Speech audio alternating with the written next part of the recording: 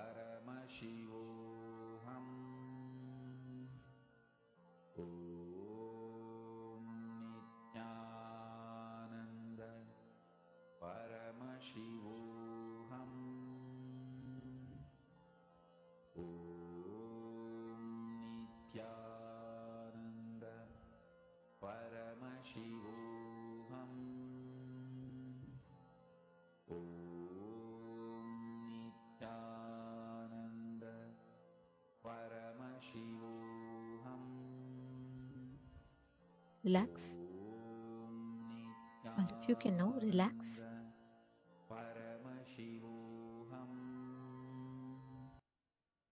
I request each of you to post how many of you have started manifesting, how many of you are able to start identifying.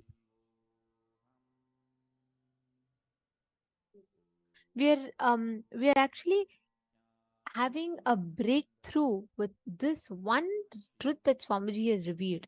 And it is so beautiful and a powerful truth that just by we manifesting it as power constantly, we will be able to experience the whole shift in the cognition level as an experience inside of us. I request each of you share how many of you have started manifesting and how many of you are able to see.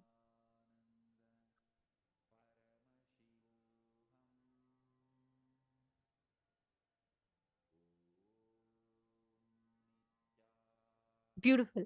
Now, we are going to be entering into a very, very important session next. We are going to be understanding about the time-space continuum and what it does it mean and what does it stand for. So let us listen to the revelations now.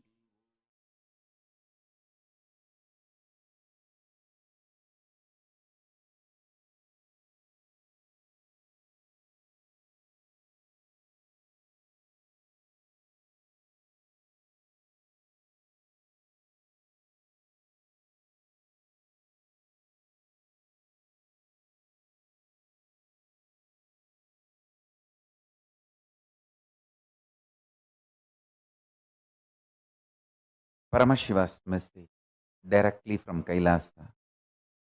Listen.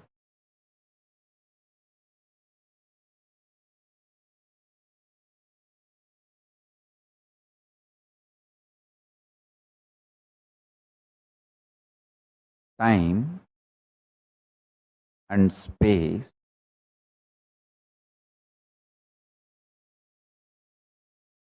the continuum of time and space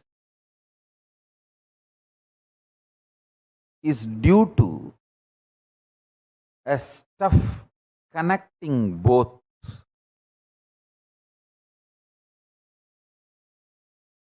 That stuff is called Maya Tattva in Vedic tradition. It is not there, but it is there.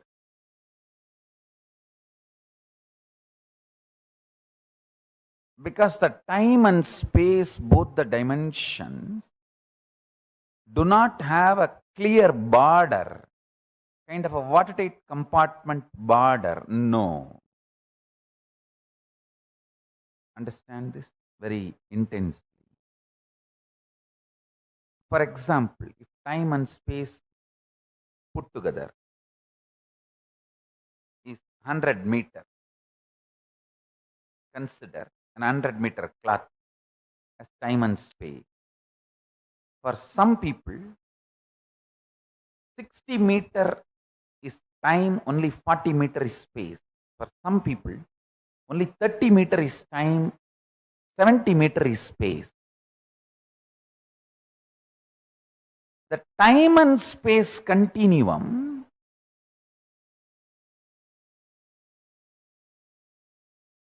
and the way it exists as reality for you is not the way it exists as reality for others. That is why some people are so excited to wake up in the morning. Some people feel, oh God, I don't know why I need to open my eyes. Listen carefully. The outer world reality is perceived between certain frequencies. Like I gave the example, 20 hertz to 20,000 hertz sound only can be perceived by any normal human being. Below 20 hertz or above 20,000 hertz, you can't perceive it. You can't hear it.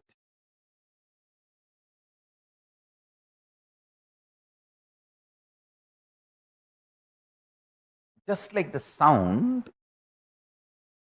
below the 20 hertz, above the 20,000 hertz can't be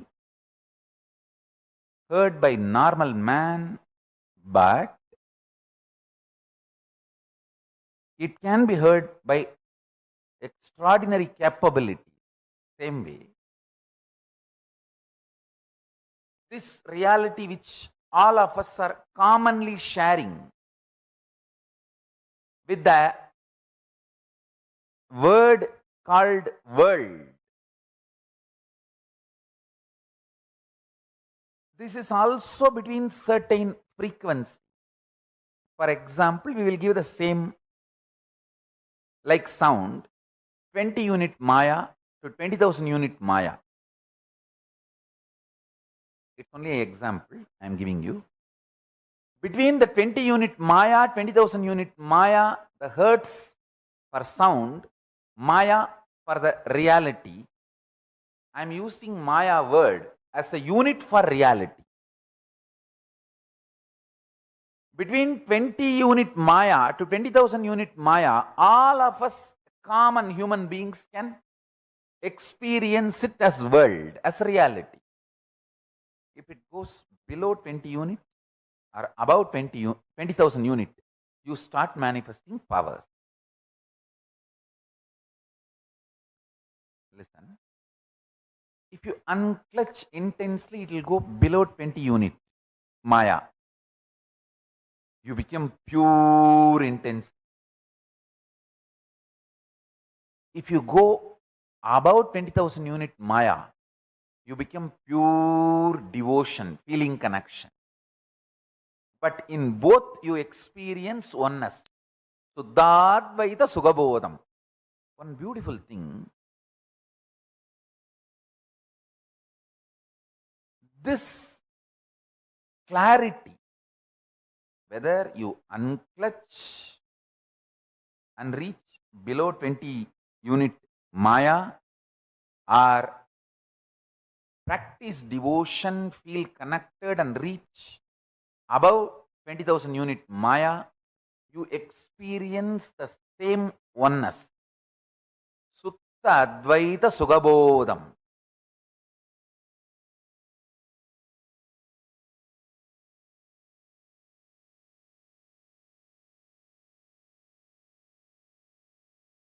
If I initiate you into power manifestation, your whole body, mind starts getting grounded in that oneness space. Sutta Advaita Sugabodha. What you manifest is Shakti, not ordinary Siddhi.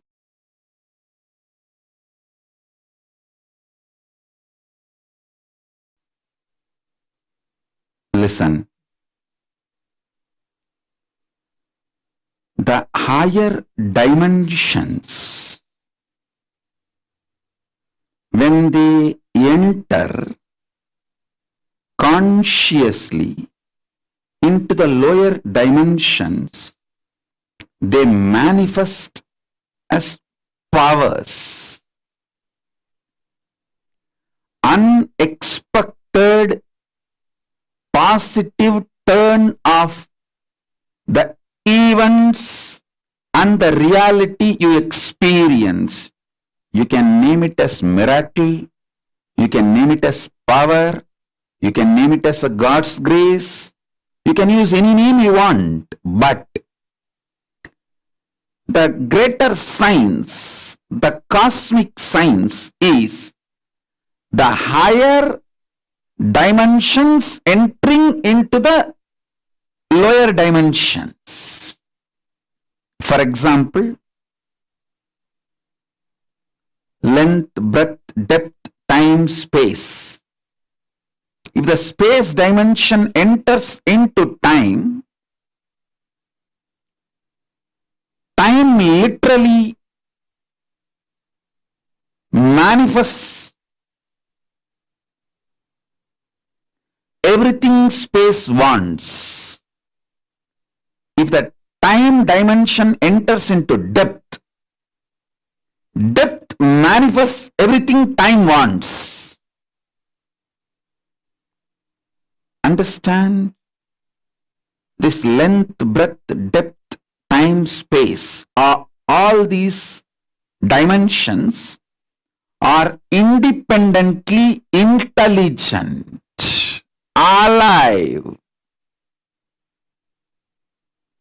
able to make their own conclusions and respond within their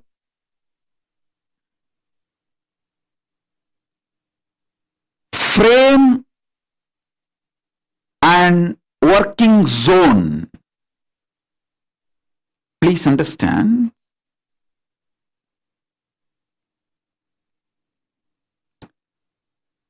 The length dimension is responsible for your logic, rationality.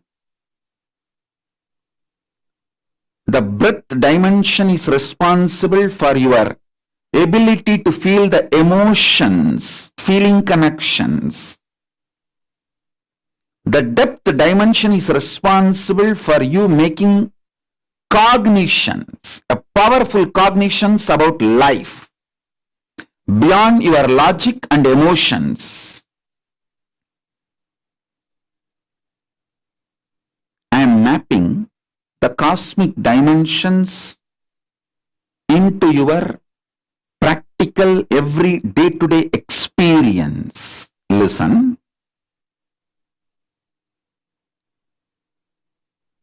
Length dimension is responsible for your logical, rational thinking.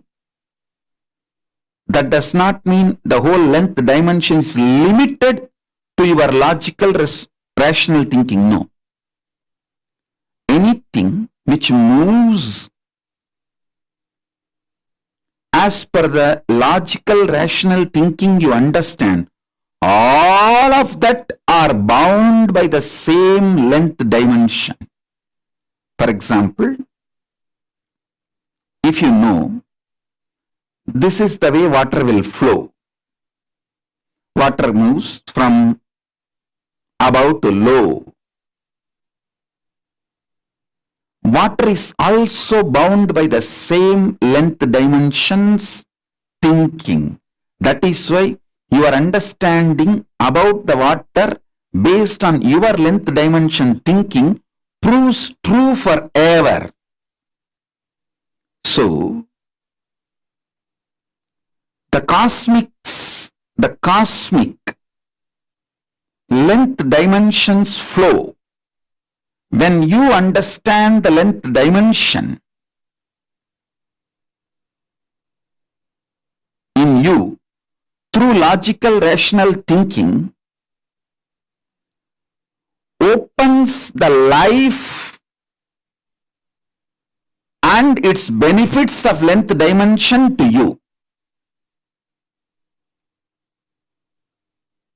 A person who knows maths enjoys all the benefits mathematics brings to human life. A person who knows chemistry enjoys all the benefits the chemistry brings to human life. The person who knows biology enjoys all the benefits the biology brings to human life. Same way, if you know the length dimension and how many things in this world function based on length dimension, you will enjoy the benefits of all that knowledge in your life. Length dimension by itself is a power, independent intelligence. Same way, breadth dimension by itself is a power.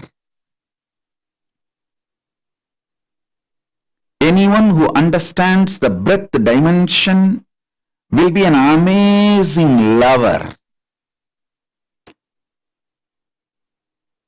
People will just love to hang around him. he will be an amazing, a powerful magnet, radiating love. Even his people who have difference of opinion with him for some reason, or who are jealous, angry, who cherish enmity, even they can't deny they are pulled towards him. How he gravitates them.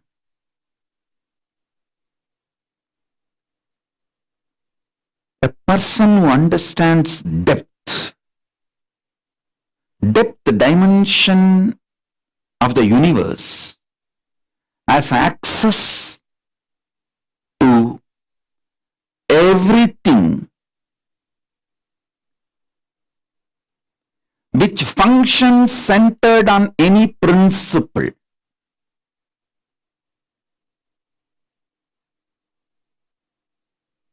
Metallurgy, economy, politics, social science, everything which functions centered on some established principles,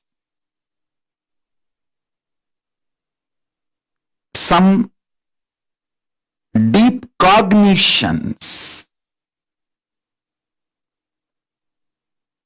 See, your doctor may prescribe drugs from different pharmaceutical companies. One doctor may give paracetamol from one company, another doctor may give the prescription from different pharmaceutical company, but the fundamental principle, cognitions,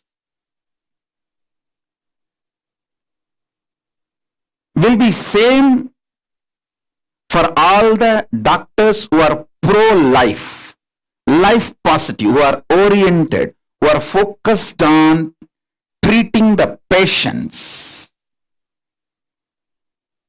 Understand? I was studying why Americans trust Indian doctors. You should know, Indian doctors are the most successful doctors in US, not just in number, are making money, trusted by the patients, because fundamentally they don't compromise on the health of the patient. You can't buy an Indian doctor easily. I'm not saying the other culture doctors can be easily bought over. No, I'm not saying any of that. Don't make negative inference. I only wanted to say the statistics available, data available proves not only big pharmas are not able to buy Indian doctors to do unethical practices, the patients also have a high trust for Indian doctors when the patients have choices.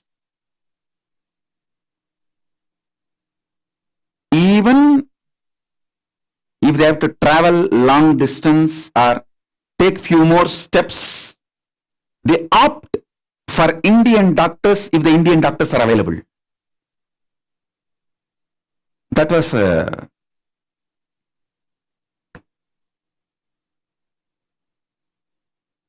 surprise.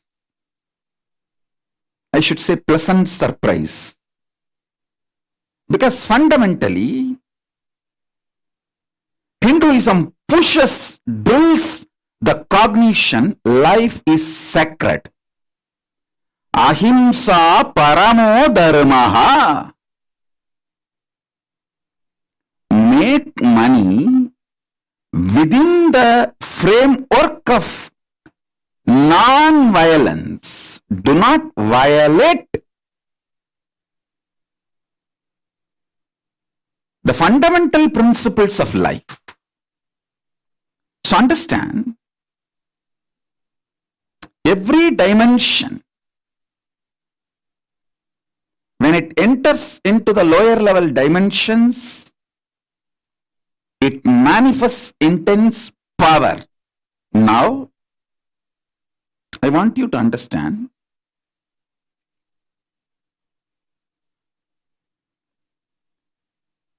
time and space is independent intelligence and power. I'll give you simple understanding, very raw, crude, down to earth,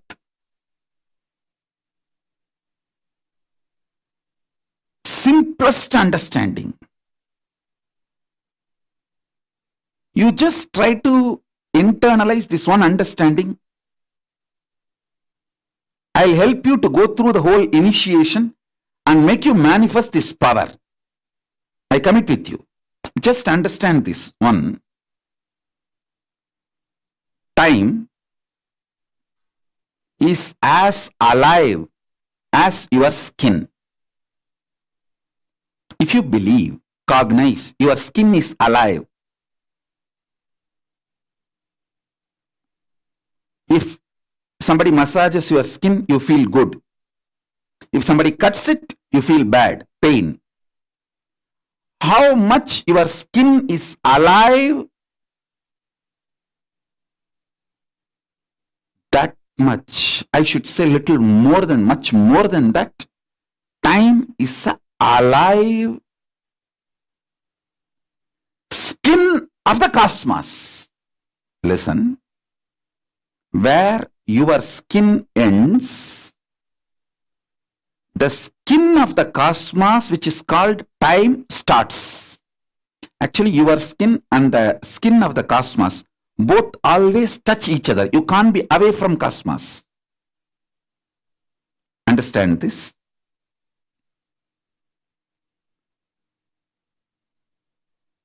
Where your skin ends, exactly that is the spot time starts. Time is the skin of the cosmos. Time is the skin of the cosmos. How you have a nervous system which passes the thought currents inside you, same way the cosmos has a nervous system which passes its decisions and thought currents, that is the space. Your skin is alive. Your nervous system keeps you living. The equivalent of your skin for the cosmos is time. Equivalent of your nervous system for the cosmos is space.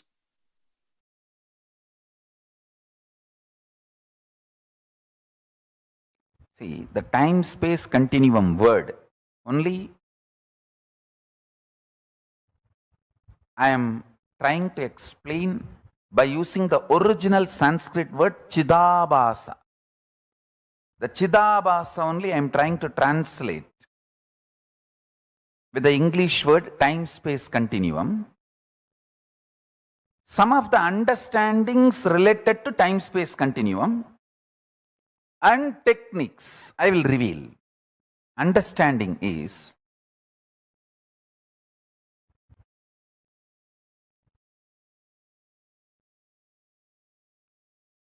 simple conscious will persistence, conscious decision. Decide, today I will not be tired. That's all. If you decide, I will not be tired for ever, immediately one part of your mind, you have inside you, your automated artificial intelligence version of your wife sitting. How many times you told the same thing, you did the same sankalpa, you tried, and how bitterly, utterly, stupidly you failed. Keep quiet.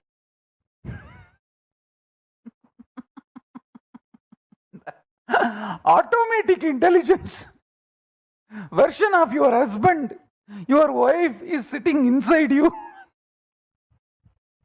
This may look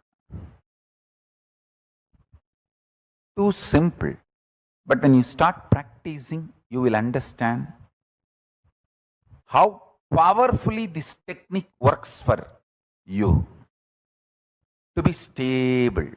Understand? The most beautiful emotion which can bring stability in your life is love. Morning when you wake up the Atma Linga which you are wearing. Mahadeva, please wake up. Morning when you take bath, Swamiji, please take bath. Pour few drop water on that linga. Always wear it. That is the best way. Pour water on your body and pour water on the linga. Swamiji, please take bath. When you eat, whatever you eat, Swamiji, please eat. When you brush, you don't need a separate brush. Nothing is wrong. I am telling you, I am your guru. To whoever I gave the Atmalinga,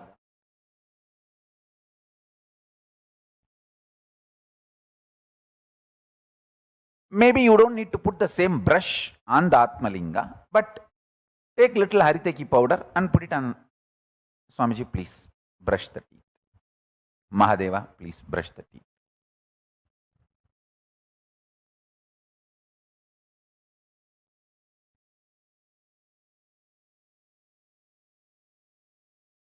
Too simple. And when you are falling asleep, tell him, Mahadeva, please sleep.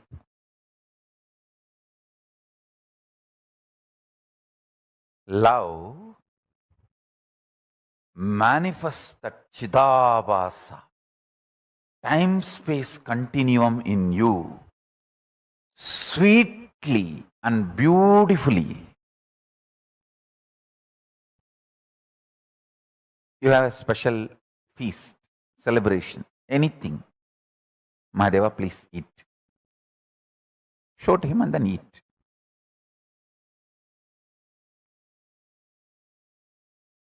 Start this. It is too simple. Time-space continuum.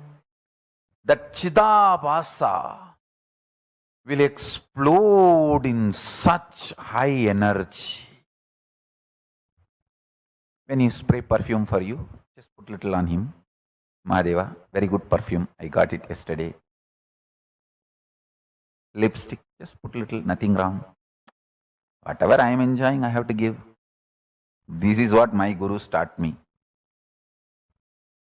And I have enough Shastra Pramanas to prove what I am saying is right. Whatever you enjoy, offer it to him and enjoy. If you are lying on your couch, tell him, Mahadeva, just lie down. Rest, enjoy this sea beach. I tell you, he is neither outside you nor beyond your reach. He is the source of you. When you generate a love, sweet relationship, that makes your time-space continuum huge.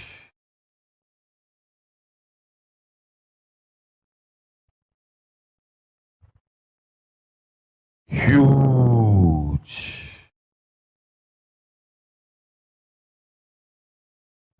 Even if you don't feel like wearing your Atmalinga, even the Rudraksha is actually Rudraksha Linga. Many times, the Shastras allow, you can keep Rudraksha as the Rudraksha Linga and do Shiva Puja to that Rudraksha Linga itself. Agamas allow it. So you can keep your the Rudraksha, Kantamala itself as Atma Linga. If you don't have Atmalinga or don't want to wear the Atmalinga, you can treat Kantamala itself as Atmalinga and tell, hey, Mahadeva, please eat. Mahadeva, please take bath. Mahadeva, have shampoo. Mahadeva, have perfume.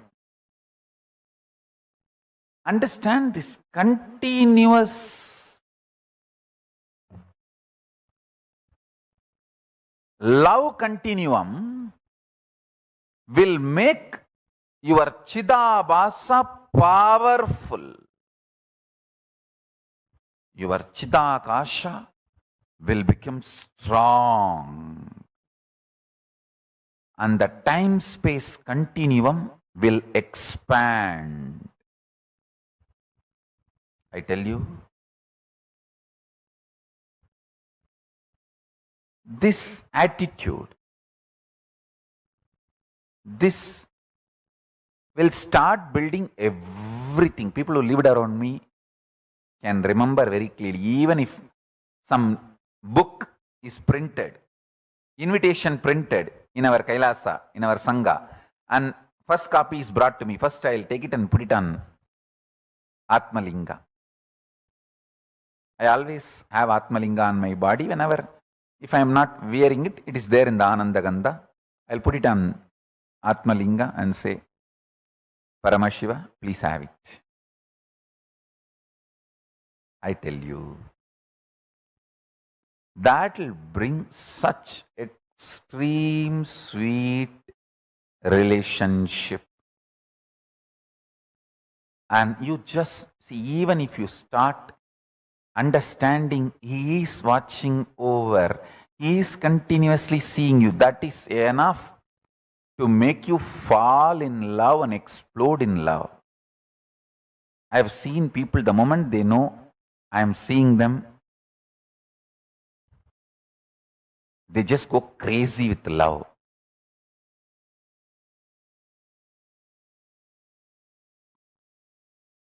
The moment you start understanding Mahadeva is watching you, you just explode in love. The Chidabhasa explodes.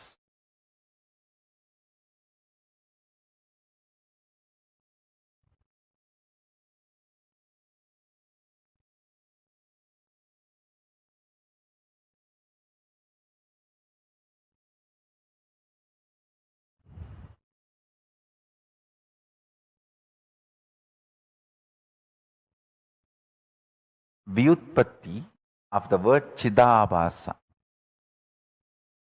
means the explanation of the word Chidabhasa, Chita Abhasaha Pradivimbaha, reflection, and the source of Chit, consciousness. Buddhavatma Pradivimbe Jivaha Jive. The source and reflection of consciousness, Chit, in the Buddhi, in your being, self. Buddhi vritti Chidabhasau idi Vedanta Karika. This word Chidabhasa is used in Vedanta Karika as Buddhi vritti Chidabhasau.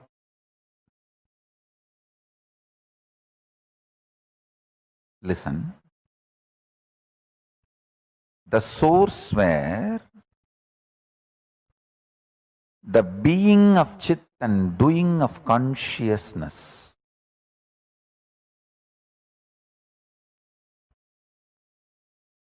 is felt, manifests, Chidabhasa.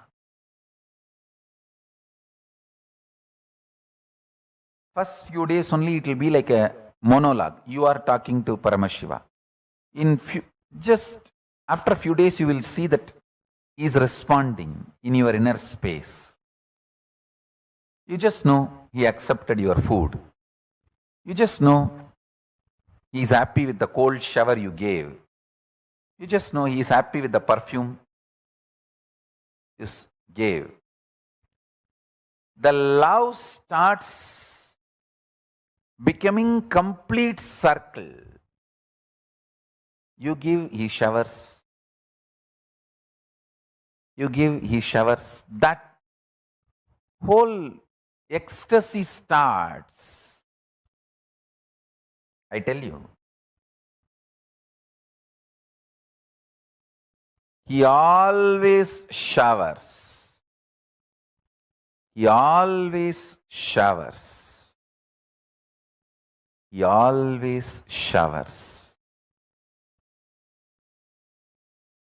See, ability to inspire yourself without the external inspiration means you found the source of your love inside, internally. Chidabhasa of you has opened up.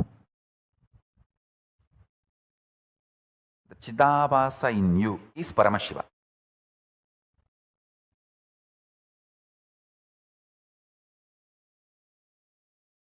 I'll be absolutely integrated to all of you. Let me give you the first truth, powerful cognition from today. It got revealed into me in Tamil, so I'll recite as it is, then I'll translate. Agachar Budamayum, Purachar Budamayum, Paramborul Nilaye Yena, Paramborulukul Nirundu, Niru Indu. That's the word got revealed. Niru Indu. தன்னை தன்மயத்திற்குள் இருப்பார்க்கே தான் தானே வெளிப்பட்டு தன்மய சக்தியெல்லாம் பொங்கி பிரவகிக்கும். Let me translate in English. Understanding the inner dependency or outer dependency for your existence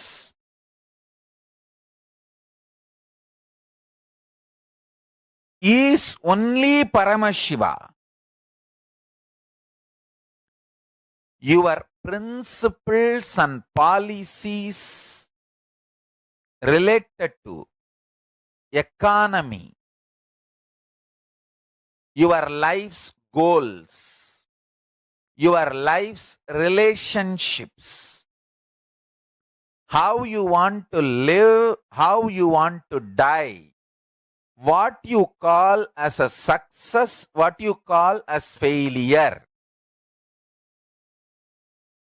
Everything. Listen carefully. The inner dependency for inner or outer. The word agachar budamayum, purachar budamayum. This word has to be understood in all dimensions as Paramashiva revealed to me. When this truth was getting mapped, I also got the revelation. Every powerful cognition in you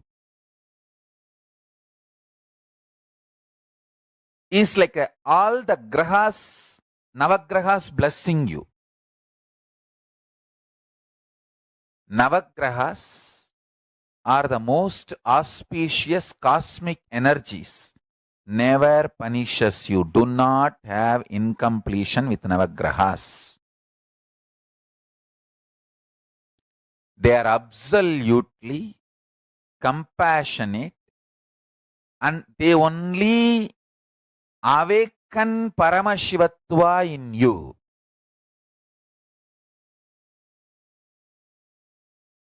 They only manifest Paramashiva in you. Listen carefully.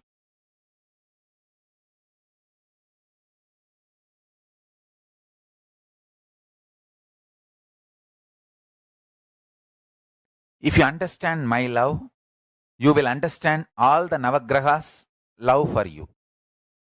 Now, I'll give you the example. I told many names. Don't think I do not train them.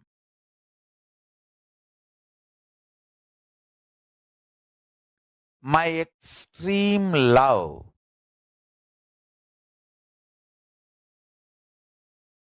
compassion. Whenever I see they are dependent on wrong things for their internal, external centering, I correct them. That correction is not because I hate them, but because I love them deeply. Same way, Navagrahas, sometimes Shani may remove some relationships or wealth from your life. That doesn't mean he hates you. That means you have a blind spot there. Your inner dependency and outer dependency is moving away from Paramashiva, which is not good for you. So he removes them and makes you centered on Paramashiva.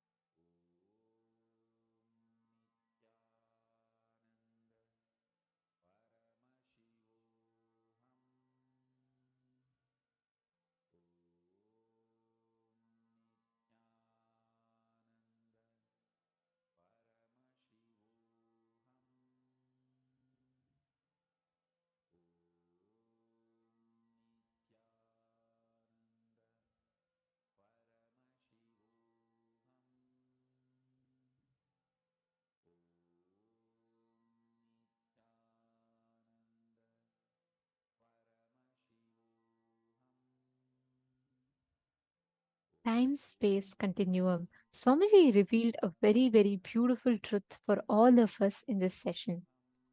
Understanding about the time-space continuum and how reality manifests in front of us. What makes us get stuck in certain loop? What makes us certain times have breakthrough in life? The time-space continuum is what we learnt about. So, what did each of you understand? What was new in what you listened to in this session? See, Swamiji revealed a very, very important truth. I never ever cognized it this way. The equivalent of your skin for the cosmos is time. The equivalent of your nervous system for the cosmos is space. Like how we have a skin, cosmos' skin is called time. Like how we have the nervous system, cosmos' nervous system is called space. This time space continuum, the way it exists as reality for you, is not the way it exists as reality for others. Okay, tell me one thing. How many of you have experienced this moments where you are spending time with someone you really love? Okay, you are just starting and you feel like you just started speaking and already 2 hours have passed. You feel like, time went too fast. You don't even know how time passed. How many of you have had that experience? How many of you have experienced that?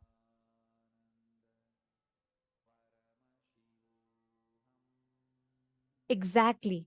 Now, the same thing, how many of you have experienced that suddenly you're sitting in a lecture and you're like, oh God, let it move fast. Time is not moving.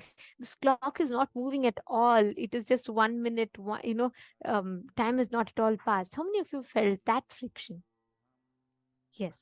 See, the way time occurs for us, please listen very carefully.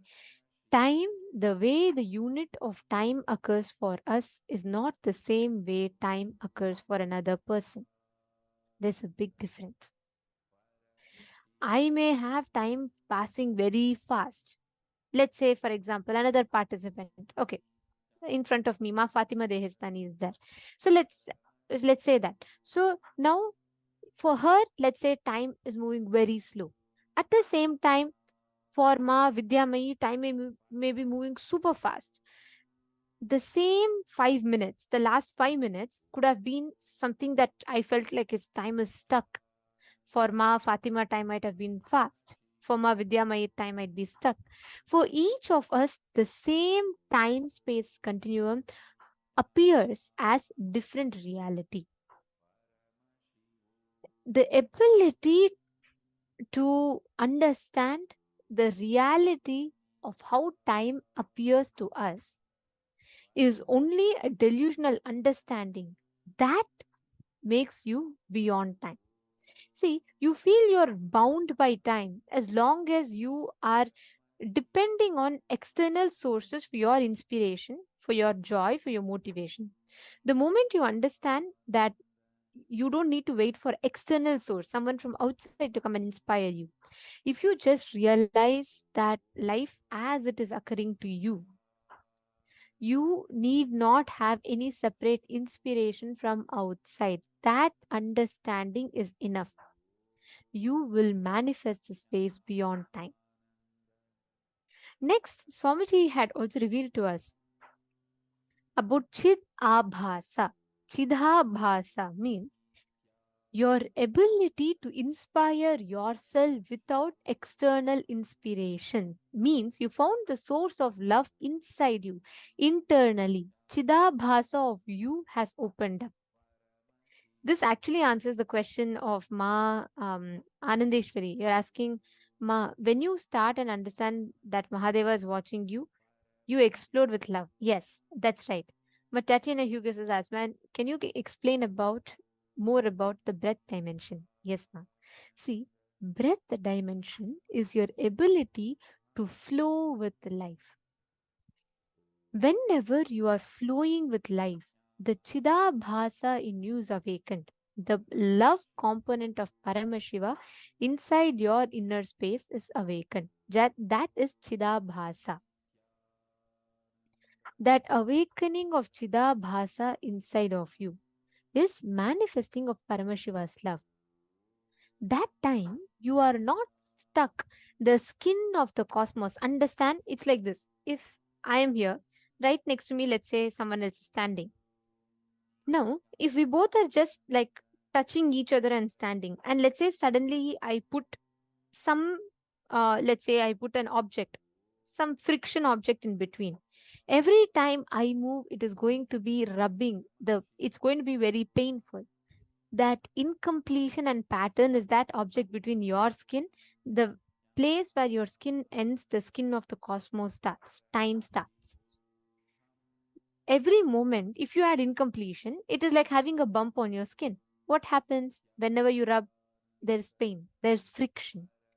Every incompletion you create inside of you is like that. It's like a bump on your skin, which every time when it rubs with the cosmos, it creates friction.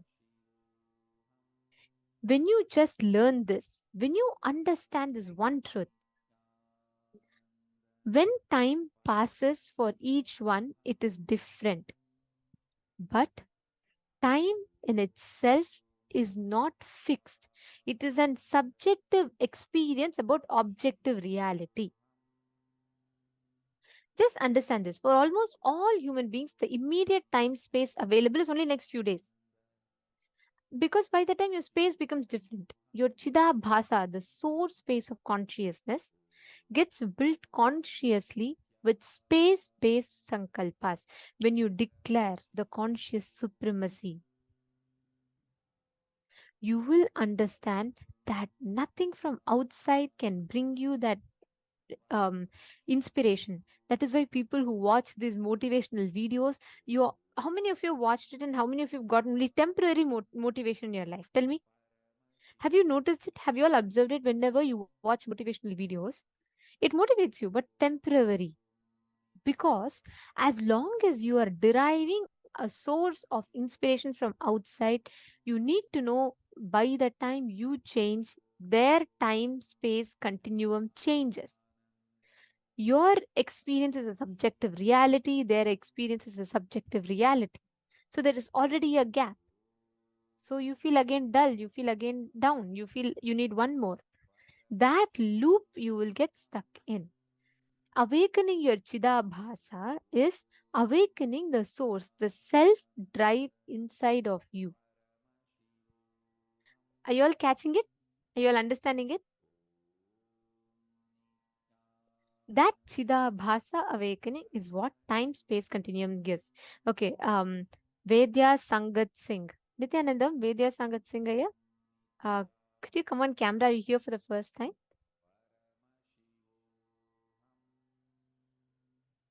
Okay, so he's asking, how does this relate with people who are adharmic? How to approach love with those type of biological family members? Listen very carefully. This is one of the most common questions that everyone has. If someone is doing injustice to me, how can I love them? Chidabhasa is not dependent on external source. If someone saying something can give you joy, someone saying something can take away the joy from you. If I give something, that means I am in command of it. I can take it back anytime I want. That is why today so many relationships are filled with insecurity.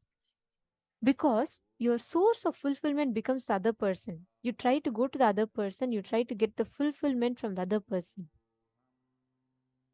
That inspiration source is from the other person for you. That is why there's insecurity, because you keep running behind the other person to give you that fulfillment.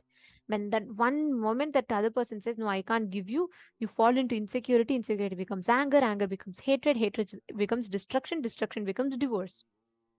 This is the loop that we're all stuck in. Even if it is another family member, understand, life is going to have ups and downs. There are going to be incompletions. There are going to be so-called good people. There are going to be so-called bad people. There are going to be all of this. But if your love is limited to that, you are losing out. First, understand. Vedya Sangat Singh, are you here? Are you listening? Understand, your experience of love is not what you give to others. Love is not what you share with others. Love is the lubrication fluid that flows in your being, because you see, love is like this. Love is like the lubrication fluid between your skin and the cosmos' skin. When you fill it with love, the every passing second has no friction. It is smooth. That is why when you spend time with people you think you love, you are feeling like time just glides off because there is no friction. So understand, love is not what you give to others. Love is what you experience inside your inner space, what flows inside of you. So there's a big difference between what you are defining as love. Change your definition of love. Then you will not be limited to the understandings or the suffocations that society gives you. Whether society hates you, rates you, judges you, abuses you, or attacks you, beyond all that, what makes you stand makes you what you are. If you define your experience, your existence with life based on love or whatever others tell you, then you're losing. You're in the losing ground. If you define your experience with life not based on what others tell you, but your chid abhasa, your constant flow with life, then you are just flowing with the cosmos, flowing with the way reality is in front of you. Shane Dennis, you're understanding? Are you clicking with it? Very nice to see you very sincerely and intensely sitting and listening. I know it's pretty late for you, right? Which place are you joining from?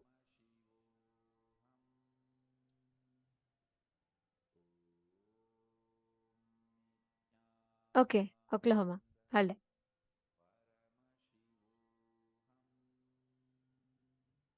Nice to see you sitting sincerely, though. I regularly notice that you're listening to the sessions. That's beautiful.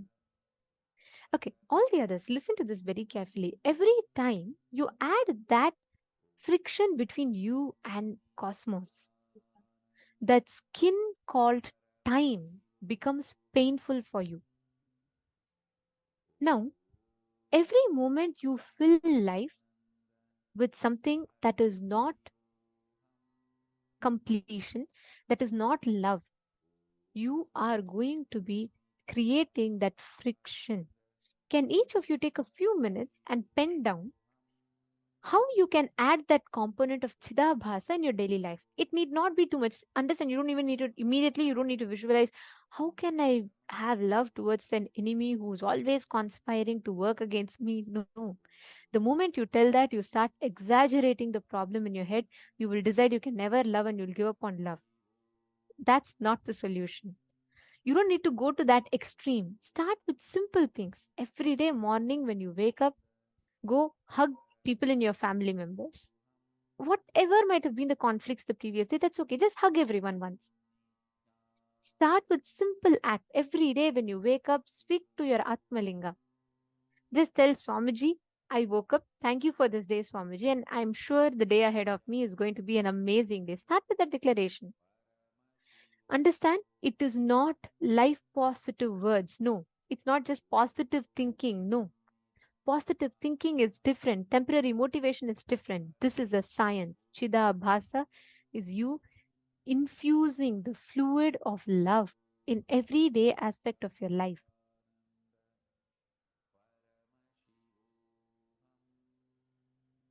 And every moment when you manifest life with that love, time just glides. Have you all seen in river, there are two things you can notice. One, you can see these giant rocks in the river. Do you know how these rocks are formed? Yes, like we all learn in science. River keeps flowing through it, flowing through it, flowing through it. And as river flows through it, the rock is firm. So the river keeps hitting, and the rock slowly keeps chipping. That's how rocks are formed in the riverbed. There's a reed in the river. Have you all seen these plants? These plants flow very smooth. The direction that the river flows in, the plants automatically bend. So the river keeps flowing and the plant also bends and grows in that direction. You have two options. You can be like a rock in the river. Every moment that life passes, it will be painful. Life will keep hitting at you because you are going to be stuck to a certain incompletion. Or you can be like a reed in the river. You can just bend in the direction as life flows. You can just go along with the flow of life. Then you will just be flowing with life. Life will not be painful occurrence for you. Are you all catching this difference?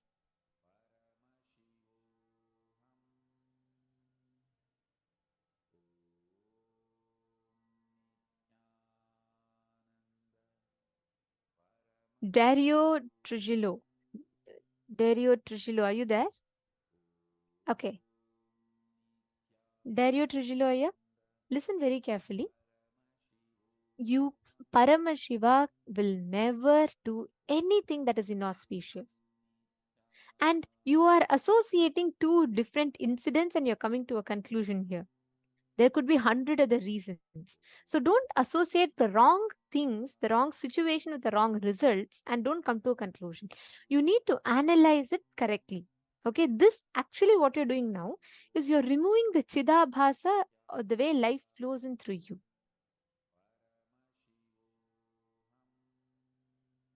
Okay. Now, with this understanding, I request every one of you to pen down where all in a day can you infuse Chidabhasa in your life. Can I request every one of you to post where all do you think? Ma Kanhoy Pua is asking how to fix a broken relationship.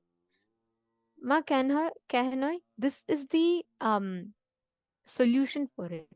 Go with the flow of life. Don't try to go against the current of life. It reminds me of a very good joke Swamiji tells. Once a man hears in the radio breaking news. He hears that there has been in the highway, there's been one car that's going against in the opposite direction in the one way, and there's a big havoc, and the car is going in high speed and it's uncontrollable, and it's causing a lot of accidents, and this breaking news is going. Husband feels deeply concerned because he remembers his wife is going out on the first time drive, that too an important this thing, and she doesn't know proper driving. He's gravely concerned. He wants to warn his wife, so he calls up his wife with great concern. He says, dear, there is a breaking news. There is one idiot which is driving in the highway in the opposite direction and causing a havoc, so be very careful. Wife, understanding her husband's concern, says, yes, but it's not one, there are hundreds of them going in the opposite direction. I am the only one driving in the right direction. That don't be like that. See, if you think you are going in the right direction against the current of life, you are going to end up in a mess. This wife is the one who is causing that whole havoc in the highway, and she thinks the whole world is going in the opposite direction, but she is right. See, understand, every time you declare, you decide to go against the current of life, you are creating an incompletion. Ma kya hui pua? If you just go back, ma, with the decision to look at life with Chidabhasa, see how you can add love in that point. You will see life will become so smooth for you.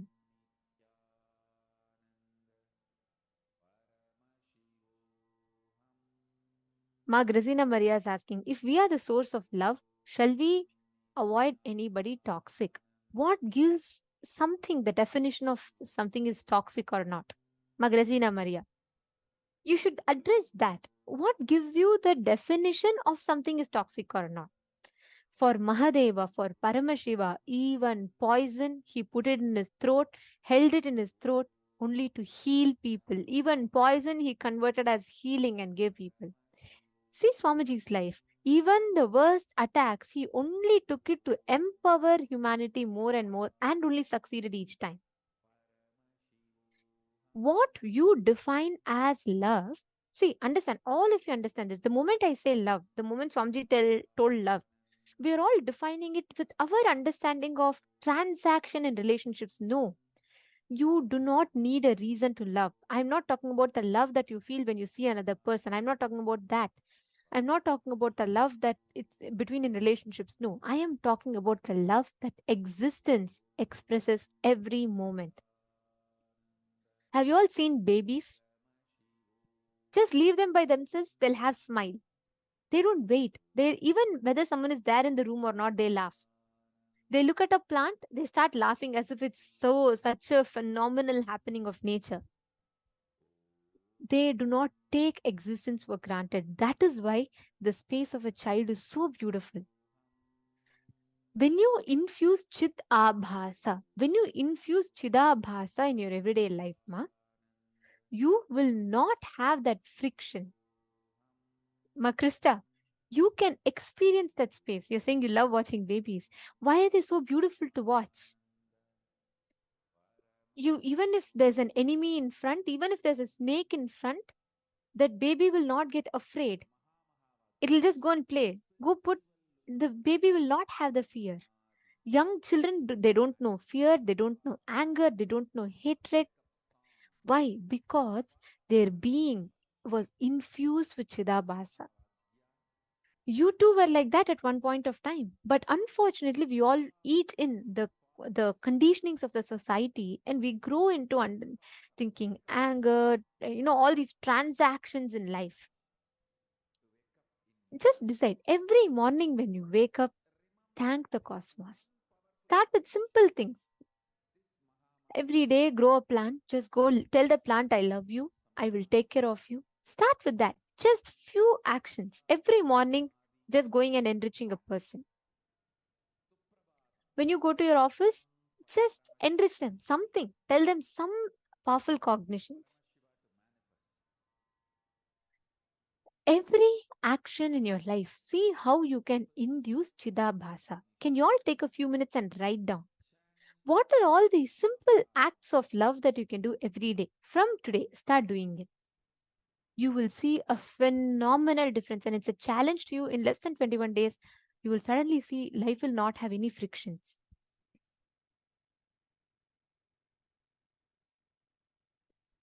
My Diana's below is saying, so there are no wrong roads, no wrong choices. As long as we love, it's the right way. Yes.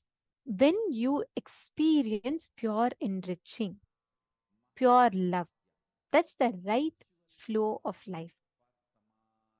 It depends.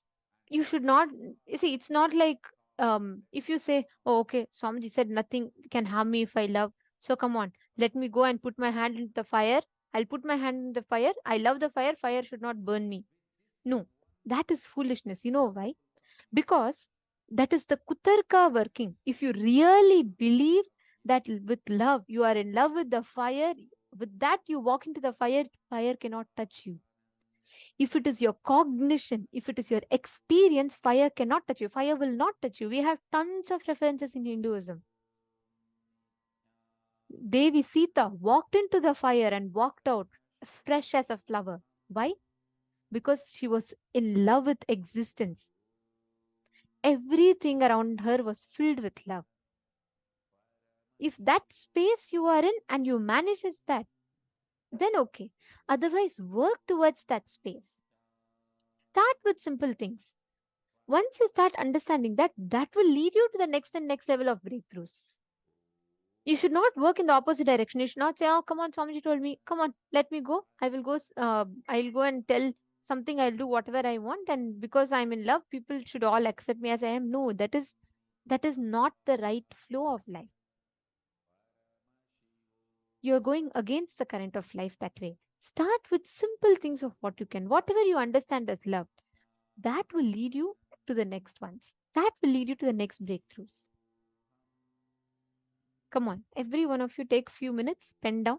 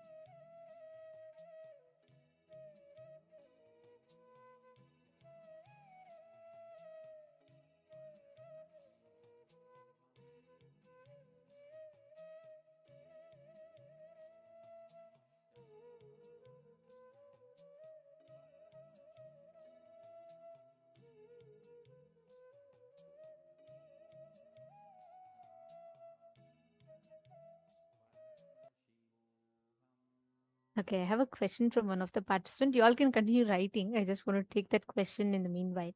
So Shante Fields is asking, I know this may seem odd to ask, but is the humane approach to dealing with rodents to show them love? Okay, Seema, I'll explain this to you. If you experience everything in existence is connected to us, everything in existence, you just need to be complete. I am not saying, see, for example, if you're afraid about snake, I'm not saying go get an anaconda, keep it in front of you and say, I love you. No, that's not what I'm saying. It is just the cognition. You don't need to go and put yourself in danger. Swamiji explains it very beautifully. It is neither having, it is not about, you should not have hatred. Okay? You should understand that it is just one with you. It is just an extension of you. And because it is an extension of you, from that completion, when you deal with it, actually, listen, I'll tell you all an incident.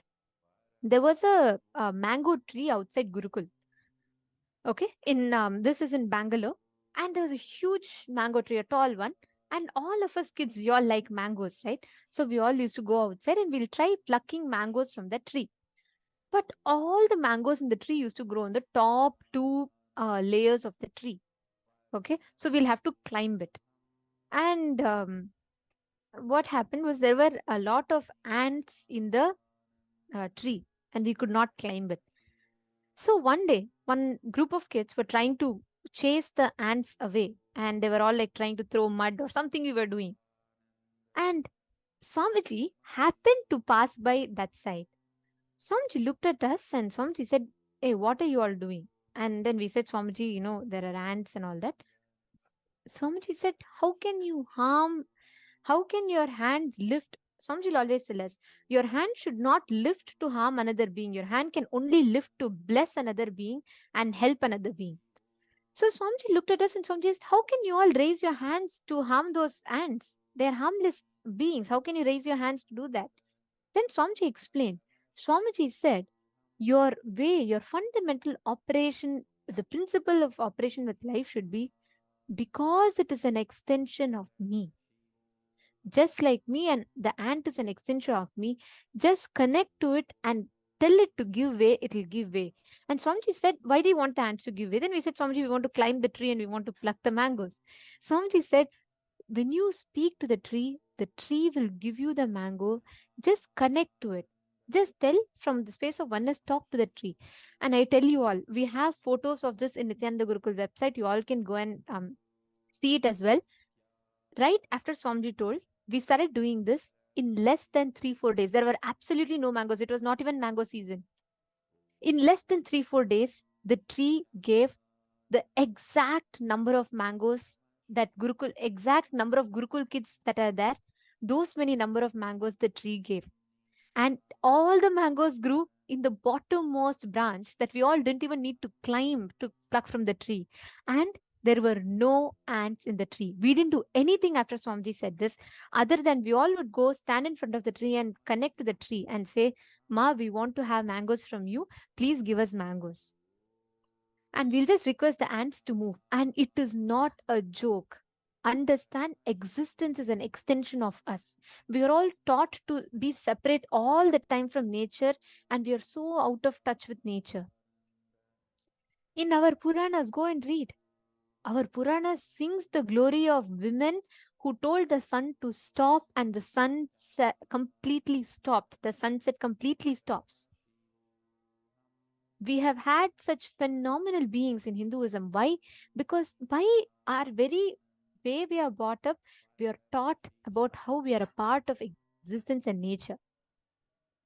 So, Ma, Shante feels, see, Ma, I'm not saying go and take and, go and harm yourself with that by, trying to do something with the rodents. But all I am saying is drop your incompletion. The moment you drop the incompletion inside of you, you will see that you will be able to get things clear, that suffocation will not be there. And automatically you will be able to come to the right solution for it. You're understanding?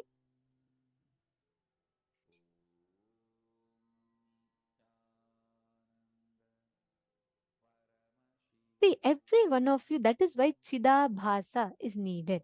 When you are filled, flowing, overflowing with love, you experience life. Life happens with love. Beautiful.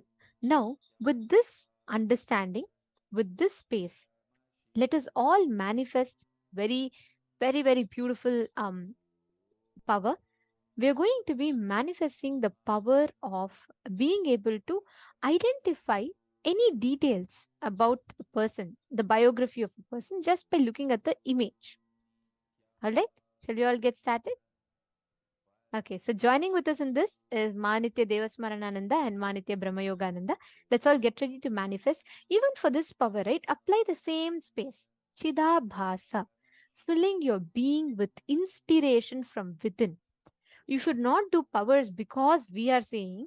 You should not do powers because you someone from outside will praise you. Do the power manifestation because you want to do it. Do it from that space of Chidabhasa. Let us all start.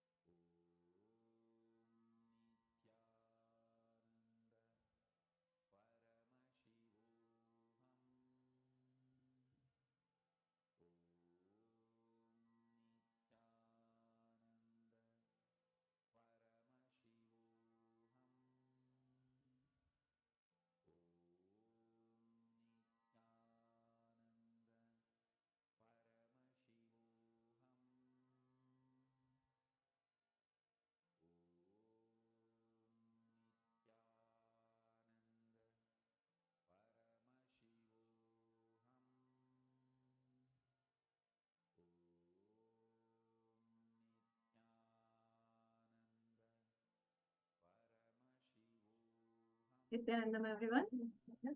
So now we are going to be manifesting powers, and in the same space of Chidakasha, we will hold the same space of completion and this holding the combinations that Swamiji gave us, that just be in tune with existence, just go with the flow of life, of whatever is happening around you. Because our skin and the skin of the cosmos, which is time, always touch. And when we go with that flow, when we go and when we are in tune with the cosmos, then things happen very smoothly and we are able to manifest whatever we want. But when there's a friction, when there's something in between, which is our patterns and doubts, that is when we don't manifest whatever we want. So now we all completed with so now we all completed with whatever incompletions, patterns, and everything which is there in us. And now we will be starting the power manifestation. Yes, such a beautiful, such a powerful cognition. And I'm sure all of us are excited to manifest this cognition into powers. So I invite all of you from that space of inspiration, let's all sit and enter into the power manifestation. Yes. So now we are going to be manifesting the power of scanning a person's biography, whether it's their age, their religion, their country, where they were born, what they achieved, what was their life like, everything, all the details about a person's life, death, birth, everything. We'll be scanning their biography. So now I request all the participants to just sit and be in that same space of Chidabhasa, which Swamiji very beautifully explained to us, right? Swamiji also says that the more and more you look at the cosmic principles, the more and more you are in tune with the cosmos, your Agnya Chakra opens up, your third eye opens up, and that is when you're able to manifest more powers. That is when you're able to manifest more powers. So now that is exactly what we are going to do. Being in that same space of Chidabhasa with Swamiji, we will sit and manifest. And you'll see that you'll be able to connect more and more to your to Swamiji, to the consciousness inside you. and you'll just see that the answer will appear clearly. It will appear in golden letters. This is the initial level of Akashic reading, and you'll see as you keep manifesting, you'll be able to see the answers appear in golden letters. Yes. And so beautifully, as Nithyananda explained to all of us, there are so many references from our Puranas, from our Vedas, from the Hinduism, right? How beautifully, when so many people were in tune with the cosmos, they simply manifested powers. It can be either walking in fire or stopping the sun. So many examples are there, especially now when we have the Avatar himself with us. We are being initiated into this. Please understand, it will become very natural to all of us. That is our nature. So let's flow with our nature. Let's manifest this power. So now I request all the participants to sit and have your hold the Icha Shakti, the will to manifest this power, being in tune with the cosmos and existence. So now all of you can see that a picture is being projected. So I request all the participants to scan this person and write a short biography about in 3-4 lines. Paramashivoham. Om Nithyananda Paramashivoham. Om Nithyananda Paramashivoham. Om Nithyananda Paramashivoham. Om Nithyananda Paramashivoham. Om Nithyananda Paramashivoham. Om Nithyananda Paramashivoham. Om Nithyananda Paramashivoham. Om Nithyananda Paramashivoham. Om Nithyananda Paramashivoham. Om Nithyananda Paramashivoham. Om Nithyananda Paramashivoham. Om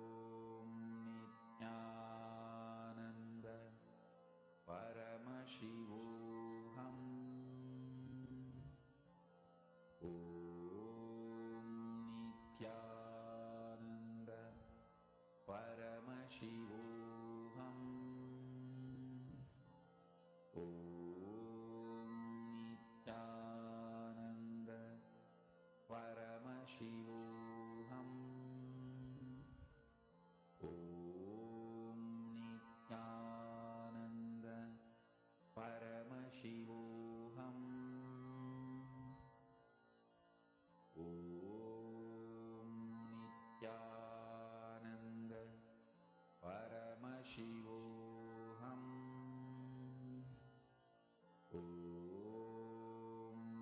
Nithyananda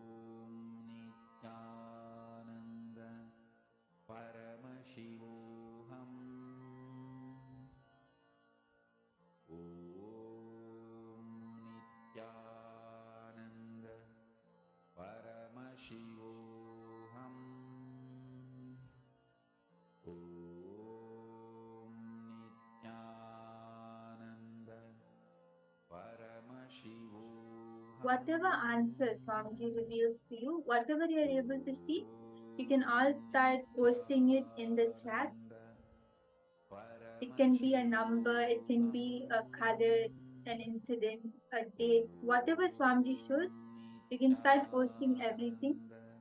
And don't let your mind come in between. The moment you see an answer appear in your third eye, just post that. Because that is what your third eye shows. After that, you see your mind will start coming. So I request all the participants to start posting whatever Swamiji is showing you.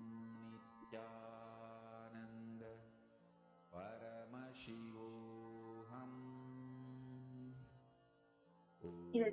Ma Hadillian, Nithyanandamma. So we are now manifesting the power of scanning a biography, the biography of people. If you just join, yes, I can see that all the participants are starting to post. Okay, yes. So Maharilin, you also have scanned. Great. You saw that it's a guy from the deep south US. Okay. Ma, you can even post anything else which you are able to see. If you were able to see his date of birth, his date of death, what were his achievements, whatever Swamiji shows, if Swamiji shows any color or any picture, you can put everything. And all the other participants can also post any dates, any incidents, whatever Swamiji is showing. Okay, so Ma Christina, Ma Dahanananda, Ma Harilian, Ma Diana, all of you are posting. That's great. Yes, I request all the participants to post their answers. Then we can move on to the answer.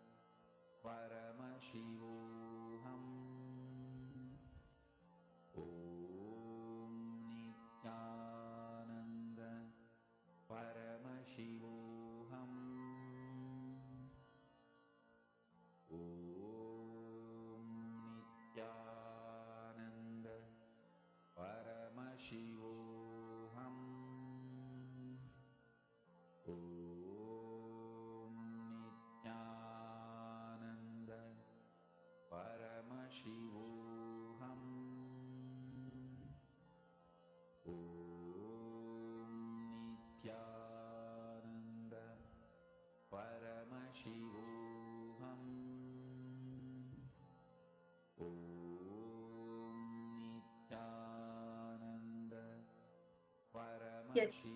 So many of the participants posted whatever Swamiji showed, whatever you were able to see. That's great. So yes, so Ma Diana, you were able to see a sort of teacher with math or science. Okay. Ma Herilian, you saw a guy from the deep South US, like a colonizer. Okay. Ma Anandeshwari saw a 7th century writer for music books. Okay. Yes, so many of you have posted. Ma Yogamiller you saw a lawyer from 1870s. Okay. Yes, so now we will be moving on to the answer.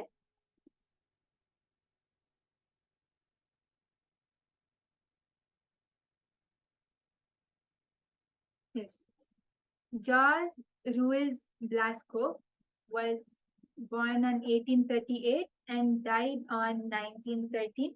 And he was a Spanish painter and art teacher, known as the father of the renowned artist Pablo Ruiz Picasso. Born in Malaga, Spain in 1838, he hailed from a middle class family. At 42, he married Maria Picasso Lopez, who was 17 years younger. Together, they had three children: Pablo, born in 1881, Dol, Dols, nicknamed Lola, born in 1884, and, and Concepcion, nicknamed Conquita, born in 1887. Tragically, Conquita passed away from diphtheria at age 7. Joyce Ruiz pursued a career as an art teacher specializing in still lifes and landscapes.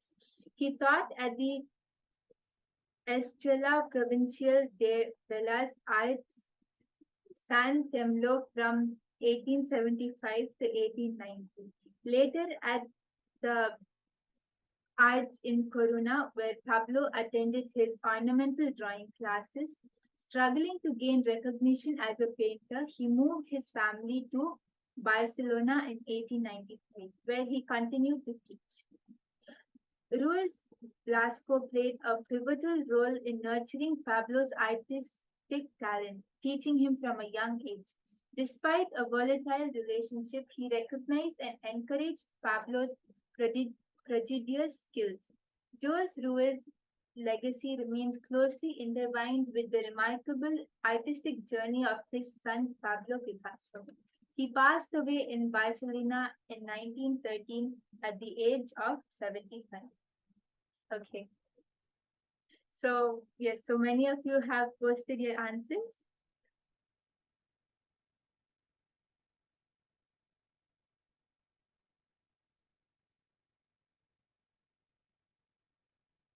Okay, yes. So, Ma Yogamale, you were able to see a lawyer from 1870. Yes, so this was a painter, but you got the time period correct, Ma. This was in the 18th, which is correct. Yes, that's great, Ma Yogamale.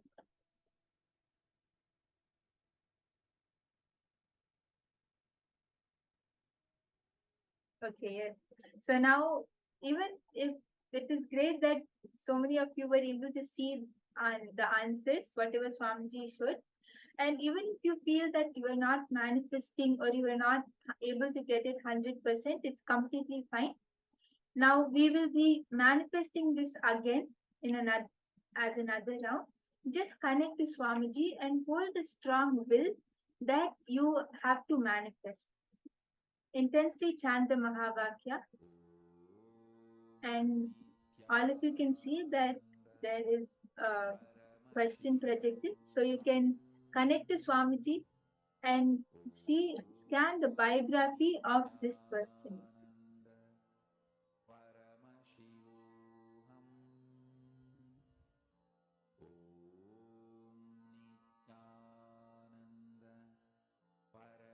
Paramashivoham. Om Nithyananda Paramashivoham. Om Nithyananda Paramashivoham. Om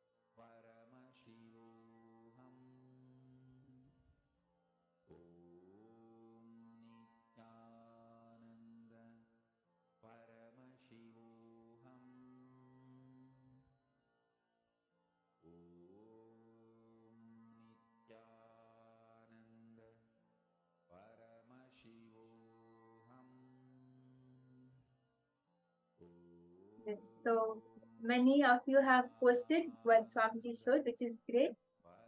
So Ma Diana saw a teacher, Ma Dahanananda, you saw a Japanese emperor and a strong Zen master. Okay. Ma Herillion, you saw a Chinese Zen master. And okay, so many of you have posted, that's great. So I request all the participants who have not posted their answers also to please post. Whatever Swamiji showed, you can post that. Ma Sophia, Nithyananda Ma Sophia, was Swamiji were able to see anything through your third eye? Ma Iron, Ma Prasanna. Yes, if whoever is not visible in camera also, I request all of you to come in front of the camera.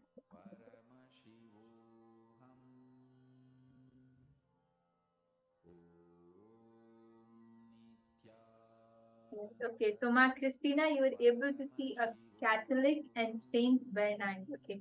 Yes, so all the participants who have not posted yet can also post your answers. And we'll soon be moving on to the answer now.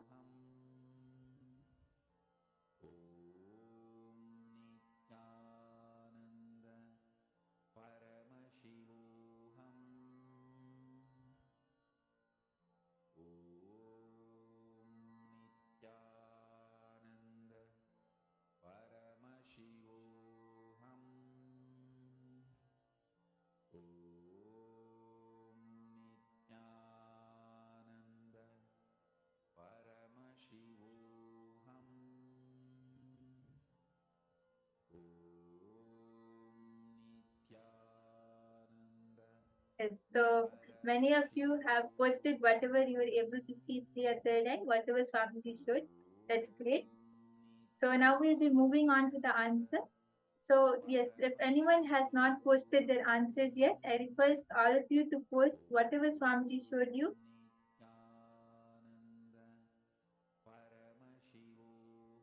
Ma Yuping, Ma Prasanna, Ma Yifan, all of you, all the participants who have not posted yet, you can post whatever Swamiji showed you. Let's all actively keep posting, please. So many of us are sitting. Please do participate.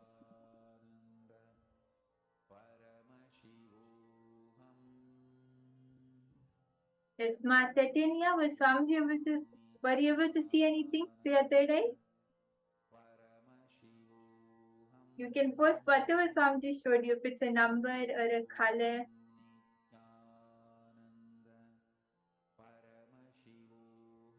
Or a name, whatever Swamiji showed, you can post that.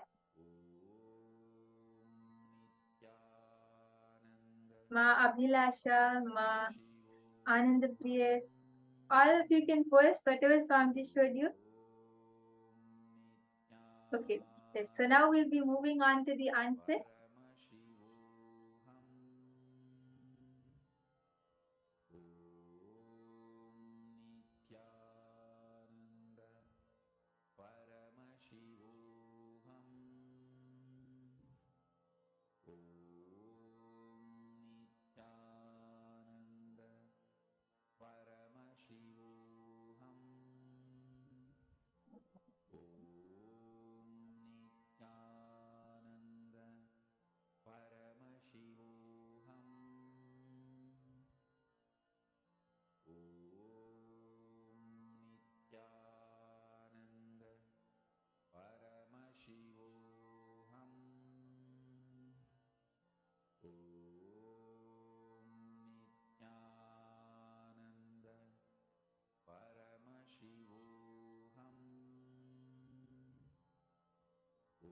Yes, so all of us can see the answer here.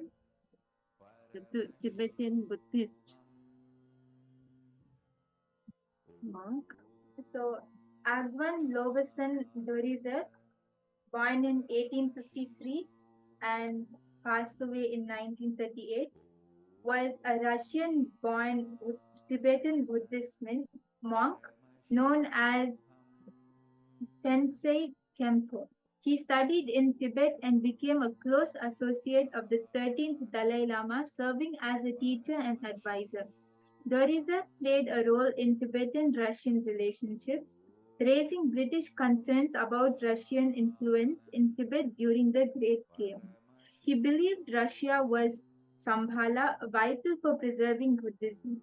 In 1900s, he returned to Russia with Tibetan representatives, strengthening Tibetan-Russian ties. Despite British suspicion of espionage, there is no clear evidence. Dorizev's legacy includes advocating for Russian rulers as incarnations of White Tara and creating a Buryat script. He built the St. Petersburg Tibetan Temple and was involved in the Tibet-Mongolia Treaty of 1930. During the Russian Revolution, he faced adversity, was arrested, and ultimately died in police custody in 1938. Only in 1990 was he officially rehabilitated, concluding a life of spiritual devotion, diplomacy, and scholarly contribution to Tibetan Buddhism. So this was the answer, and it is so good to see many of us have manifested, and some of you thought but didn't post it. Please understand, that's why we are requesting all of you, do not miss to post, do not listen to your mind anyhow. Let's quickly go through the answers. Madhanananda has posted, first I thought was Russian. Yes, so Ma Franza, you were able to see Russian. That's great. That's amazing. And Ma Hongzu, you were able to see Asian Tibet a leader. That is correct, Ma. He was a Tibetan. That is great. Yes. Yes, and Ma Anne Marie, you were able to see a spiritual master. That is correct, Ma Anne Marie. Yes, that you were able to see a spiritual master, which is correct.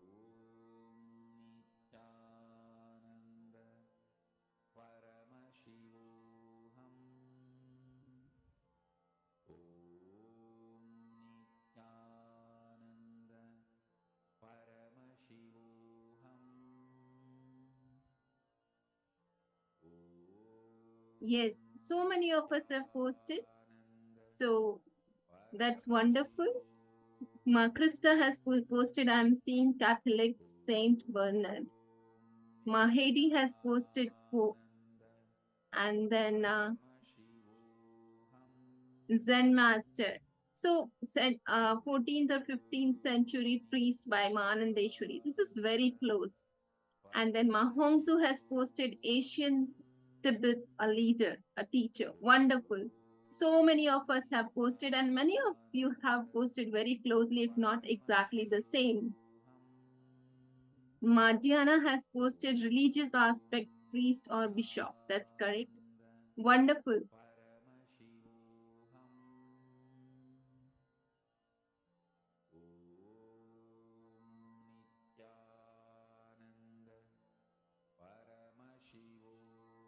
Yes, so that was really nice. Wonderful. Yes.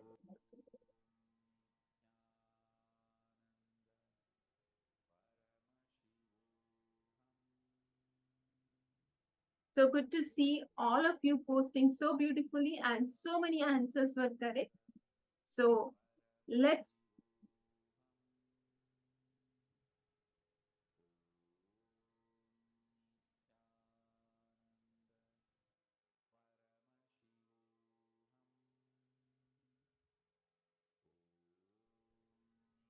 Yes, so that was so nice to see so many of you manifesting.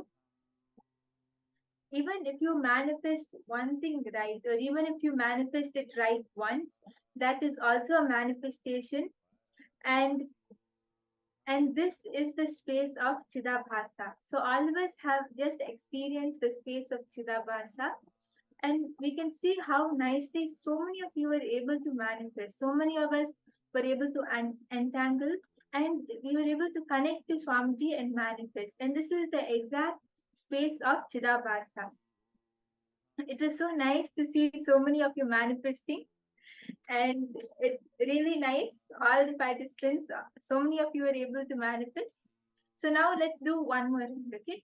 So even if any of you feel like you are not able to manifest yet, just sit and just connect to Swamiji. Now that so many participants have started manifesting, you'll see that the neurons will get mirrored and you'll be able to manifest. Okay, so we'll do one last round now. Just connect to Swamiji and chant the Mahavakya. Whether you have manifested or whether you didn't manifest, unclutch from everything and just hold the strong will, the Icha Shakti that you have to manifest it in this round. That Swamiji should just flow through you and manifest.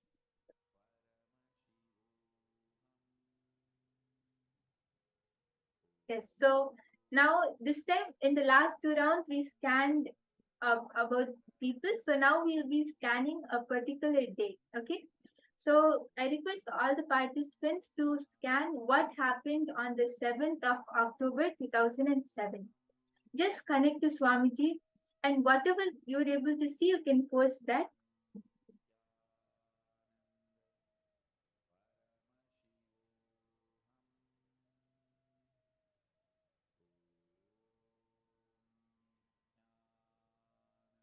Yes, requesting all of you, inviting all of you. Let's experience this space of Chidabhasha. Let us all sit straight. Remember Swamiji in your third eye.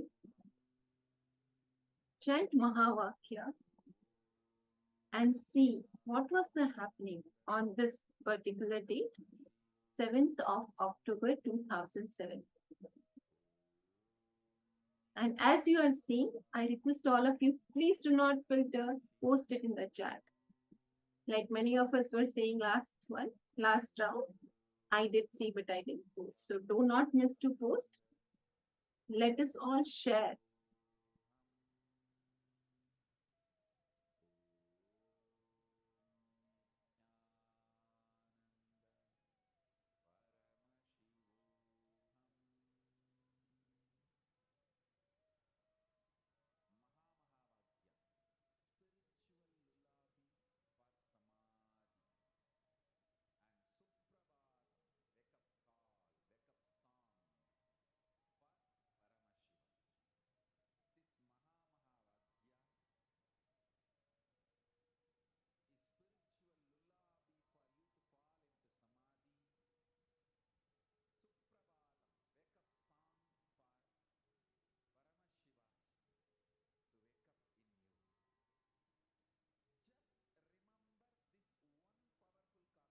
And as soon as you are seeing, please post in the chat.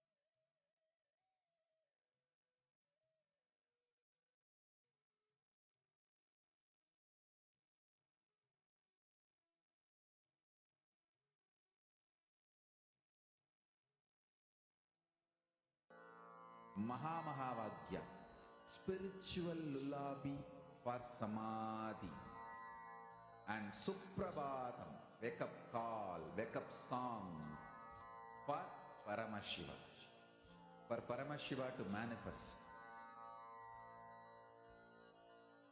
With this one spiritual powerful cognition, chant this Mahamahavagya. Om Nithyananda Paramashivoham. Om Nithyananda Paramashivoham.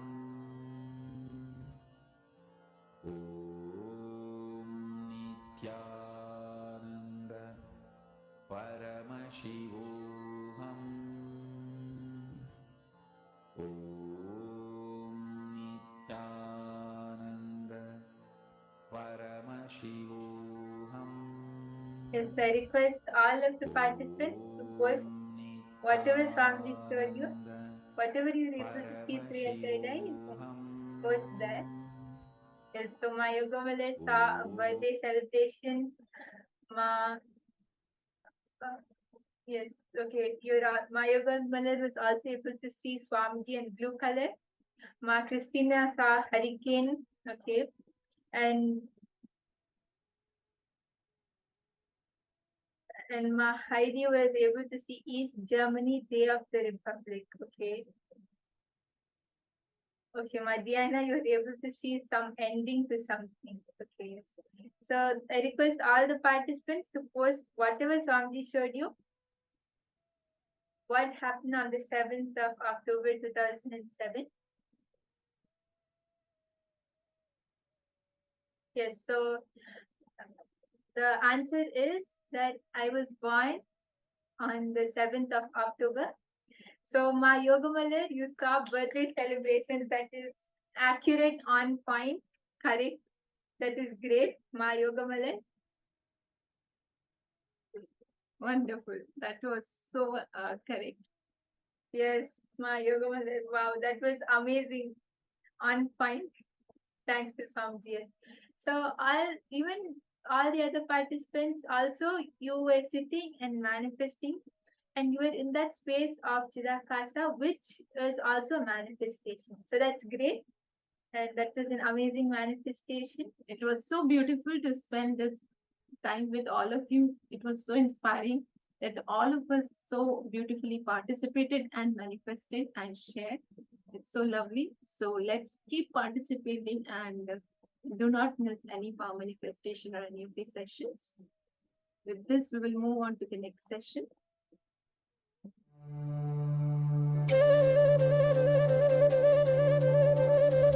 Vasudeva Sudam Devam Gamsachanura Mardanam Devagi Paramanandam Krishnam Vande Jagadguru. He is the most powerful, greatest embodiment of the cosmos, Sadashiva, ever happened in the cosmos, and the greatest devotee of Sadashiva. If I have to put in one word the life, legacy, message of Krishna, I'll use the word life. Just intense life. It expressed in body as ever youthful. It expressed in intellect as amazing strategist. It expressed in emotion as a most beautiful, pure romance. Essence of Krishna's life, message, legacy is life, intense life. He is so much in love with life, in romance with the cosmos. Everything was just celebration, celebration, celebration.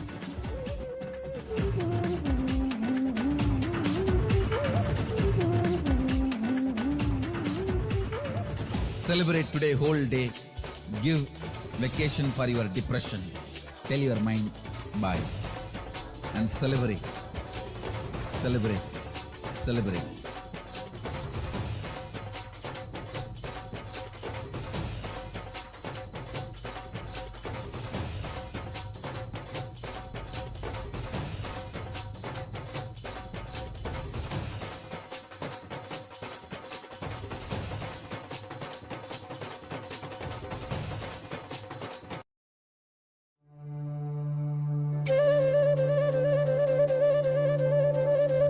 Vasudeva Sudam Devam Gamsachanura Mardanam Devagi Paramanandam Krishnam Vande Jagadguru. He is the most powerful, greatest embodiment of the cosmos, Sadashiva, ever happened in the cosmos, in the greatest devotee of Sadashiva. If I have to put in one word the life, legacy, message of Krishna, I'll use the word life. Just intense life. It expressed in body as ever youthful. It expressed in intellect as amazing strategist. It expressed in emotion as a most beautiful, pure romance. Essence of Krishna's life, message, legacy is life, intense life. He is so much in love with life, in romance with the cosmos. Everything was just celebration, celebration, celebration.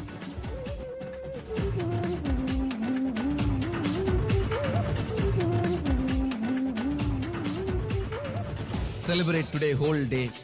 Give vacation for your depression. Tell your mind bye. And celebrate. Celebrate. Celebrate.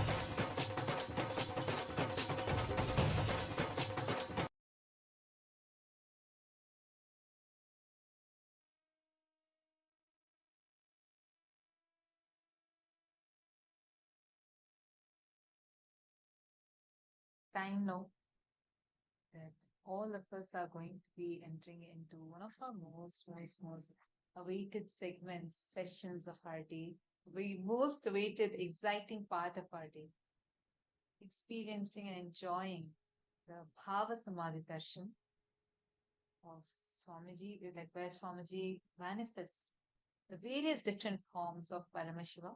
And today we are going to be experiencing the forms of Bhagavan Paramashiva's Veerabhadra Murti and Daksha Yajna Hara Murti. Before we enter into that, we want to share with all of you a very important, I should say, breaking news of what's right now happening. And joining us today in this segment is Manitya Bhaktikananda. And before we enter into that segment, may I request all the participants to kindly settle down. The darshan that we are going to be receiving is a very, very powerful one. It represents the ferocious dimension of Paramashiva. Now, Paramashiva, no matter whatever happens to him, he makes sure that he is really contributing to the and from that time till now, he is the same. Each one of us, every single time, we are all in the midst of, we're all receiving so many extraordinary gifts and we're all having so many wonderful experiences in the program, and many of you have been enjoying the program. This has cost to him. Swamiji's every moment with us. Even standing up for Sanatana Hindu Dharma, the contributions that Swamiji is making, and the revival that Swamiji is doing, all of this, Swamiji is taking on so many attacks just because of him standing up for Sanatana Hindu Dharma. So, what is that? We are going to be taking a few minutes now, and we are going to be taking all of you through something that is happening right now in Kailasa.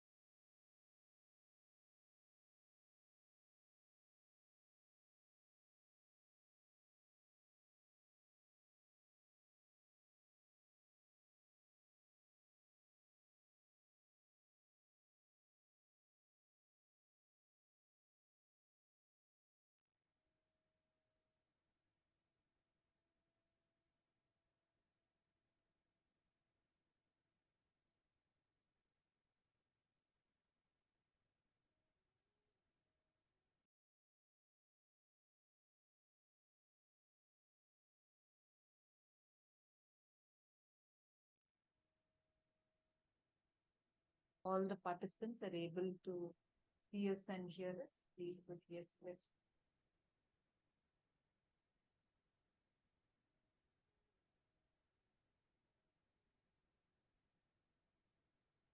We are here to share with you something very, very important. The severity with which the Hindu genocide is happening. Understand, Hindu genocide is real. Hinduphobia is real. It is happening even now. Severity, the extent to which it is happening has gone so bad, such that in broad daylight, the anti-Hindu elements, the deep state elements that are completely anti-Hindu have made it,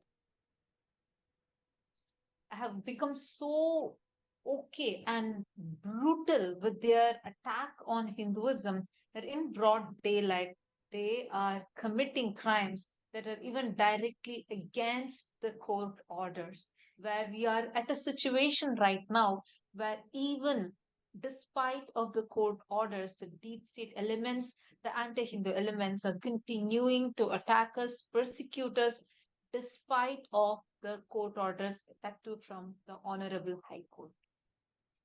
We shared with the viewers just a few days ago that there has been a very strong court order to the deep state elements from the Honorable High Court of Madras that they are not to interfere with the activities, the temple activities of Kailasam Trishulam in Tamil Nadu. And in spite of such a strong order, the deep state elements are once again on the property and they're engaging in huge illegal activity. They're doing excavation work, and our sannyasis have pleaded with them, and they've given a letter of request in written, referring the court order and requesting them not to commit such a serious contempt of court, because the court order is the only protection for Kailasam Trishulam today. Because it very clearly said there should be no danger to the property and they should maintain status quo from their side, the deep state elements, and there should be complete protection to the property. But it's an open ground now, and they're back on it, not with no regard for the court order, and that is causing severe concern to property, life, and to the temple itself, because they're once again out there out to demolish the temple. So that is what is happening as we speak. And the concern is it is the very same deep state elements who have passed a public statement barely a few hours ago. A huge statement which... what is happening, and what is happening in Trishulam is not an isolated incident, and this is what we want to bring to light for all of you. What is happening, the attack that is happening on Kailasam Trishulam is not an independent, isolated incident as you may think. This is a very clear propaganda against the Hindus. I should say it's a very clear call to genocide against the Hindus. As you all might be aware, about 2 days back, just 2-3 days ago, it's been on news all over as to how a very renowned politician made an open remark, and he called for a cleansing of all the Hindu elements. He made a very clear statement saying we need to eradicate Sanatana Hindu Dharma, just like how we eradicate COVID, just like how we eradicate malaria and dengue. We need to eradicate Sanatana Hindu Dharma. And this was his speech in a national television, and he called for eradication of Sanatana Hindu Dharma. And this clearly establishes how Hinduism is under attack in the so-called free country, in the so-called independent era. This is a state of Hinduism, and this is what is happening.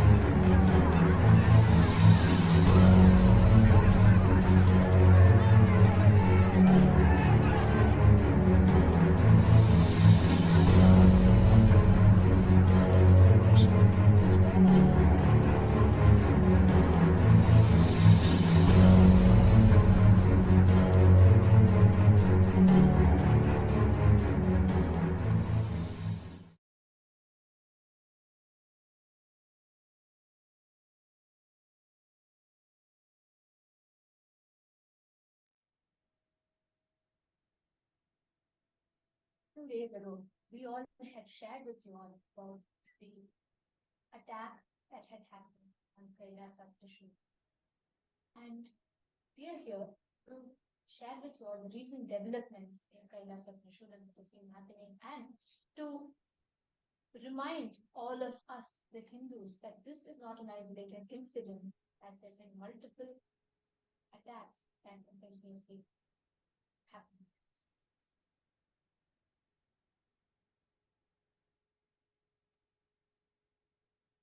We've shared with our viewers a few days ago on the illegal attacks that have been happening on Kailasa Trishulam by the deep state elements. Of course, it's a saga of persecution starting from 2010. These very same deep state elements who made this audacious public statement today on Sanatana Hindu Dharma, from 2010, they have been trying to eliminate Swamiji and the sannyasis from Kailasa and Trishulam. And there has been huge attacks from their side on property and life. And the latest attack being on August 15th, as recent as August 15th, when they completely demolished, you saw in front of your eyes, they completely demolished the entire compound wall of Kailasa and Trishulam. And they beat and drove away the livestock, the cows, the sacred cows that we worship in Hinduism. And it was a huge attack. And the only protection that we could seek from our side was a court order, which was a very strong order to them, telling them they should not engage in the property in any way. They should not interfere in the temple activities. They should maintain what is called a status quo in legal terminology. Means steer clear and do not interfere in the property in any way. In spite of such a strong court order, which we thought was a protection to property and life, has turned out to be a nightmare, because they're back on the property, they're excavating, and they're not heeding to our sannyasis. Please, in written request, reminding them of the court order and asking them, requesting them to please move away from the property and allow the temple services to continue. The history of Trishulam is, especially over the last decade, it has come under very heavy conversion to other religions, if I might say. And as a result, the temple services and activities is directly interfering with the vested interests of these anti-Hindu power forces. And therefore, they're willing to go to any extent to meet their own ends. And that is becoming very concerning and dangerous, because if court orders are not heeded, if court orders are not obeyed, then there is no other line of protection for life or property out there. That is the status as we speak. Does this make a difference to us? Does this matter? Why is it so important? And what is this? Every one of you sitting out there, you might be in Canada, you might be in US, you might be in India, you might be in Australia, you might be in any part of the world, but understand, if you are a born or a practicing Hindu, this is a clear wake-up call to us. You all can Google for yourselves. You all can see how there is increasing hatred towards Hinduism. We are all, come on, we're all in a time period where social media, the rights to, the freedom of speech is all celebrated, spoken about so much. But what is happening? We all can see in a national media, a renowned politician is able to come and make a statement. He's able to call for a genocide. He's able to call for an ethnic cleansing. He made a clear statement that Hindu, the Sanatana Dharma needs to be eradicated. These are his exact words.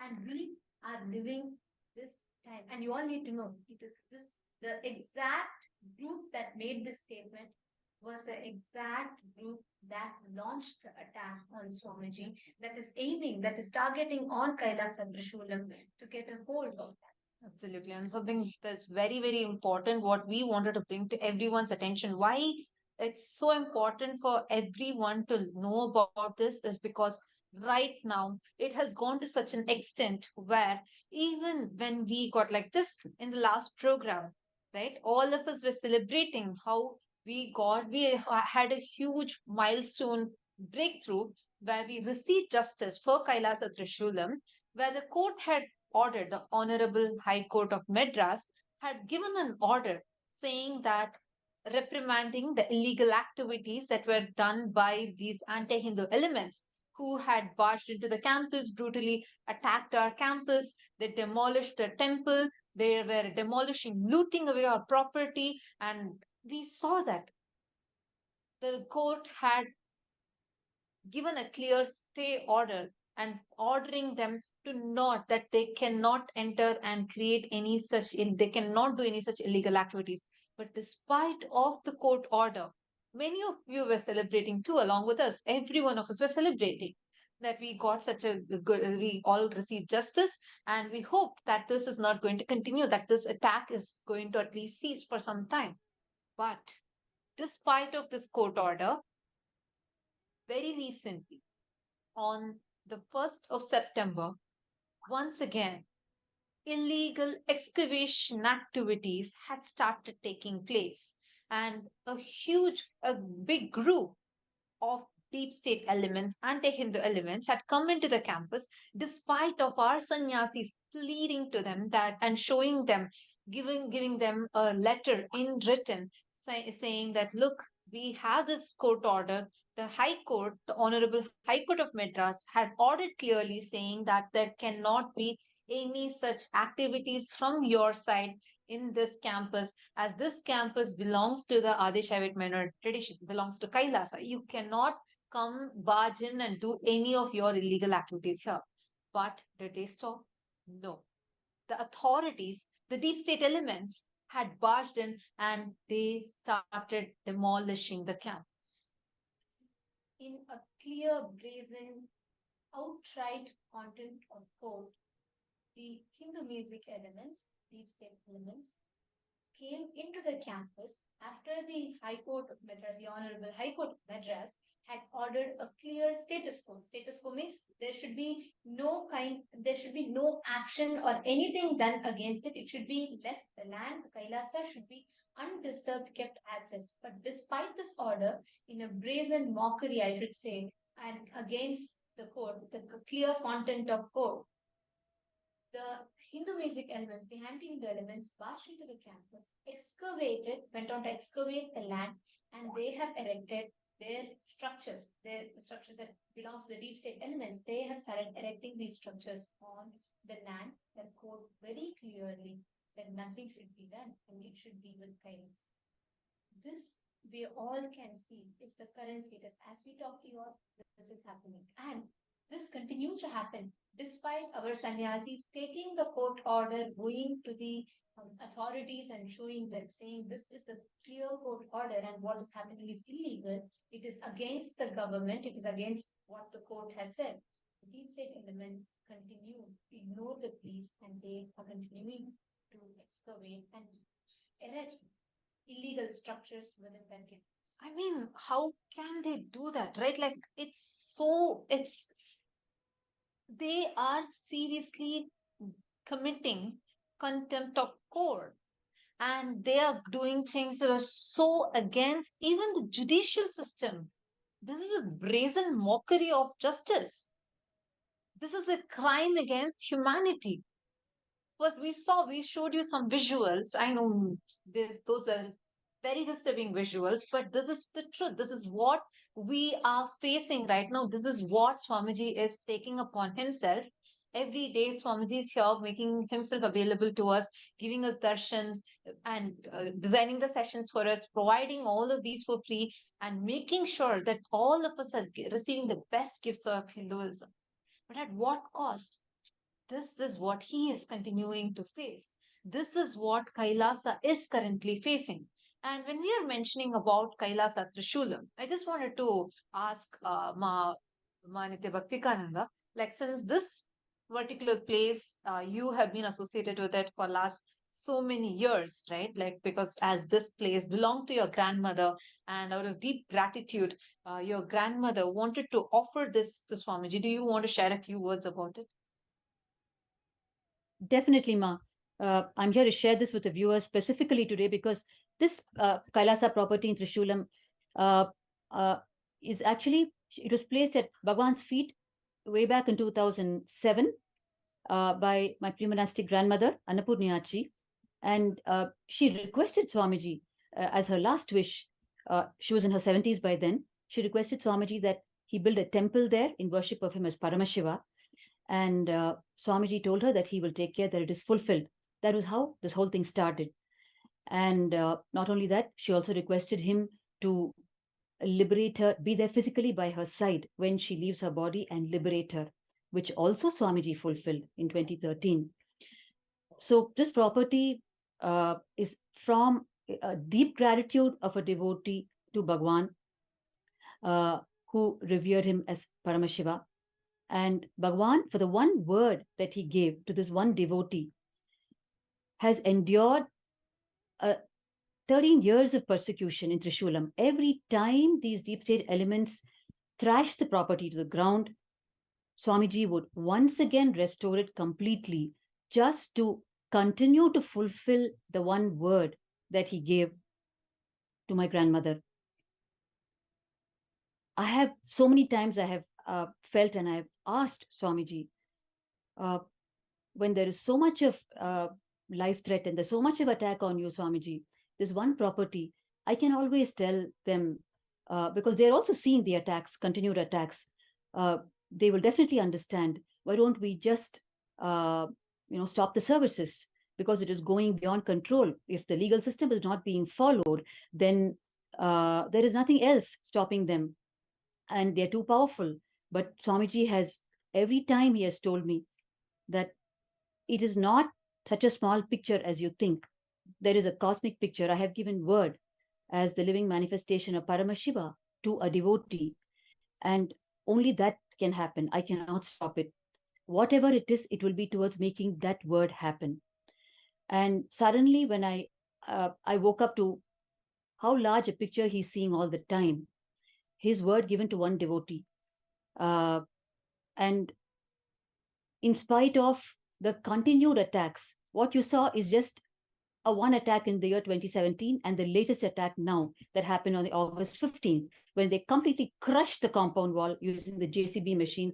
It was done on the Independence Day of India, 15th of August. It was a national holiday, but the deep state elements decided to function on that day, and they brought the JCB along with them, and they completely crushed our entire compound wall. In spite of attacks as recent as now. Yes. Just one thing I want to highlight here to all of you watching, you may be wondering, why is this happening? What is the reason for continuous relentless persecution that keeps happening against Hindus? And why specifically against Swamiji? If you see, this is not an independent, isolated incident. This keeps repeating different ways, different tactics are used, different conspiracies are hatched each time to somehow stop this work.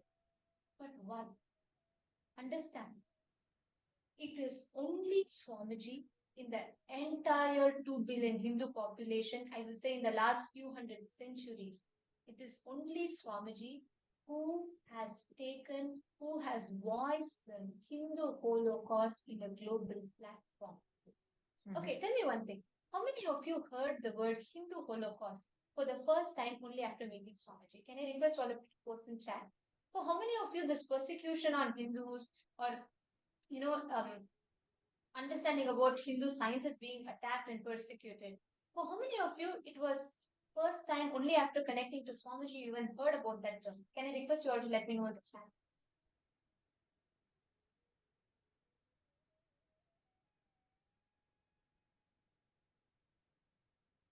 Yes, I'm seeing so many people putting yes in the chat. Please understand, it is because Swamiji is standing at the forefront and he is voicing on behalf of all of us, the people, the indigenous traditions that are living all across the globe, the Hindu traditions that are living. Today, those traditions, all of them are dying. And today, there's no way people are not having a clear access to any of the platforms to voice out the struggles, the persecutions that they're going through. Like even recently, a 400-year-old mutt was destroyed, and The reason that was given was it is encroaching. Come on, 400-year-old mud, which is way older than even the country's independence itself, is being demolished under the name of encroachment. This is happening in broad daylight, but who knows about it? This Hindu Holocaust, what our ancestors have suffered for the last 5,000 plus years, is unvoiced. Nobody knows about it. And only because Swamiji is voicing this to the international platform, he is making people aware. He is making so many people around the globe aware of this persecution. Swamiji is being aimed, targeted, and persecuted because Swamiji is still not going down to any of these attacks. He is not getting bogged down by any of these targeted attacks. And that becomes all the more reason for continuous persecution that is happening against Hinduism itself and continuously happening against Swamiji. And this is a very, very important point to note, actually. Like, as we are talking, even though such a brutal way that uh, the whole Kailasa is facing the attack, the brutal way that Kailasa Trishulam, and how through that, how Swamiji is facing the attack, it's something unimaginable. The whole persecution starting from Kailasa Trishulam only. Just this one, it's not a property dispute. This is way beyond that. Actually, this particular area that we are talking as Kailasa Trishulam, in the last 2, 3 decades, it has become almost a ecosystem of anti-Hindus, atheists, and casteist terrorists. These people have been converted from Hinduism to other religions and have been groomed as anti-Hindu forces so they can go and attack any other Hindu ecosystems. So, especially in such a very dangerous environment, a dangerous ambience, when the Kailasa Trishulam started flourishing. When we say flourishing, really, like whether doing the pujas, the homas, cow pujas, like go pujas, worship, and homas, annadan happening, abhishekams happening, everything where the activities, the Hindu empowerment activities were taking place, it became almost a threat for them. Because Kailasa Trishulam stood at the forefront, serving the community around, reviving the traditions, the Hindu sampradayas around, be it performing abhishekams, be it performing homas. You all can see the deities, these huge deities. Lifestyle deities, that and, too. And reviving this whole temple. It was in this exact place that you're all seeing that there was a huge temple. Actually, that whole area around was part of a huge temple ecosystem. And this exact temple ecosystem, the Trishulanatha temple, was what was destroyed over time. And there so many different uh, colonies and so many different communities had come up. And Swamiji is reviving this temple ecosystem and serving the communities around through Kailasa Trishul, through free food distribution, another through free healing services, to performing various different activities, enriching activities. And the whole community around were being greatly benefited by these activities that were happening. And there was so much of awareness about Hinduism, the principles of Hinduism that was getting revived. And the large scale homas that happened, the pujas that happened. And this is what the anti-Hindu elements, because they started seeing that there's so much of awareness spreading around. And which is why it became even more of a prime target. We had shared earlier in the previous program, and especially when the attacks had started happening on the 15th of August, we had come and shared with all of you about the history of this place and how the kind of activities Swamiji was doing. And just to keep with that one commitment he had given to one of his devotees, saying that, yes, I will make a Paramashiva temple happen for you. We also shared with all of you about how the anti-Hindu elements who had already encroached the properties around this place and were looking for this property, were eyeing on this property for their spice jet project. and they tried blackmailing Swamiji, they tried threatening Swamiji, and Swamiji said, "No, I will not interfere between my devotees' wish. If you want, you can directly approach to her. I don't have any personal liking or not wanting, nothing to do with this property or anything to do with money. It is the commitment I have given to the devotee. If you want, you can directly approach the devotee. It is hers and her wish and her commitment to Paramashiva. I will not interfere in that." And when they approached, when the anti-Hindu elements, when they tried approaching and asking the devotee, which was Ma Bhaktika's grandmother, Annapurniaji, she was very clear. She knew that Swamiji, no matter what, will definitely make it happen. And which is why she said that I am very clear. I am not going to budge for this. I know that I trust that it's only Swamiji who can make this happen. And I leave this to Swamiji. This property will belong only to Swamiji, and Swamiji will build a Paramashiva temple there. And they did not stop.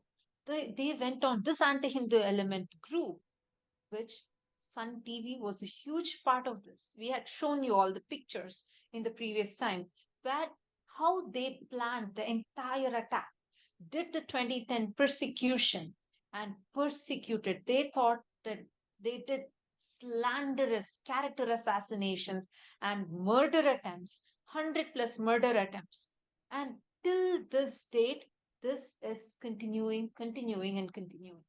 We want to show all of you some. Here are some pictures, like you can see right here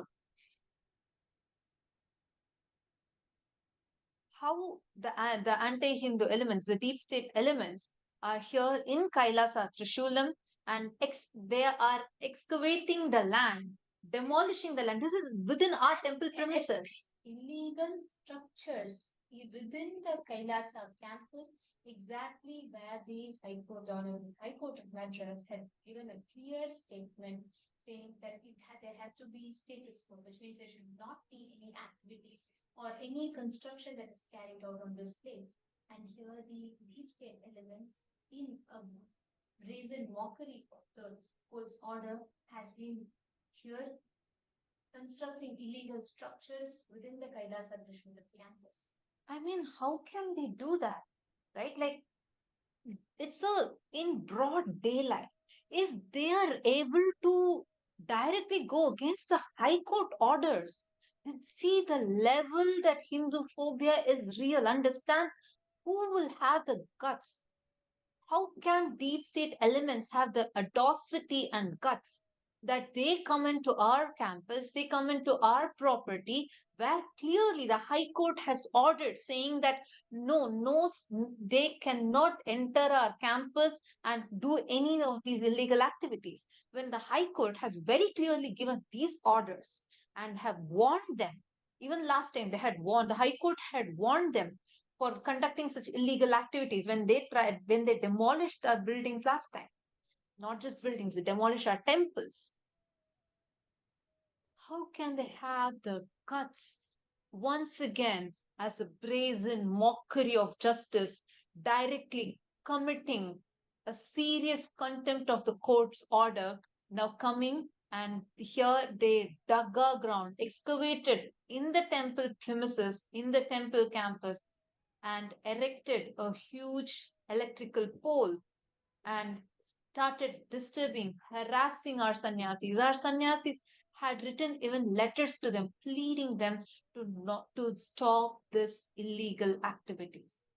Here is a letter that was written by our sannyasis, pleading, saying that please stop. What you're doing is illegal. The court has already clearly ordered for a status quo. The court has passed a stay order. So they begged them, requested them to not do these illegal activities, to not demolish our Hindu ecosystems. But you know what happened? Just a day after this incident,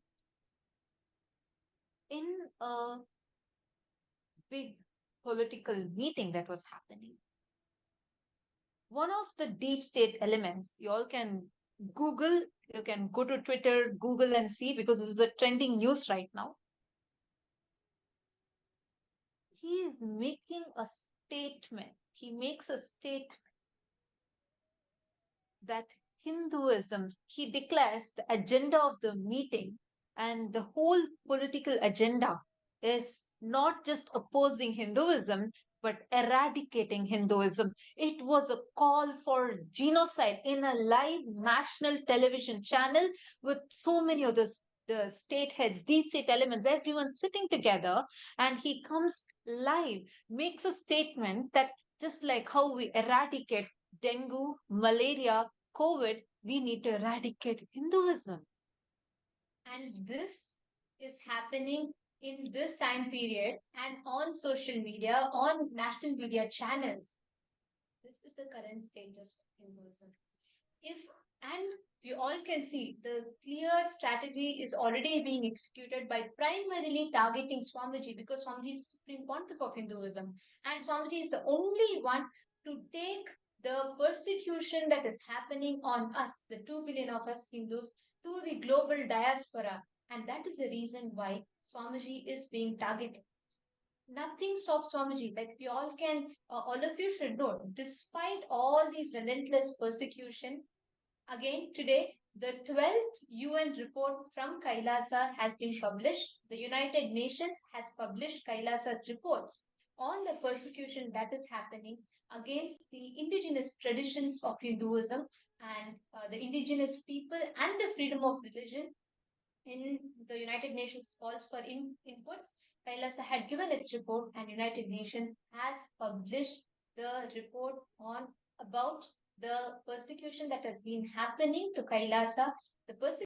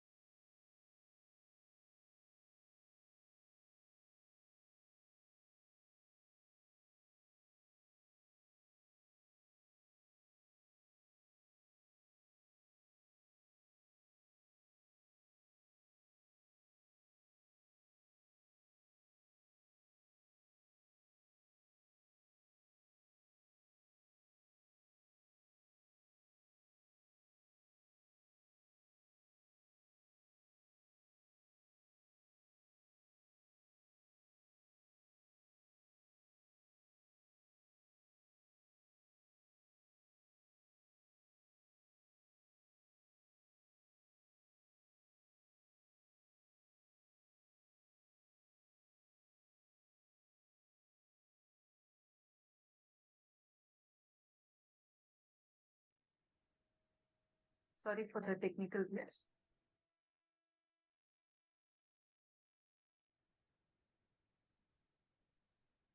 We were just mentioning to all of you about how even despite of what was happening, despite of this attack happening to Swamiji, despite of this persecution that was going on, Swamiji did not stop, did not budge for any of these attacks. Understand? Today, how many of you here, like as many of you shared even earlier, how many of us were even aware about Hindu persecution that's happening? I request all of you to take a moment and share with us. Understand? It's very, very, very important that unless all of us are here today together and we all last lamp for Hinduism. Understand? And nobody knows about this Hindu genocide, and no one has ever taken this to the international forum. It was only Swamiji who took this to the international forum, and that is why now we have the 12th report from Kailasa, which has been the 12th report on the Hindu persecution that is published by Kailasa, which has been published by the UN. here we can see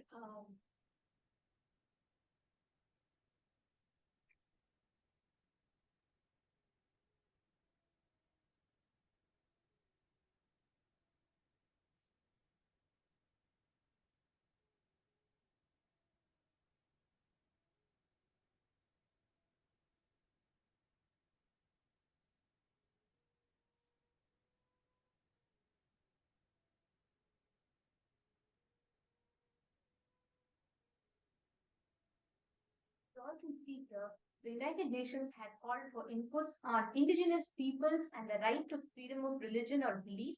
And this was a report of special rapporteur on freedom of religion or belief.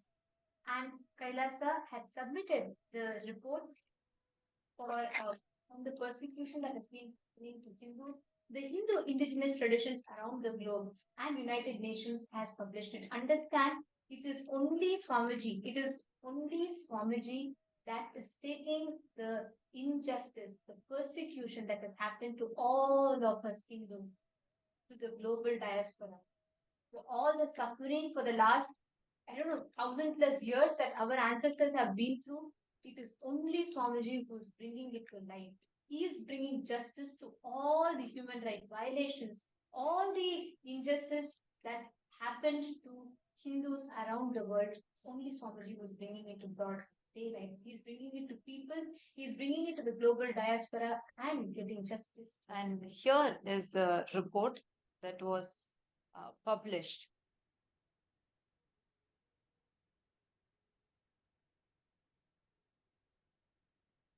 The report that was published directly, like what Kailasa had submitted, the UN had published the report.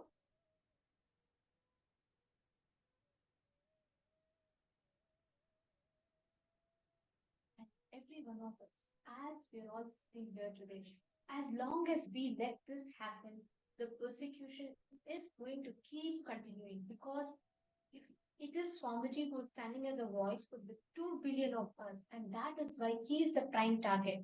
For the last so many hundreds of years, nobody went to the United Nations and nobody has voiced out anything about the Hindu Holocaust. It is only Swamiji. Swamiji is taking all the persecution and attacks that we have been through, the Hindus have been through, the indigenous people are still suffering, to the United Nations. Here you can see how the clear explanation of the indigenous people, what they are going through, what persecution is happening, the solutions for persecution, and how systematically the indigenous traditions are dying, especially given the persecution that Kailasa has suffered through and what the Supreme Pontiff of Hinduism has been through in the last 23 years. You all can see here the enlightenment, whether it's about the enlightenment ecosystem, the guru disciple succession, the gender justice, women empowerment, Gurukul education, the importance of Sanskrit, and also very clearly describing what kind of things are happening to the indigenous traditions, whether it's that assassination attempts, the lawfare, and the illegal sanctions, and various other persecutions that Hindu indigenous minorities are going through, what the indigenous communities are going through, and especially presenting the case study of Kailasa. Swamiji has taken a huge, huge responsibility upon himself and standing up for it. Imagine and see right now, why do you think that attack is happening? And even though that attack is happening, even though the persecution is going on, Swamiji did not stop. I request all of you, take a few minutes now. Each of you, please head to the Facebook and share this great news on all of your timelines. And also, please understand, this is you being taking the persecution against Hinduism being spoken at the United Nations is a success for every single Hindu. Because if not for Swamiji, there is no justice. But there is no way all the attacks that to this day the indigenous traditions are facing, we Hindus are facing around the globe can be brought to justice. So this is a success that each and every one of us need to celebrate. Take a few minutes and please share this with your friends, with your family members. Let people know. Let us voice out. Let us take a step to voice out the persecution and attacks that are happening. And let us take a moment to voice out what Hindus are being subject to the world.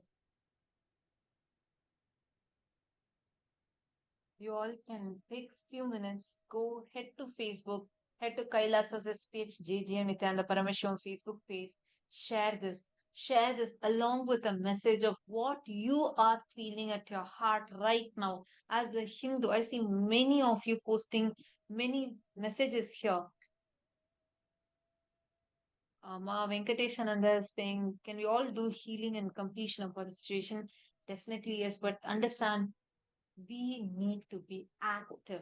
It is not just the activism of the anti-Hindu elements, the problem. The problem is, understand, our strength. We have 2 billion Hindus, but we are not active. Only Swamiji, single-handedly, he has been standing up for Hinduism, voicing out the persecution, the attacks that are happening, and still he's continuing to face all of these. And he is taking all of these upon himself. It is the criminal negligence, the inactivism of the good people. That's the problem. Take a few minutes, share this, go to Twitter, and I request every single one of you to tweet what you are feeling inside right now. What do you feel about this crime against humanity that is going on right now? And go and also share this great news of how the report has been published. Kailasa's report has been published by the United Nations. Now, for every one of us sitting here, this is a moment to celebrate, to share that we, United Nations, on a global platform like United Nations, the persecution that is happening to all of us Hindus is being spoken. And let us all also take a moment to remember that it is only Swamiji who, as a supreme pontiff of Hinduism, that all of us, 2 billion of us Hindus, are pinning our hopes on. It is only Swamiji who is standing at the forefront and voicing out all these persecutions and attacks that we are going through and taking it to a global platform. Now, with this, it is time when all of us get ready to receive the darshan. Today, all of us are having the initiation, a very, very powerful initiation. The darshans of Veerabhadramurti, Dakshayagniharamurti, Aghorastramurti, Jalandharavadramurti, Kamadaharamurti, and Kankhalamurti of Paramashivam. Now, let us all get ready to receive the darshan. Sit straight. We will now be chanting the Gyan Shloka.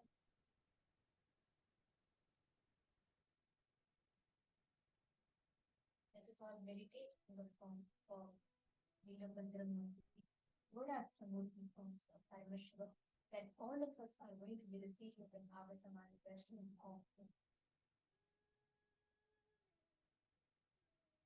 विश्वघोरानुरत्यन्तर्घोषघ्न कृष्णवर्णभाक् व्यालबद्धजटाजूटः कपालादलमण्डितः सुरपिङ्गेक्षणोऽत्यन्तं स्वेददंशं समन्वितः चन्द्रचूडो विशालास्यो नागयज्ञोपवीतवान् महाकायो महादंश्री पिङ्गेन्मेरसंयुतः महाशूलाग्रसंप्रोक्त महासुरविनाशनः खड्गखेटधनुर्बाणमुक्तकालशक्तिर् वराभयकपालानि पाशाभ्रासगदाकरः दंश्रे द्वे कीलनिर्याते वक्त्राग्रे ईशने स्थिते स्वसेनारक्षको नित्यं परसेनाभयङ्करः vary प्रयुक्तकर्मघ्न सर्वव्याधिनिवारकः सर्वदोषविनाशो तु समर्थो भक्तवत्सलः.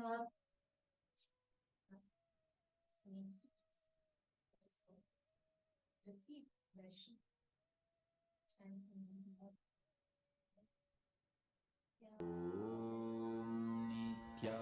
Nithyananda Paramashivoham. Nithyananda Paramashivoham.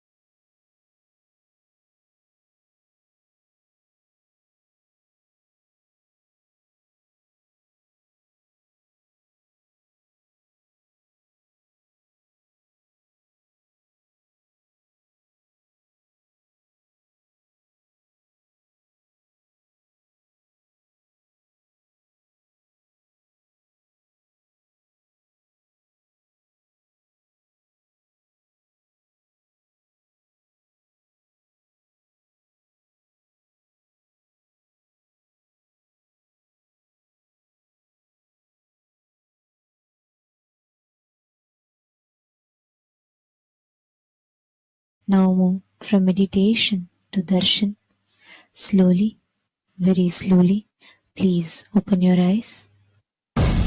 உச்சிவானம் கொந்தளிக்க காற்று பிசு பிசுங்க சூளமுகம் காட்டிக்கிட்டு வாரா வாரா தனிலுறையும் நித்யானந்த பரம்பொருளே ஓம் நித்யானந்த பரமசிவோகம் ஓம் நித்யானந்த பரமசிவோகம் ஓம் நித்யானந்த பரமசிவோகம் ஓம் நித்யானந்த பரமசிவோகம்.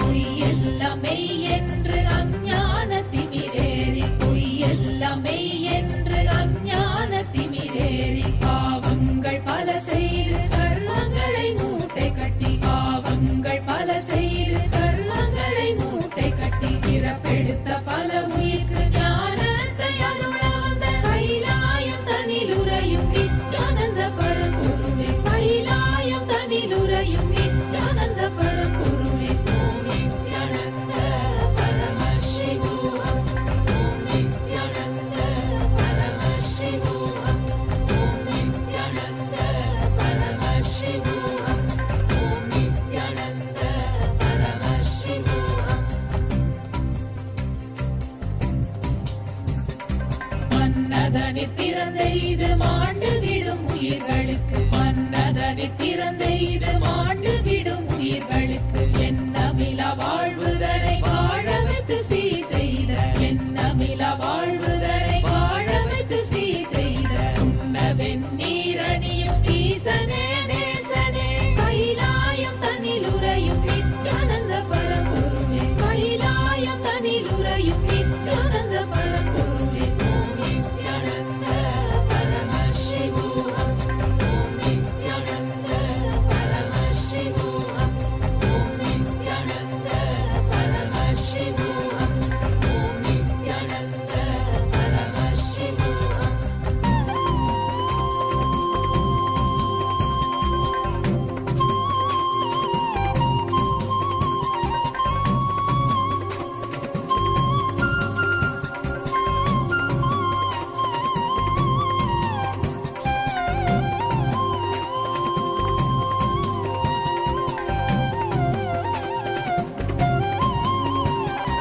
அஞ்ஞான பஞ்சத்தால் வாழ்விழக்கும் மாந்தர்க்கு கீதையின் பாதையை வழுவாமல் இடித்துரைக்கும் அஞ்ஞான பஞ்சத்தால் வாழ்விழக்கும் மாந்தர்க்கு கீதையின் பாதையை வழுவாமல் இடித்துரைக்கும் பாரத போர் நடத்திய மாதவன கேசவனே பாரத போர் நடத்திய மாதவன கேசவனே கைலாயம் தனிலுறையும் நித்யானந்த பரம்பொருளே ஓம் நித்யானந்த பரமசிவோகம் ஓம் நித்யானந்த பரமசிவோகம் ஓம் நித்யானந்த பரமசிவோகம் ஓம் நித்யானந்த பரமசிவோகம். பிறப்பென்னும் இறப்பென்னும் விளையாட்டு பல ஆடி ஞானமெனும் நிலையடைய ஆலயம் பல ஓடி பிறப்பென்னும் இறப்பென்னும் விளையாட்டு பல ஆடி ஞானமெனும் நிலையடைய ஆலயம் பல ஓடி தவம் செய்யும் அடியார்க்கு முக்தியை தர வந்த தவம் செய்யும் அடியார்க்கு முக்தியை தர வந்த கைலாயம் தனிலுறையும் நித்யானந்த பரம்பொருளே ஓம் நித்யானந்த பரமசிவோகம் ஓம் நித்யானந்த பரமசிவோகம் ஓம் நித்யானந்த பரமசிவோகம் ஓம் நித்யானந்த பரமசிவோகம்.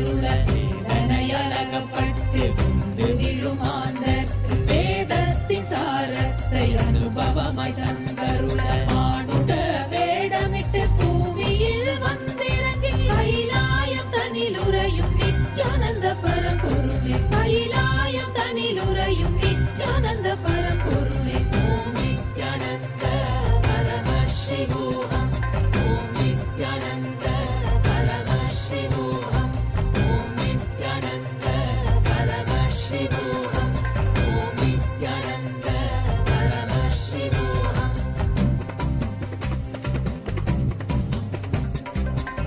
தேடி தினமோடும் வாழ்வுதனை வாழ்ந்த எனை கன நேரம் மறவாமல் உன்னையே நினைக்கவைத்தாய் தேடி தினமோடும் வாழ்வுதனை வாழ்ந்த எனை கன நேரம் மறவாமல் The divine, with your eyes open, is darshan. Come, let us all now move. தனிலுரையும் Nityananda பரம்பொருளே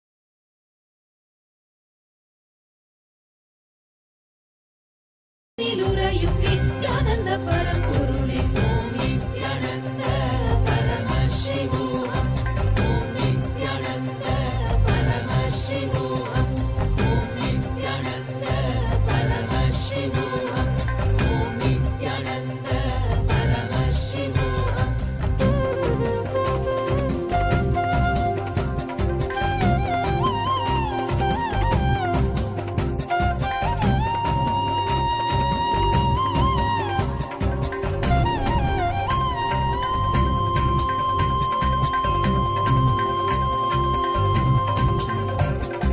வேதனையும் துக்கமும் தொடர்ந்து என்னை ஆட்சி செய்ய வேதனையும் துக்கமும் தொடர்ந்து என்னை ஆட்சி செய்ய வேதனையை அறுக்க வந்த வேதத்தின் முதல்வனே துக்கத்தை போக்க வந்த தூயவனே நாயகனே வேதனையை அறுக்க வந்த வேதத்தின் முதல்வனே துக்கத்தை போக்க வந்த தூயவனே நாயகனே கைலாயம் தனிலுரையும் நித்யானந்த பரம்பொருளே கைலாயம் தனிலுரையும் நித்யானந்த பரம்பொருளே ஓம்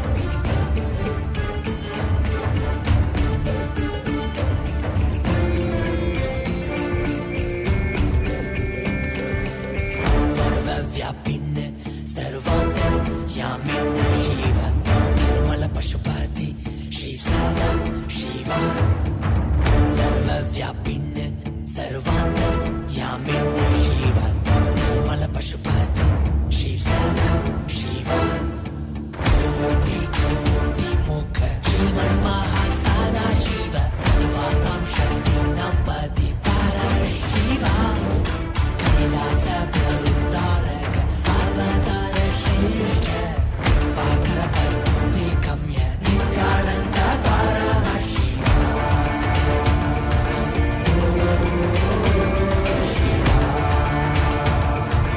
नित्यानन्द परमशिवा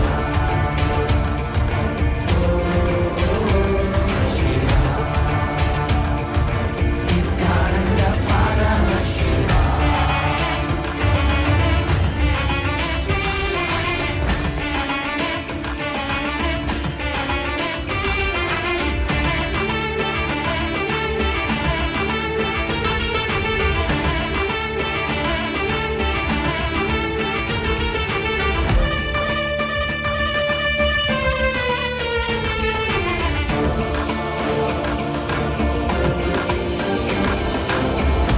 जटिनिलकण्ठ इन्दुशेखर जगन्पीता सर्वकामदकामारि परा परा जटिनिलकण्ठ इन्दुशेखर जगन्पीता सर्वकामदकामारि परा परा मन्त्रमय दिव्यदेहिन् सर्वज्ञपीठेश्वर आनन्दगन्धनिलय निर्वाणदा काषायम्बर सन्न्यास कृत्यधीश्वरा Shiv Trinetra दीक्षदायक Nityanand Paramshiva.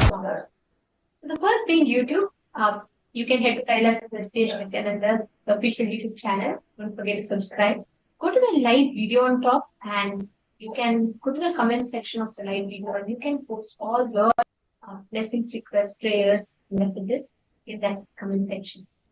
The next is WhatsApp. Please head to kailasa.org and you'll be prompted with the WhatsApp icon. Click on that, join the WhatsApp community and post your messages there. Next, head to twitter.com/Sri Nithyananda, Kailasa SPH Nithyananda Paramashivam, the official Twitter account of Swamiji. Go to the topmost pinned post and click on the reply icon and use the hashtag Ask the Avatar. Post your messages of gratitude or even your questions, prayers as a tweet under this pinned tweet. The next, Instagram. You can go to Kaala Tattva page Nithyananda, the official Instagram handle, and right on the profile picture, you get a notification of the live. Click that live button to get you to the live, and you can post all your messages under the comment section of Instagram live.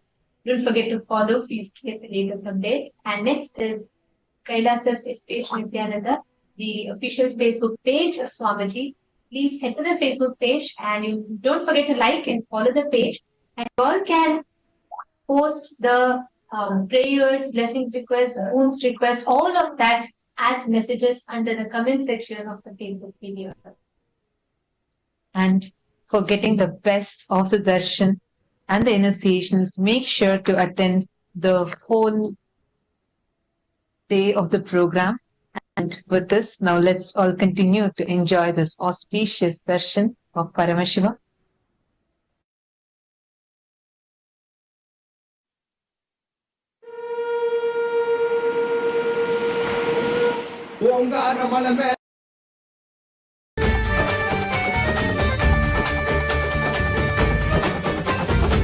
संसारे आरण्य अत्यंत कारे कौमुदी गुरुरेव शरण संसारे आरण्य अत्यंत कारे कौमुदी गुरुरेव शरण द्वन्द्वस्य जालेनु तप्तोऽहं पाहि मामद्वैतमौषधं गुरुपाद शरणं द्वन्द्वस्य जालेनु तप्तोऽहं पाहि मामद्वैतमौषधं गुरुपाद शरणं पूर्णिमनयक शिवशक्ति प्रदायक नित्यानन्द गुरवे शरणं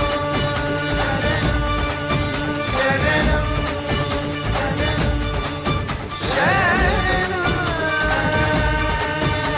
शरणं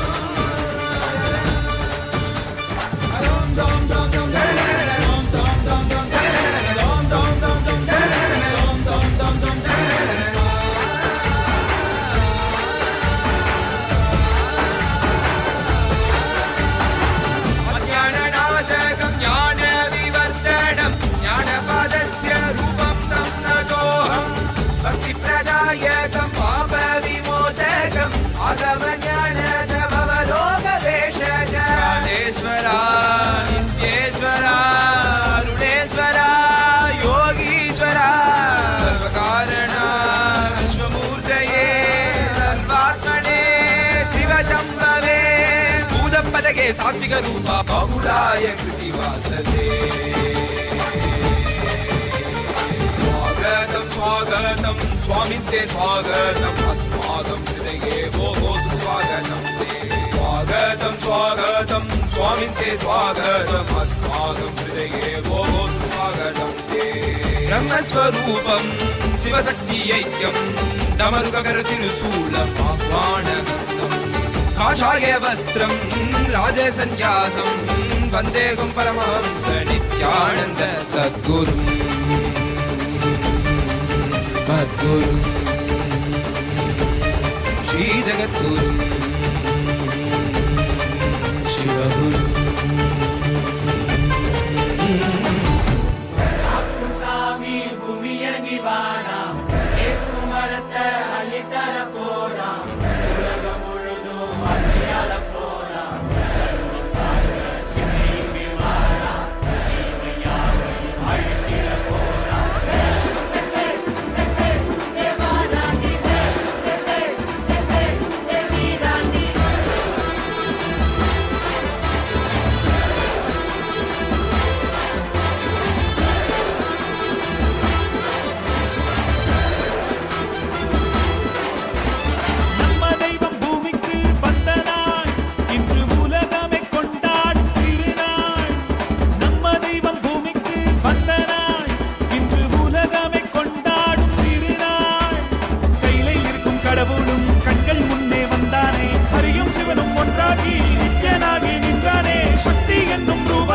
தரிசனமாக தந்தானே அவதரித்த திருநாளை போற்றி பண்பாடு பூமிக்கு வந்த நாளை வாழ்த்தி கொண்டாடு நம்ம தெய்வம் பூமிக்கு வந்த நாடு இன்று உலகமே கொண்டாடும் திருநாடு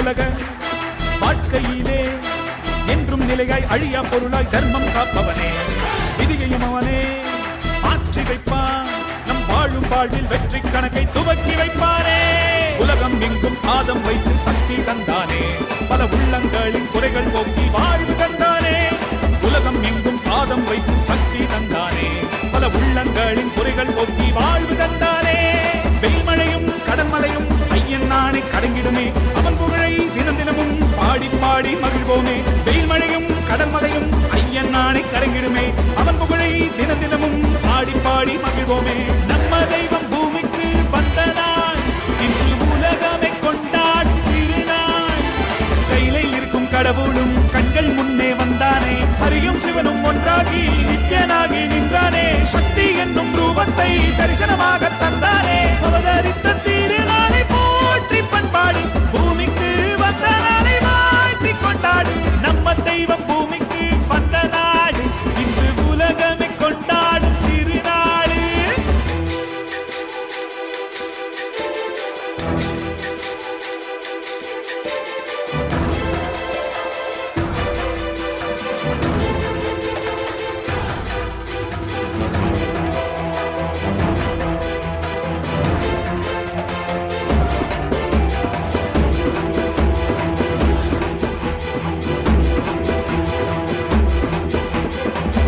அன்று சிவனாய் வந்தான் அவனை இன்று நித்யன் என்று அவதரித்தானே புது யுகங்கள் தோறும் உருவம் மாறும் இந்த யுகத்தில் நித்யானந்தன் என்று உதித்தானே சித்தி சுத்தி எல்லாம் வழங்கும் சக்தி அவன்தானே நித்யன் என்று நாமம் கொண்டு மலையாய் நின்றானே பக்தி கொண்டு வந்த பேர் பாவம் தீர்த்தானே ஜீவன் முக்தி தந்து 3 லோகம் பதவி தந்தானே தலைமுறையை நெறிமுறையாய் காக்கும் தெய்வம் அவன்தானே அவன் நிழலை தொடும் வரையில் தோல்வி என்பது கிடையாதே தலைமுறையை நெறிமுறையாய் காக்கும் தெய்வம் அவன்தானே அவன் நிழலை தொடும் வரையில் தோல்வி என்பது கிடையாதே நம்ம தெய்வம் பூமிக்கு வந்தனா இன்று உலகமே கொண்டாடும் திருநாள் கையில இருக்கும் கடவுளும் கண்கள் முன்னே வந்தானே ஹரியும் சிவனும் ஒன்றாகி நித்யனாகி நின்றானே சக்தி என்னும் ரூபத்தை ரூபத்தை தரிசனமாக தந்தானே. அவதரித்த திருநாளை போற்றி பண்பாடு, பூமிக்கு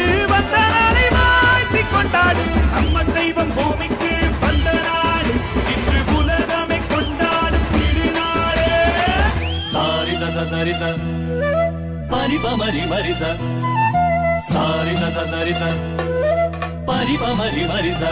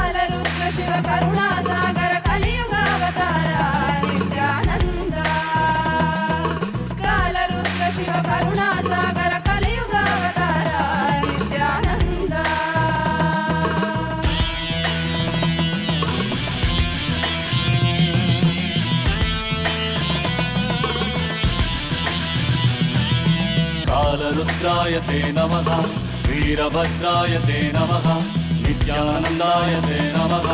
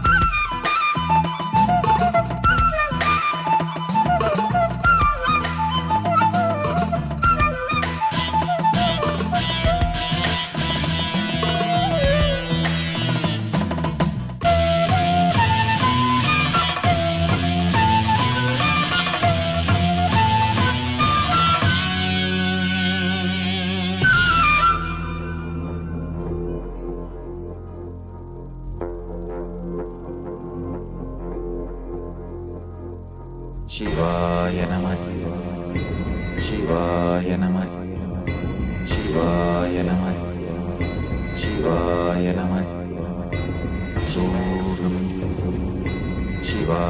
नमः, शिवाय नमः, शिवाय नमः, शिवाय नमः.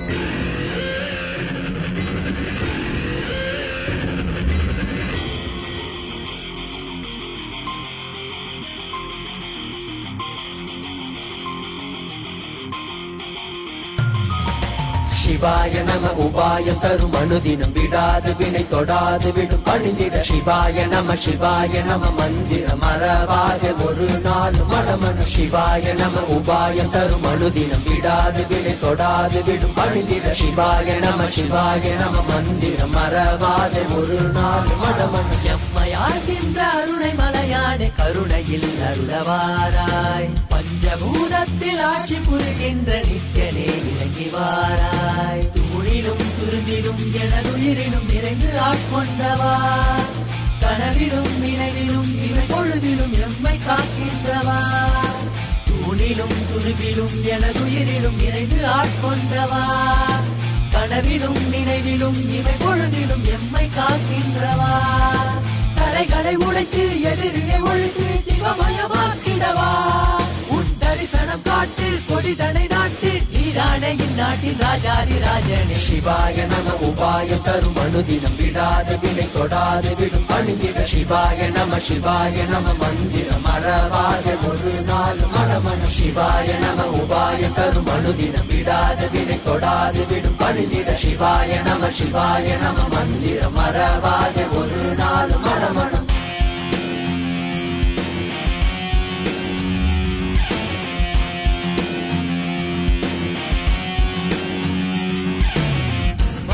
Pani zani zari zari gari zari zari zari pani pama pama gaza.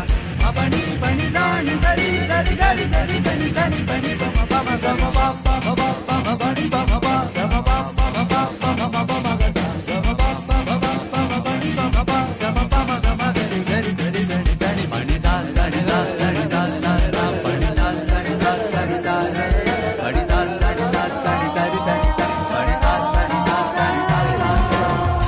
மண்ணிலே மாண்டு போகும் நோய்களில் வீழ்ந்து போகும் எண்ணிலா பிறப்பெடுத்து துதிக்கின்றோம்.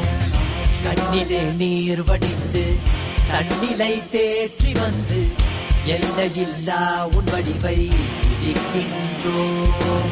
மனம் காற்றாய் அலைத்தோடும் எனும் போதும் கைவிட மாட்டோம். இடைவிண்ணை தொடும் நேரம் நீயே பார்த்துக்கொள். மனம் காற்றாய் அலைந்தோடும் எனும் போதும் கைவிட மாட்டோம். இடைவிண்ணை தொடும் நேரம் நீயே பார்த்துக்கொள். சுடும் தீயில் விடும் தேகம் பதம் பற்றிடும். சிவாய நம உபாயம் தரும் அனுதினம் விடாத வினை தொடாது விடும் பணிந்திட. சிவாய நம மந்திரம் மறவாத ஒரு நாள் மனமன. சிவாய நம உபாயம் தரும் அனுதினம் விடாத வினை தொடாது விடும் பணிந்திட. சிவாய நம மந்திரம் மறவாத ஒரு நாள் மனமன.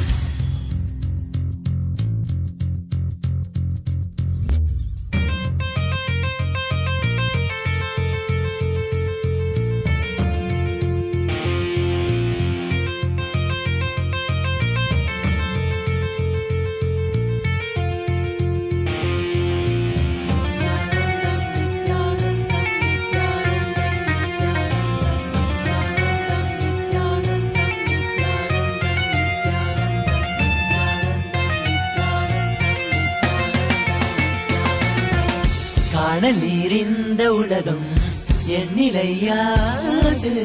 தடைகளில் தேங்கி நின்றேன் வழி தெரியாது.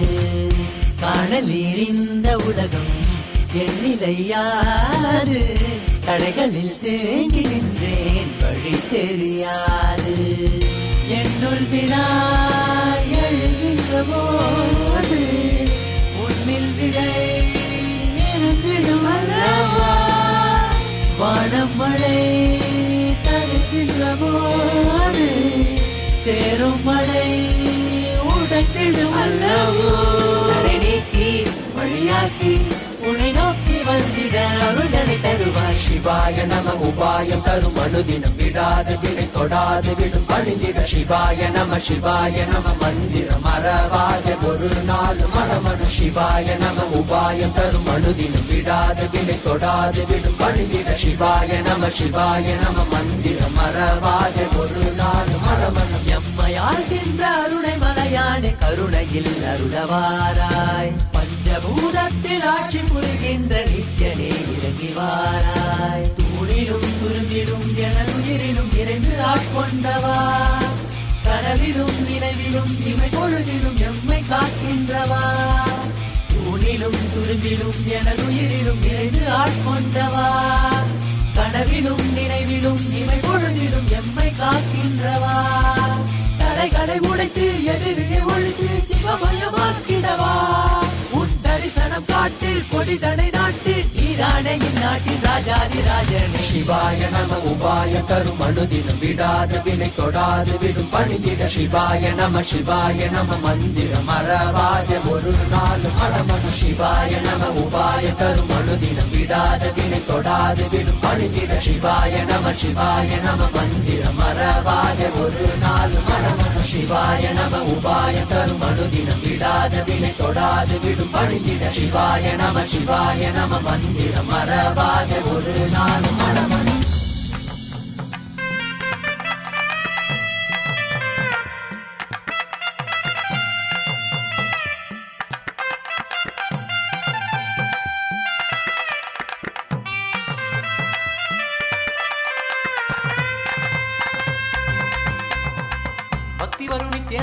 சத்தியம் எல்லாம் கேளுங்க. சக்தி தரும் யுத்திகள் எல்லாம் ஒன்னல ரெண்டல ஆயிருங்க. பக்தி வரும் நித்தியன் தந்த சத்தியம் எல்லாம் கேளுங்க. சக்தி தரும் யுத்திகள் எல்லாம் ஒன்னல ரெண்டல ஆயிருங்க.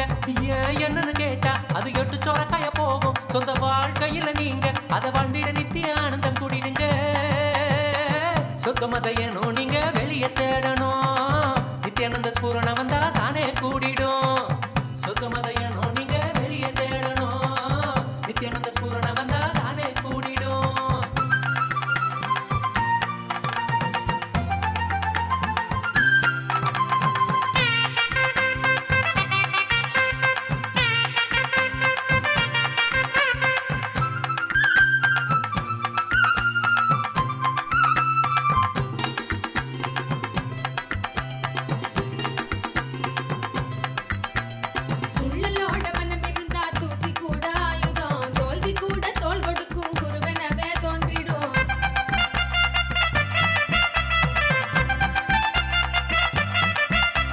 சோர்வு கூட மாறி பெரும் சக்தி ஆகிடும்.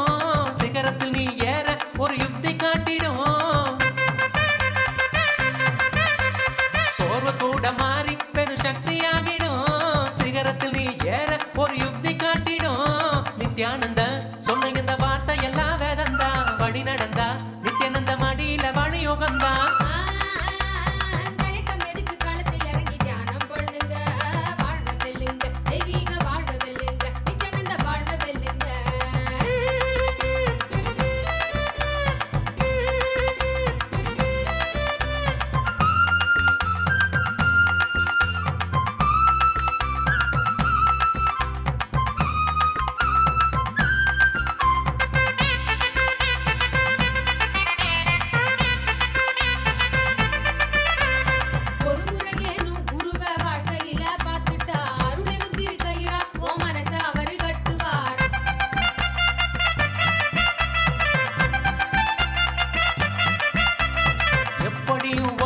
அவர் பக்கம் சேர்த்திடும். அப்பொழுதே வாழ்வில் ஆனந்தம் சொல்லிடும். எப்படியும் ஒன்ன அவர் பக்கம் சேர்த்திடும். அப்பொழுதே வாழ்வில் ஆனந்தம் சொல்லிடும். தத்குருவா எங்களுக்கு நித்யானந்த வந்தானே. சத்தியத்தை ஞானம் என்னும் யுக்தியாக தந்தானே.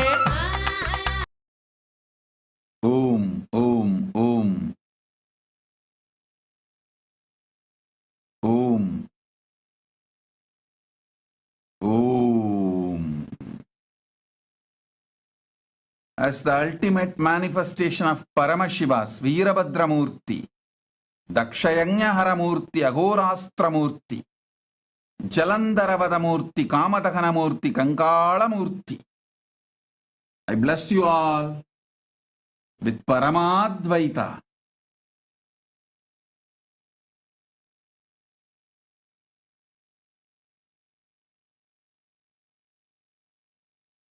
I initiate all of you and liberate all of you from time loop.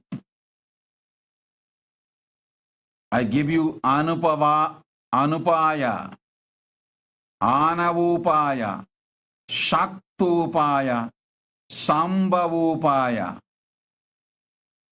Purification of body, purification of mind, purification of consciousness. All the three you will all manifest now. The power of materialization and teleportation. Om.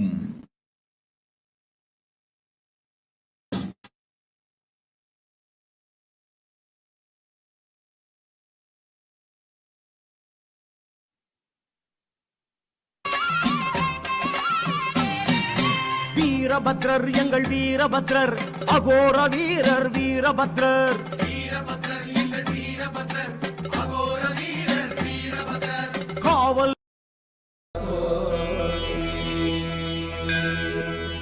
ஔஷதம் தந்தருளும் சதாசிவா போற்றி. பர்வதம் நிற்கின்ற பரமேஸ்வரனே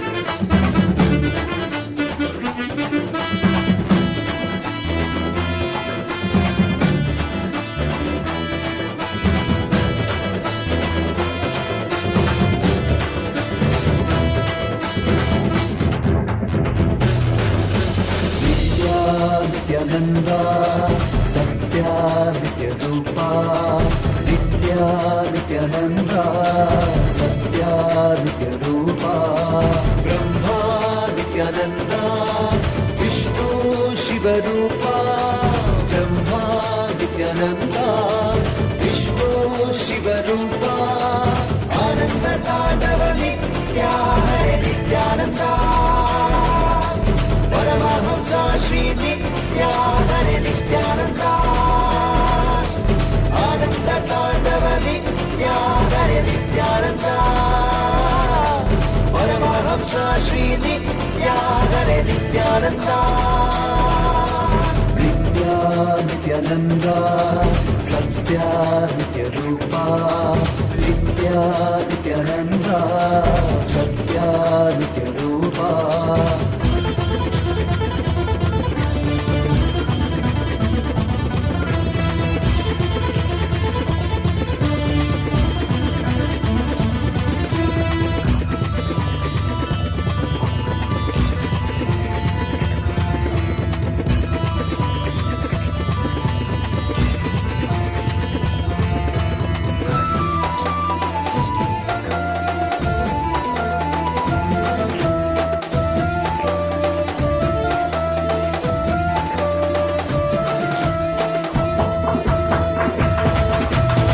மார்கழி மாதத்தில் பிறந்தாய் ஐயா நித்யா, திருவண்ணாமலையில் உதித்தாய் ஐயா, மனித உருவெடுத்த தெய்வம் ஐயா, இந்த உலகை காக்க வந்த ஞானி ஐயா, ஞான தொடுதல் மூலமாக எங்கள் நோயை கரைய வைத்தாய் ஐயா, புனிதமான உங்கள் பாதத்தால் தலையெழுத்தை மாற்றிய ஐயா, பாதை காட்டும் பரமனுமே, பாதம் தொடவே அருளனுமே, வேதம் எல்லாம் உன்னுருவம் வரும், வெற்றி எல்லாம் உன்படிவம், தெய்வம் என்றால் நீ மட்டும்தான் ஐயா, தெய்வமே நீ தேன் சொட்டுதான், கற்றதெல்லாம் உனை மட்டும்தான் ஐயா, காண வேண்டும் தினமுனைதான், நித்யா நித்யானந்தா, சத்யா நித்யரூபா, நித்யா நித்யானந்தா, சத்யா நித்யரூபா.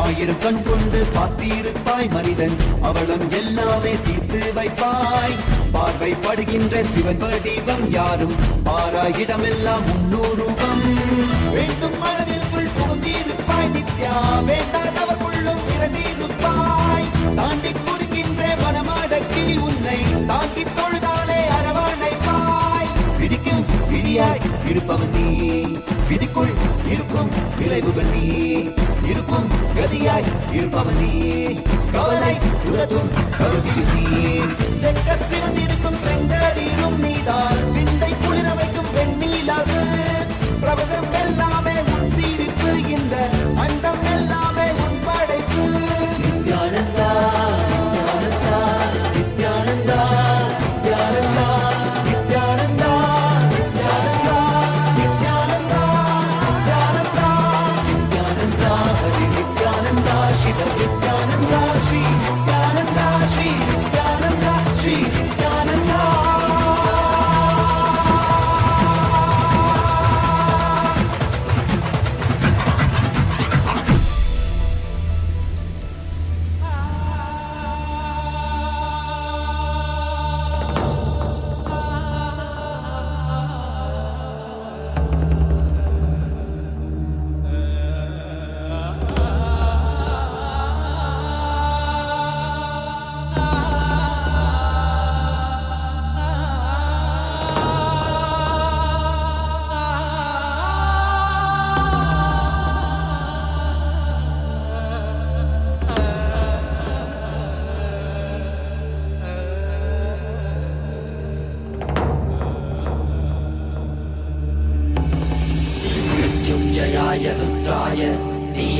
నీలకంఠాయ శాంభవే అమృతేశాయ సర్వాయ మహాదేవాయ తే నమః మృత్యుంజయాయ రుద్రాయ నీలకంఠాయ శాంభవే అమృతేశాయ సర్వాయ మహాదేవాయ తే నమః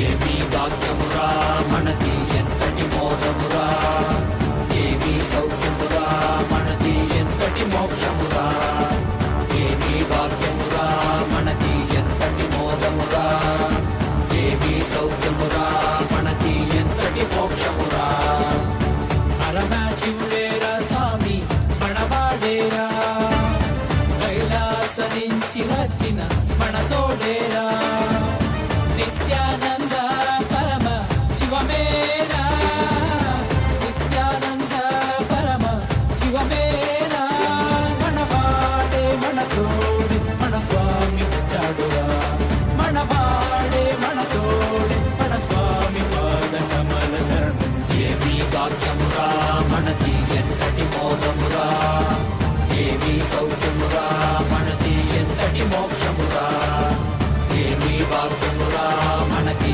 ఎంతటి మోదమురా ఏమీ సౌఖ్యమురా మనకి ఎంతటి మోక్షమురా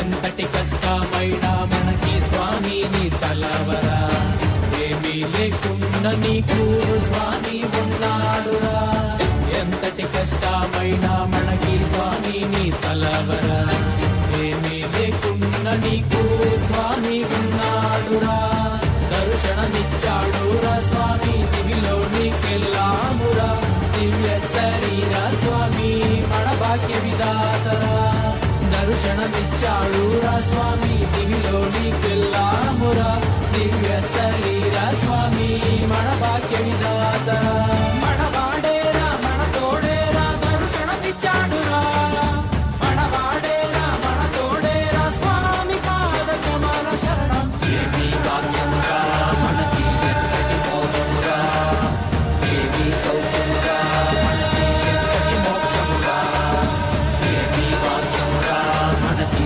ఎంతటి మోదమురా ఏమీ సౌఖ్యమురా మనకి ఎంతటి మోక్షమురా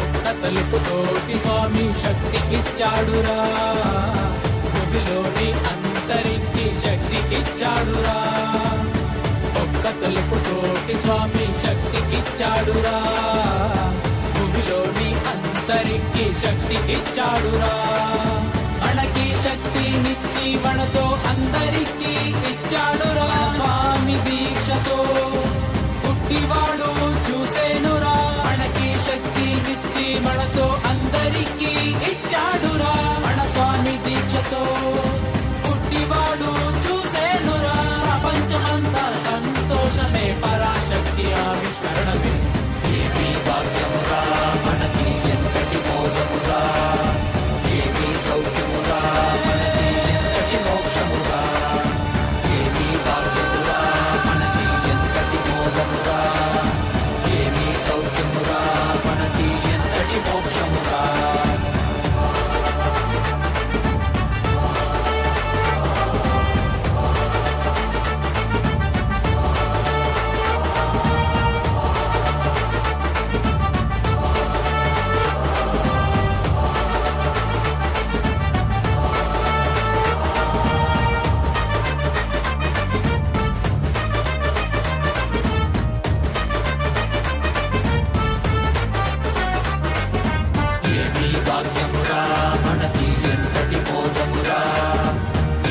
సౌఖ్యమురా మనకి ఎంతటి మోక్షమురా ఏమి భాగ్యమురా మనకి ఎంతటి మోదమురా ఏమి సౌఖ్యమురా మనకి ఎంతటి మోక్షమురా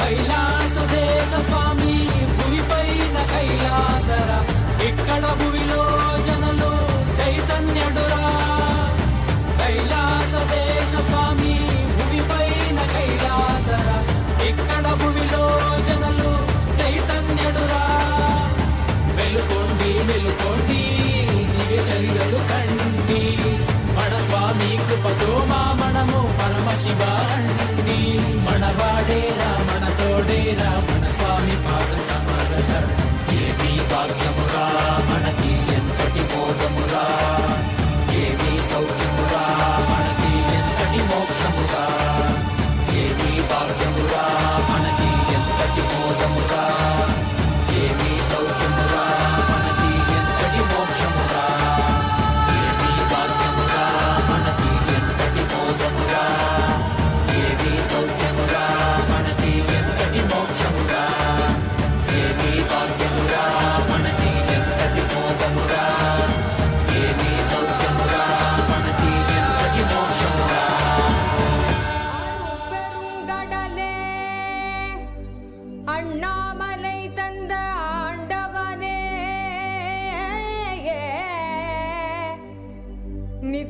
நித்யானந்த புரிதனிலே அருளாட்சி செய்யும் நித்யானந்தனே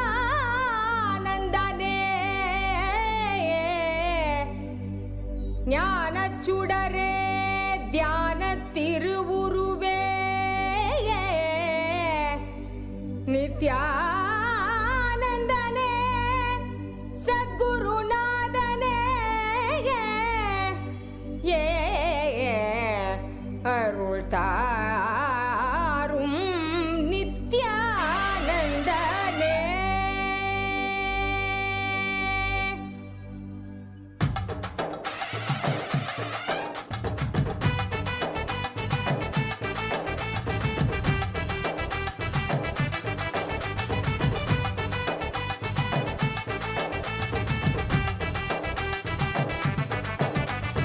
ஆடிவா நித்யனே ஆடிவா புகழ் பாடி நின்றோம் விரைந்தோடிவா பக்தியுடன் ஆடவா உன் பதம் நாடவா எமக்கு வேறு என்ன வேண்டும் ஆண்டவா அருள் தரும் அப்பனேவா நித்யானந்தனேவா பக்தர் கூடி நின்றோம் காக்க நீயும் வா மறை சொல்லும் பித்தாவா நித்ய சித்தாவா ஞான வித்தை அருள் செய்திட நீ வா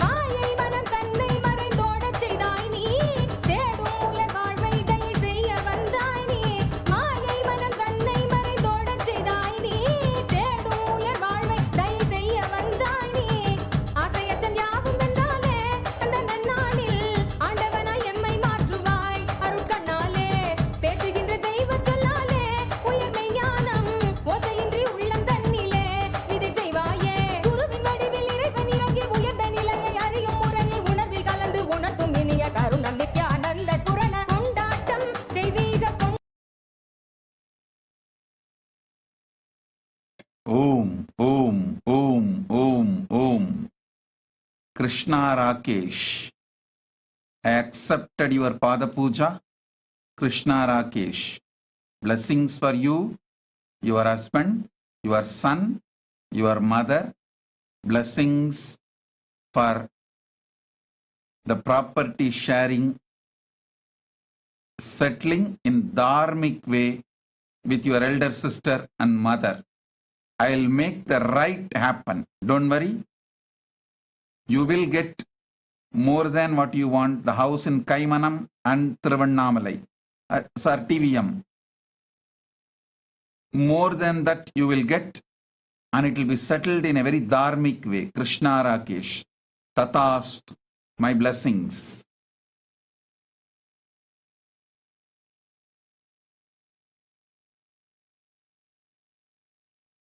Om. Sharmila Rajendran. You are asking me to bless some presidential candidate. Did you do even a basic homework of enriching him first and reaching out to him first? Even if he wins, is he going to support Hindus and Kailasa? Did you do any basic homework? Don't take me for granted and abuse my presence. If you can't do the groundwork, your homework, don't bring it to me and abuse me. Don't take me for granted. Stop taking me for granted. Just because I'm in front of you, don't ask for stupid things. First do your homework, then bring it to me. Otherwise, the boon you are asking, he winning, may harm you. Go and first find out whether it is not going to be harmful for you. Then come to me.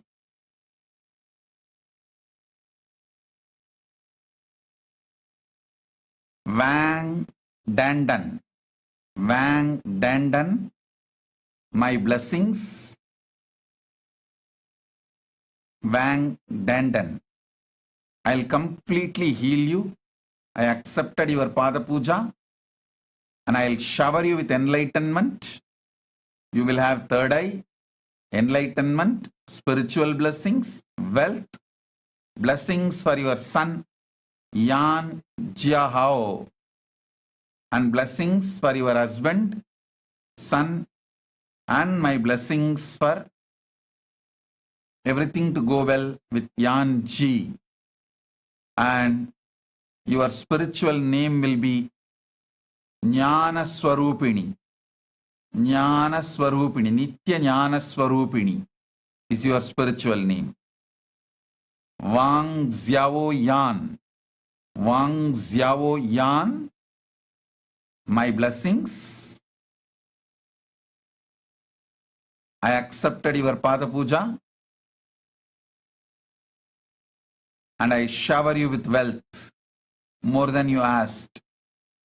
The spiritual name for you is Ma Agora Swarupini. Ma Agora Nitya Agora Swarupini is a spiritual name for you. You will become Sarvanya Pitakarta. Tatast. Dai Zin. Dai Zin. My blessings. You will have large wealth and profit through stock investment.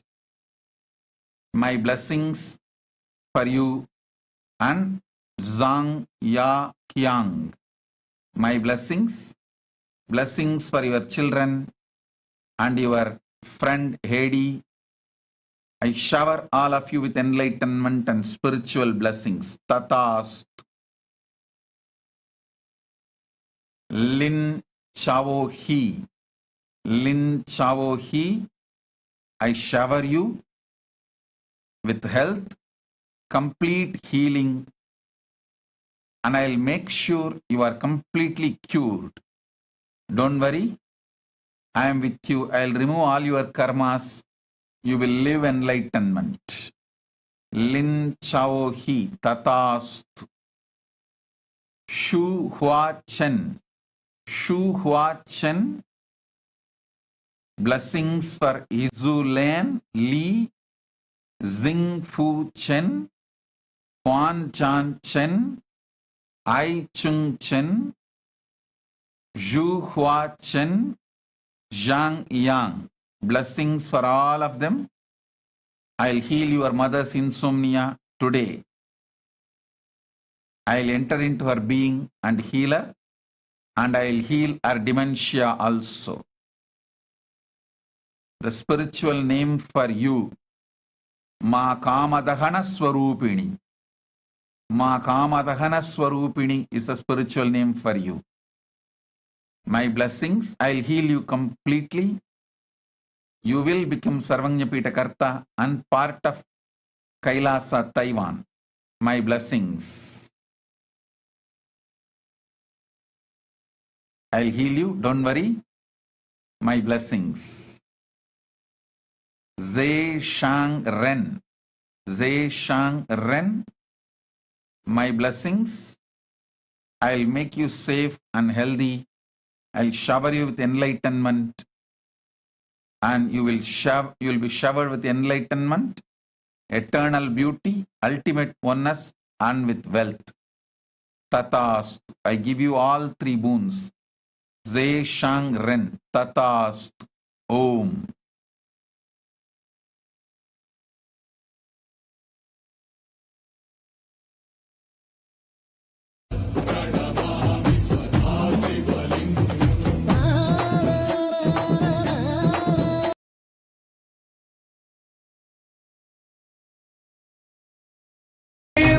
நீயும் செஞ்ச பாவம் சிதறி ஓடும் அடியக்கா பட்ட கஷ்டமெல்லாம் போதும் நித்யானந்த சாமி கிட்ட கை கூப்பி போவோம் காத்து கருப்பு அண்டினாலும் தன்னால ஓடும் வெள்ளி சூழ்ய பேயெல்லாம் மாயமாகி போகும் ஏஞ்சாமி கிட்ட எழுந்திருச்சு வாக்கா குலசாமி தொட்டா எதிர்கால ஷோக்கா வாய கட்டி வைத்த கட்டி பொழைச்சாலும் கூட தாய போல தாங்கி நிற்கும் நித்யானந்த சாமி காவரசா போரா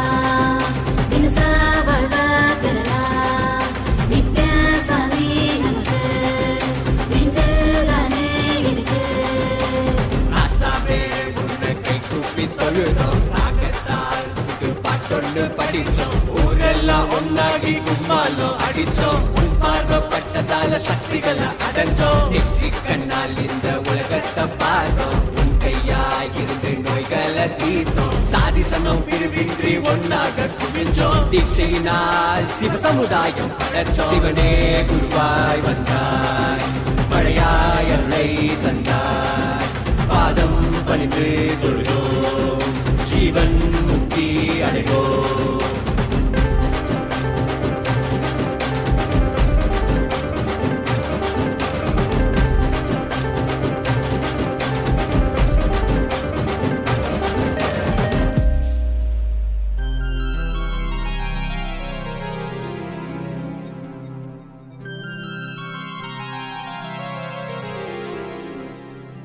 मृत्युञ्जयाय रुद्राय नीलकण्ठाय शम्भवे अमृतेशाय शर्वाय नित्यानन्दाय ते नमः नित्यानन्दाय ते नमः नित्यानन्दाय ते नमः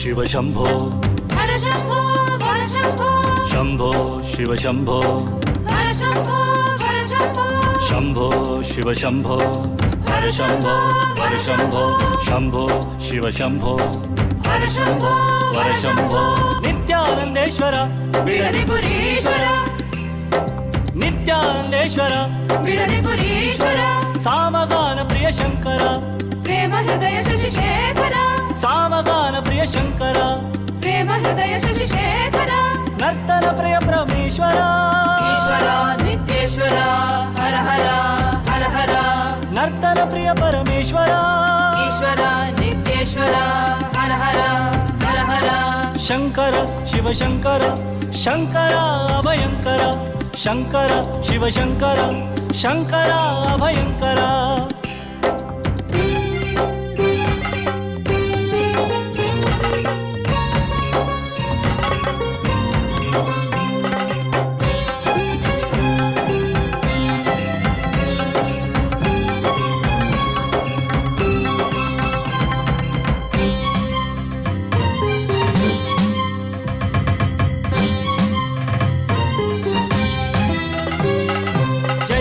ಶಂಕರ ಸಾಂಬ ಸದಾಶಿವ ಹರ ಹರ ಶಂಕರ ಸಾಂಬ ಸದಾಶಿವ ಜಯ ಜಯ ಶಂಕರ ಸಾಂಬ ಸದಾಶಿವ ಹರ ಹರ ಶಂಕರ ಸಾಂಬ ಸದಾಶಿವ ನಂದಿ ವಾಹನ ನಮಃ ಶಿವಾಯ ನಾಗಾಭರಣ ನಮಃ ಶಿವಾಯ ನಂದಿ ವಾಹನ ನಮಃ ಶಿವಾಯ ನಾಗಾಭರಣ ನಮಃ ಶಿವಾಯ ನರಜನ ಪಾಲಕ ನಮಃ ಶಿವಾಯ ನಮೋ ನಮೋ ನಿತ್ಯಾನಂದಾಯ ನರಜನ ಪಾಲಕ ನಮಃ ಶಿವಾಯ ನಮೋ ನಮೋ ನಿತ್ಯಾನಂದಾಯ ಶಂಕರ ಶಿವ ಶಂಕರ ಶಂಕರ ಭಯಂಕರ ಶಂಕರ ಶಿವ ಶಂಕರ ಶಂಕರ ಭಯಂಕರ ಶಂಭೋ ಶಿವ ಶಂಭೋ ಹರ ಶಂಭೋ ಹರ ಶಂಭೋ ಶಂಭೋ ಶಿವ ಶಂಭೋ ಹರ ಶಂಭೋ ಹರ ಶಂಭೋ ಶಂಭೋ ಶಿವ ಶಂಭೋ ಹರ ಶಂಭೋ ಹರ ಶಂಭೋ ಶಂಭೋ ಶಿವ ಶಂಭೋ ಹರ ಶಂಭೋ ಹರ ಶಂಭೋ ಶಂಭೋ ಶಿವ ಶಂಭೋ ಹರ ಶಂಭೋ ಹರ ಶಂಭೋ ಶಂಭೋ ಶಿವ ಶಂಭೋ ಹರ ಶಂಭೋ ಹರ ಶಂಭೋ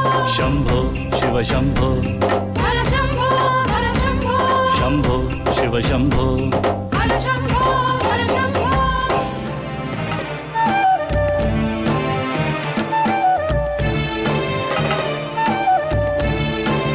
ಅವತರಂ ಅವತರಣ್ ದಿವ್ಯವತರಣ್ ಭವ್ಯವತರಣ್ ಅನನ್ಯವತರಣ್ ಅವತರಂ ಅವತರಣ್ ದಿವ್ಯವತರಣ್ ಭವ್ಯವತರಣ್ ಅನನ್ಯವತರಣ್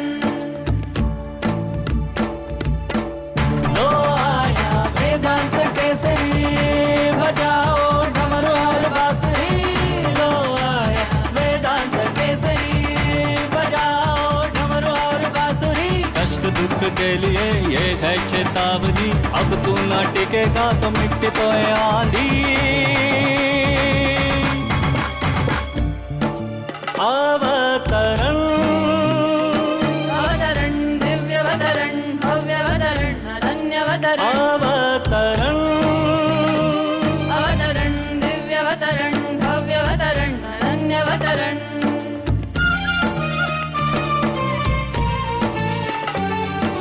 सदाशिव रूप की ये अवतरण नित्यानंद की ये अवतरण अवतरण अवतरण दिव्यवतरण भव्यवतरण अनन्यवतरण अवतरण अवतरण दिव्यवतरण भव्यवतरण अनन्यवतरण अवतरण अवतरण दिव्यवतरण भव्यवतरण अनन्यवतरण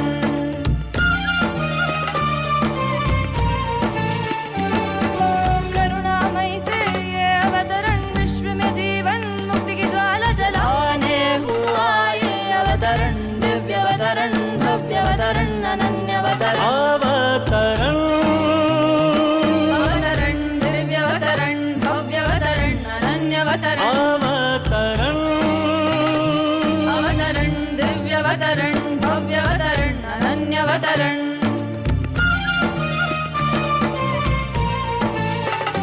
माया जाल में डूब न जाए इस दुनिया को बचाने हुआ है अवतरण अवतरण दिव्यवतरण भव्यवतरण अनन्यवतरण अवतरण अवतरण दिव्यवतरण भव्यवतरण अनन्यवतरण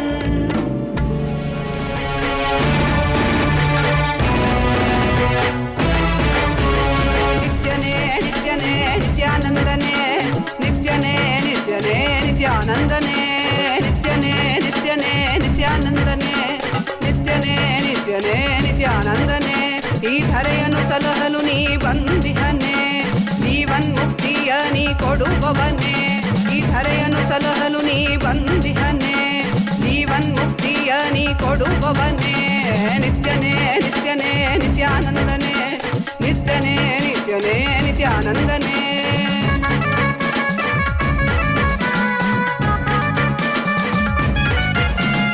ಅರಿಯದ ಮನಸ್ಸಿನ ದ್ವಂದ್ವವ ತೊಲಗಿಸಿ ಅರಿಯದ ಮನಸ್ಸಿನ ದ್ವಂದ್ವವ ತೊಲಗಿಸಿ ದಿವ್ಯ ಜ್ಞಾನವ ನೀ ತಂದೆ ದಿವ್ಯ ಜ್ಞಾನವ ನೀ ತಂದೆ ನಿತ್ಯನೇ ನಿತ್ಯನೇ ನಿತ್ಯಾನಂದನೆ ನಿತ್ಯನೇ ನಿತ್ಯನೇ ನಿತ್ಯಾನಂದನೆ ನಿತ್ಯನೇ ನಿತ್ಯನೇ ನಿತ್ಯ Not only I'll heal you, I'll manifest yogic body for you. Tatast. Om. You will be healed right now. Before even the darshan ends, you will be completely healed. Om, Om, Om.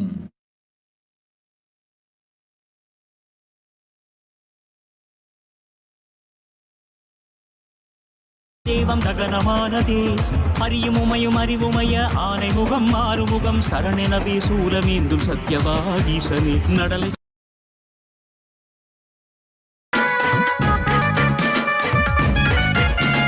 ಚಂದದಿ ಕಾಣುವ ಮಾಯೆಯ ಮುಸುಕನು ತೆರೆಯುವ ಬುದ್ಧಿಯ ನೀ ತರುವೆ ಚಂದದಿ ಕಾಣುವ ಮಾಯೆಯ ಮುಸುಕನು ತೆರೆಯುವ ಬುದ್ಧಿಯ ನೀ ತರುವೆ ನಿತ್ಯನೇ ನಿತ್ಯನೇ ನಿತ್ಯಾನಂದನೇ ನಿತ್ಯನೇ ನಿತ್ಯನೇ ನಿತ್ಯಾನಂದನೇ ನಿತ್ಯನೇ ನಿತ್ಯನೇ ನಿತ್ಯಾನಂದನೇ ನಿತ್ಯನೇ ನಿತ್ಯನೇ ನಿತ್ಯಾನಂದನೇ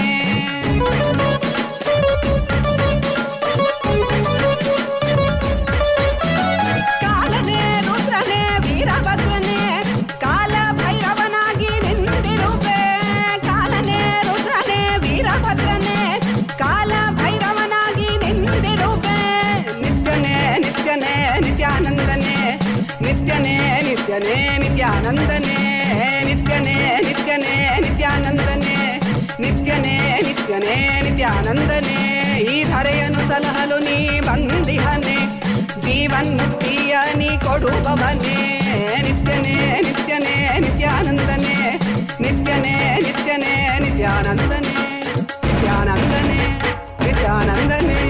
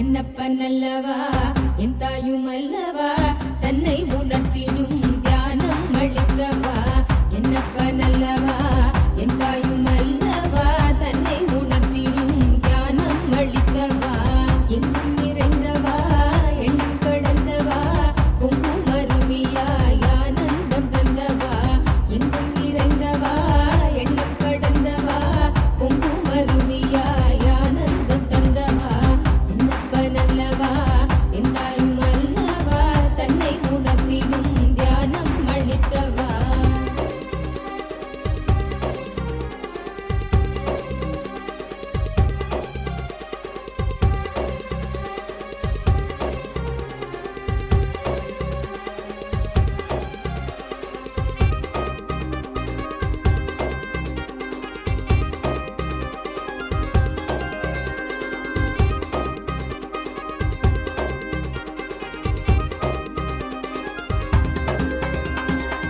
ஏழாம் உடல்கள் தாண்டி நித்திய வாழ்வும் கண்டிட கேடான காலம் தன்னை வென்று நீலை நின்றிட ஏழாம் உடல்கள் தாண்டி நித்திய வாழ்வும் கண்டிட கேடான காலம் தன்னை வென்று நீலை நின்றிட சீடான பாவம் பழி நீங்கி பெரு வாழ்வினே கொண்டாட நித்யானந்த ஸ்புரணம் தன்னை நீதவா சீடான பாவம் பழி நீங்கி பெரு வாழ்வினே கொண்டாட நித்யானந்த ஸ்புரணம் தன்னை நீதவா என்னப்பனல்லவா என் தாயும் அல்லவா தன்னை உணர்த்திடும் தியானம் அளித்தவா என்னப்பனல்லவா என் தாயும் அல்லவா தன்னை உணர்த்திடும் தியானம் அளித்தவா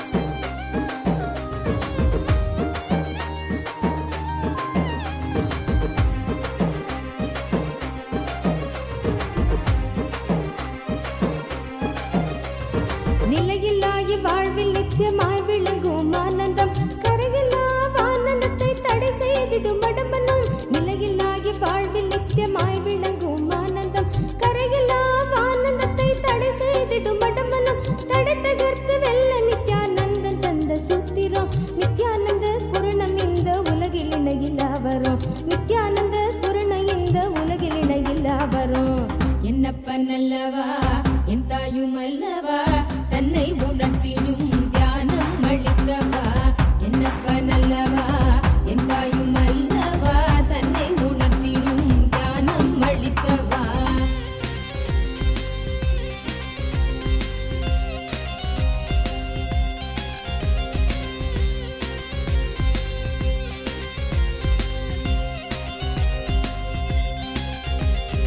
ஆழியாய் விருந்து நிற்கும் கர்ம நிலை சஞ்சிதம் ஆழியாய் விருந்து நிற்கும் கர்ம நிலை சஞ்சிதம் வாழும் ஜென்மத்தோடு கொண்டு வந்த பிராரப்தமா சேருகின்ற ஆசைகளால் கூடிடும் ஆகாமியம் சேருகின்ற ஆசைகளால் கூடிடும் ஆகாமியம் வீழும் மூன்று கர்மம் நித்யானந்தன் வழி சென்றிட வீழும் மூன்று கர்மம் நித்யானந்தன் வழி சென்றிட என்னப்பன் அல்லவா என் தாயும் அல்லவா தன்னை உணர்த்திடும் தியானம் அளித்தவா என்னப்பன் அல்லவா என் தாயும் அல்லவா தன்னை உணர்த்திடும் தியானம் அளித்தவா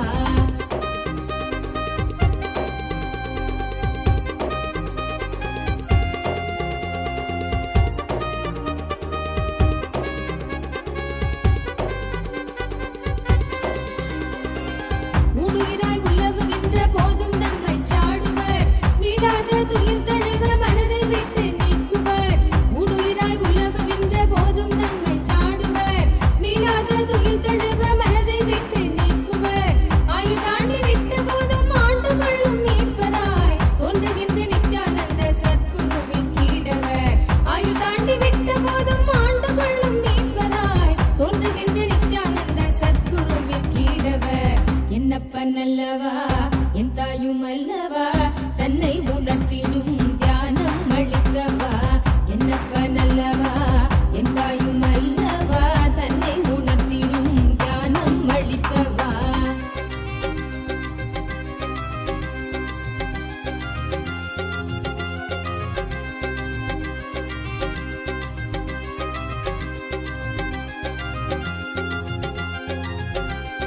தந்தை தாயும் ஆன போதும் திட்டமிட்ட சொந்தம்தான் கொண்ட வந்த மக்கள் யாவும் தீர்வில்லாத நோய்களாம் தந்தை தாயும் ஆன போதும் திட்டமிட்ட சொந்தம்தான் கொண்ட வந்த மக்கள் யாவும் தீர்வில்லாத நோய்களாம் ஈடுகாட்டில் இட்ட பின்பும் முக்தி தந்து ஏற்றிடும் ஈடிணை இல்லாத ஒரே சொந்தம் குரு நித்யனாம் ஈடிணை இல்லாத ஒரே சொந்தம் குரு நித்யனாம் என்னப்பன் அல்லவா என் தாயும் அல்லவா தன்னை உணர்த்திடும் தியானம் அளித்தவா என்னப்பன் அல்லவா என் தாயும் அல்லவா தன்னை உணர்த்திடும் தியானம் அளித்தவா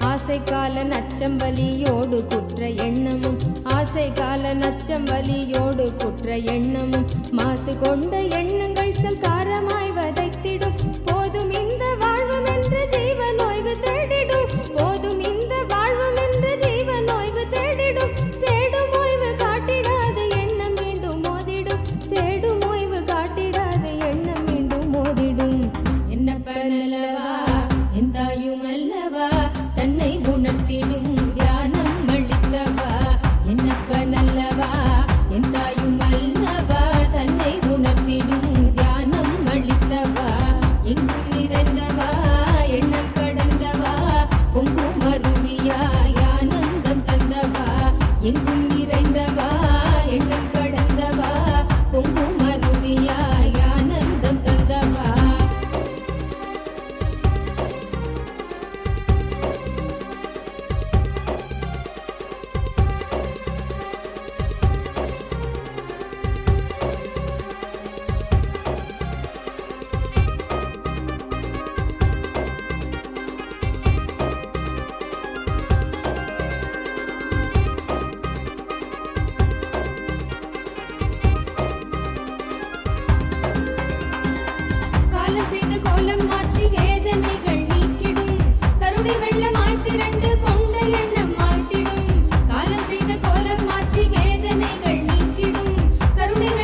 திரண்டு கொண்ட எண்ணம் மாய்த்திடும் காலன் வரும் நேரம்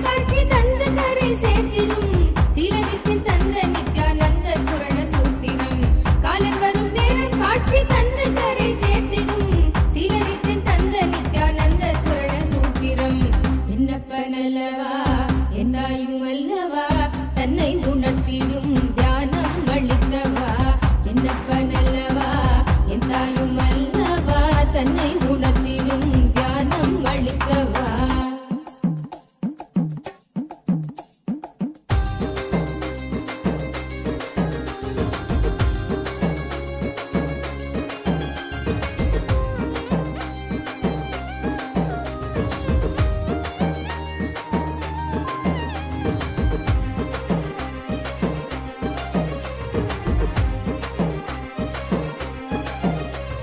வாட்டும் வலியின் பிடியில் இந்த ஸ்தூல தேகம் தவித்திடும். சீற்றம் ஏற ஏற அச்ச எண்ணமாய் நிலை பெறும். வாட்டும் வலியின் பிடியில் இந்த ஸ்தூல தேகம் தவித்திடும். சீற்றம் ஏற ஏற அச்ச எண்ணமாய் நிலை பெறும். தாங்கும் ஞான சோளம் வலியின் வலிமை தன்னை வீழ்த்திடும்.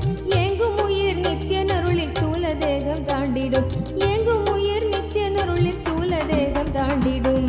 என்னப்பன் அல்லவா என் தாயும் அல்லவா தன்னை உணர்த்திடும் தியானம் அளித்தவா.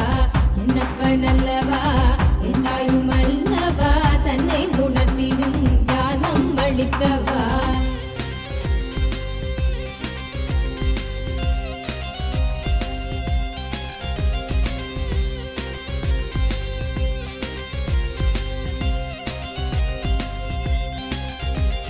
பிராணதேகம் காம மோகத்தீயினில் உழன்றதே. பிராணதேகம் காம மோகத்தீயினில் உழன்றதே. ஆசை கடலின் அலைகள் தன்னை கட்டுண்டே பின் மூழ்குதே. காத்து கொள்ளும் நோக்கினோடு நித்தியன் பாதம் நாடுதே. காத்து கொள்ளும் நோக்கினோடு நித்தியன் பாதம் நாடுதே. நித்யானந்த ஸ்புரணம் தரும் யுக்தி தன்னை வேண்டுதே. நித்யானந்த ஸ்புரணம் தரும் யுக்தி தன்னை வேண்டுதே. என்னப்பன் அல்லவா என் தாயும் அல்லவா தன்னை உணர்த்திடும் தியானம் அளித்தவா. என்னப்பன் அல்லவா என் தாயும் அல்லவா தன்னை உணர்த்திடும் தியானம் அளித்தவா.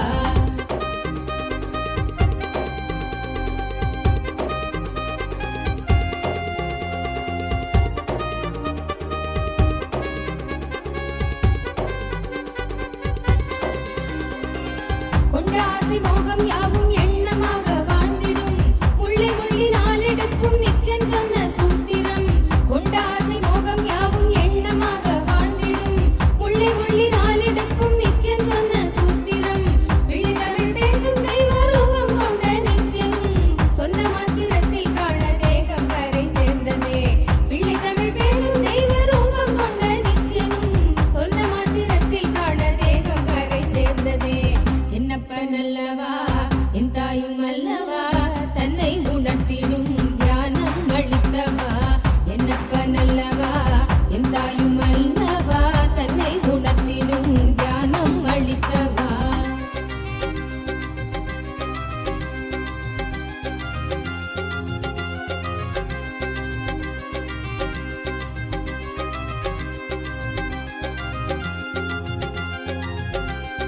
குற்றமாய் உணர்வு கொள்ளும் எண்ண மனதை வாட்டிடும். சற்றும் தெளிவில்லாத நிலை தன்னை தானே காட்டிடும். குற்றமாய் உணர்வு கொள்ளும் எண்ண மனதை வாட்டிடும். சற்றும் தெளிவில்லாத நிலை தன்னை தானே காட்டிடும். சுற்றம் கொஞ்சம் சாற்றும் சுயமாக கொஞ்சம் ஏற்றிடும். கற்ற வித்தை ஏதும் கை கடங்கிடாது போகிடும். கற்ற வித்தை ஏதும் கை கடங்கிடாது போகிடும். என்னப்பன் அல்லவா என் தாயும் அல்லவா தன்னை உணர்த்திடும் தியானம் அளித்தவா. என்னப்பன் அல்லவா என் தாயும் அல்லவா தன்னை உணர்த்திடும் தியானம் அளித்தவா.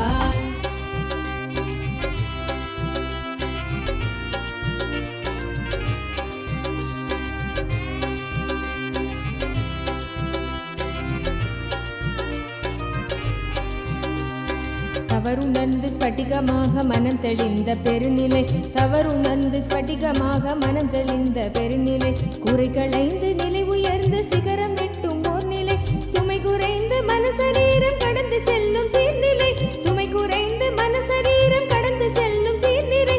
தயபுரிந்து விமல நித்யன் அருளுகின்ற மேல்நிலை. தயபுரிந்து விமல நித்யன் அருளுகின்ற மேல்நிலை. என்னப்பன் அல்லவா என் தாயும் அல்லவா தன்னை உணர்த்திடும் தியானம் அளித்தவா. என்னப்பன் அல்லவா என் தாயும் அல்லவா தன்னை உணர்த்திடும் தியானம் அளித்தவா. எங்கும் நிறைந்தவா எண்ணம் கடந்தவா எங்கும் நிறைந்தவா எண்ணம் கடந்தவா பொங்கும் அருவியாய் ஆனந்தம் தந்தவா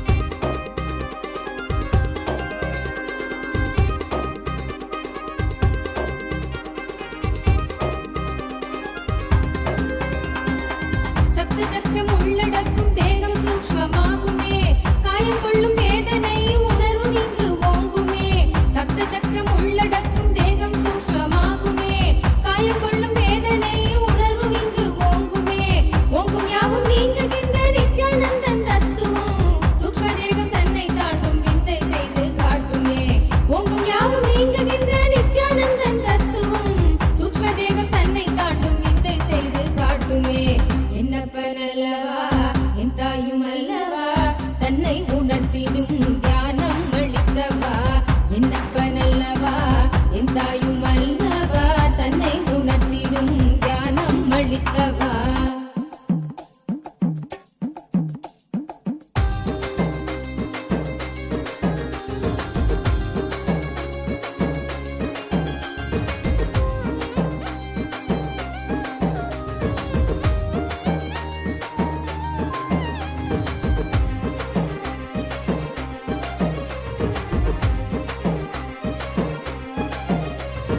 ஆழ்ந்த நித்திரைக்குள் காணும் காரண சரீரமும் சூழும் சொப்பனத்தை மெய்யென்றெண்ணியே தவித்திடும் ஆழ்ந்த நித்திரைக்குள் காணும் காரண சரீரமும் சூழும் சொப்பனத்தை மெய்யென்றெண்ணியே தவித்திடும் மீளுகின்ற சூத்திரம் அருள் செய்யும் நித்யானந்தனால் காரண சரீரம் தன்னை பூர்ணமாய் கடக்கிறோம் காரண சரீரம் தன்னை பூர்ணமாய் கடக்கிறோம் என்னப்பனல்லவா என் தாயும் அல்லவா தன்னை உணர்த்திடும் தியானம் அளித்தவா என்னப்பனல்லவா என் தாயும் அல்லவா தன்னை உணர்த்திடும் தியானம் அளித்தவா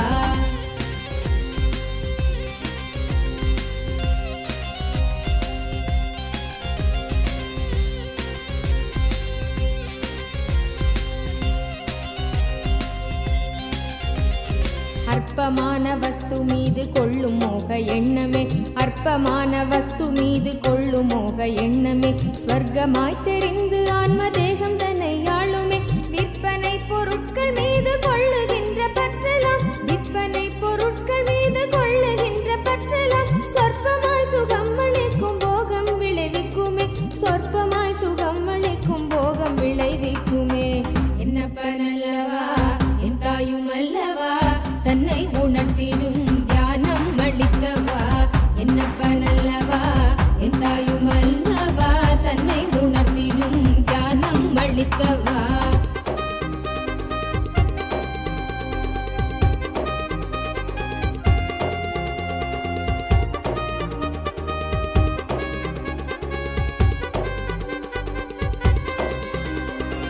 பரமஹம்ச நித்யானந்தன் பாதம் தன்னை பற்றிட போக எண்ணம் மாற்றி ஞான தீயை கொஞ்சம் மூட்டுவான் பரமஹம்ச நித்யானந்தன் பாதம் தன்னை பற்றிட போக எண்ணம் மாற்றி ஞான தீயை கொஞ்சம் மூட்டுவான் மோகமாய் முளைத்த போகம் வேகம் கொண்ட தீயினால் ஏகமாய வான்ம தேகம் தாண்டி கரை சேருமே மோகமாய் முளைத்த போகம் வேகம் கொண்ட தீயினால் ஏகமாய வான்ம தேகம் தாண்டி கரை சேருமே என்னப்பனல்லவா என் தாயும் அல்லவா தன்னை உணர்த்திடும் தியானம் அளித்தவா என்னப்பனல்லவா என் தாயும் அல்லவா தன்னை உணர்த்திடும் தியானம் அளித்தவா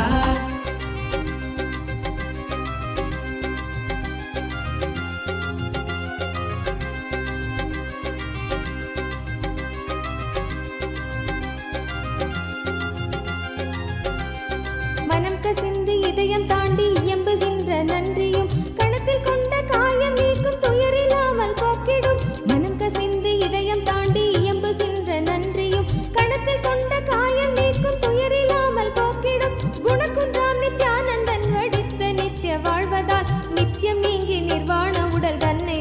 கடக்கிறோம். நித்தியம் நீங்கி நிர்வாண உடல் தன்னை நாங்கள் கடக்கிறோம்.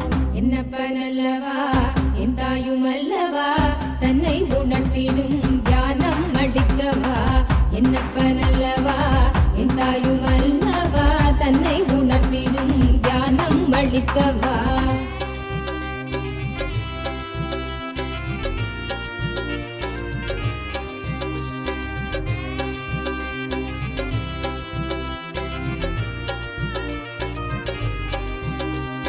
சத்திய வாழ்வு நித்திய வாழ்வு ஆனந்தமய வாழ்வுதான். சத்திய வாழ்வு நித்திய வாழ்வு ஆனந்தமய வாழ்வுதான்.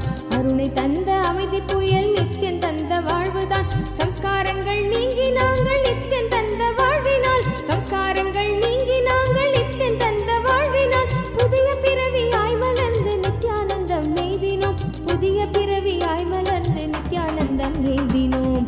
என்னப்பன் அல்லவா என் தாயும் அல்லவா தன்னை உணர்த்திடும் தியானம் அளிக்கவா.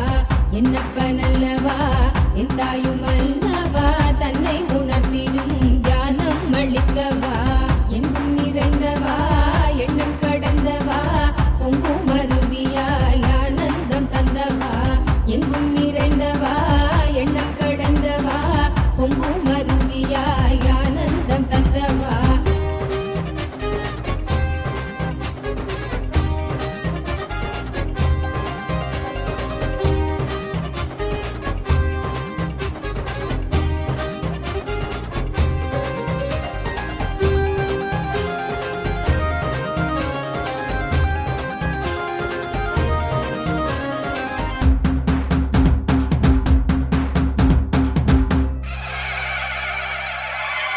என்னப்பனே என்னையனே நித்யானந்த நித்ய காருண்யனே.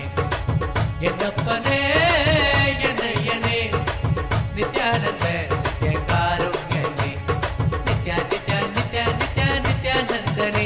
நித்யா நித்யா நித்யா நித்யா நித்யா நித்யானந்தனே. நித்யானந்த நித்ய ரூப நித்ய காருண்யனே.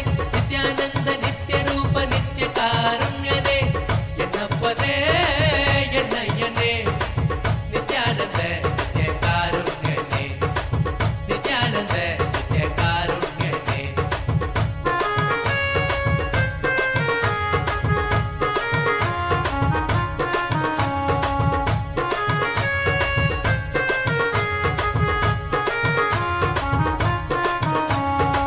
பன்னிருகை நித்ய குருநாதனே. பன்னிருகை குருநாதனே. பன்னிருகை நித்ய குருநாதனே. பன்னிருகை குருநாதனே. பக்தர்களுக்கு அனுகூலனே. பக்தர்களுக்கு அனுகூலனே. நித்யா நித்யா நித்யா நித்யா நித்யானந்தனே. நித்யா நித்யா நித்யா நித்யா நித்யா நித்யானந்தனே. நித்யானந்த நித்ய ரூப நித்ய காருண்யனே. நித்யானந்த நித்ய ரூப நித்ய காருண்யனே. என்னப்பனே என்னையனே நித்யானந்த நித்ய காருண்யனே. என்னப்பனே என்னையனே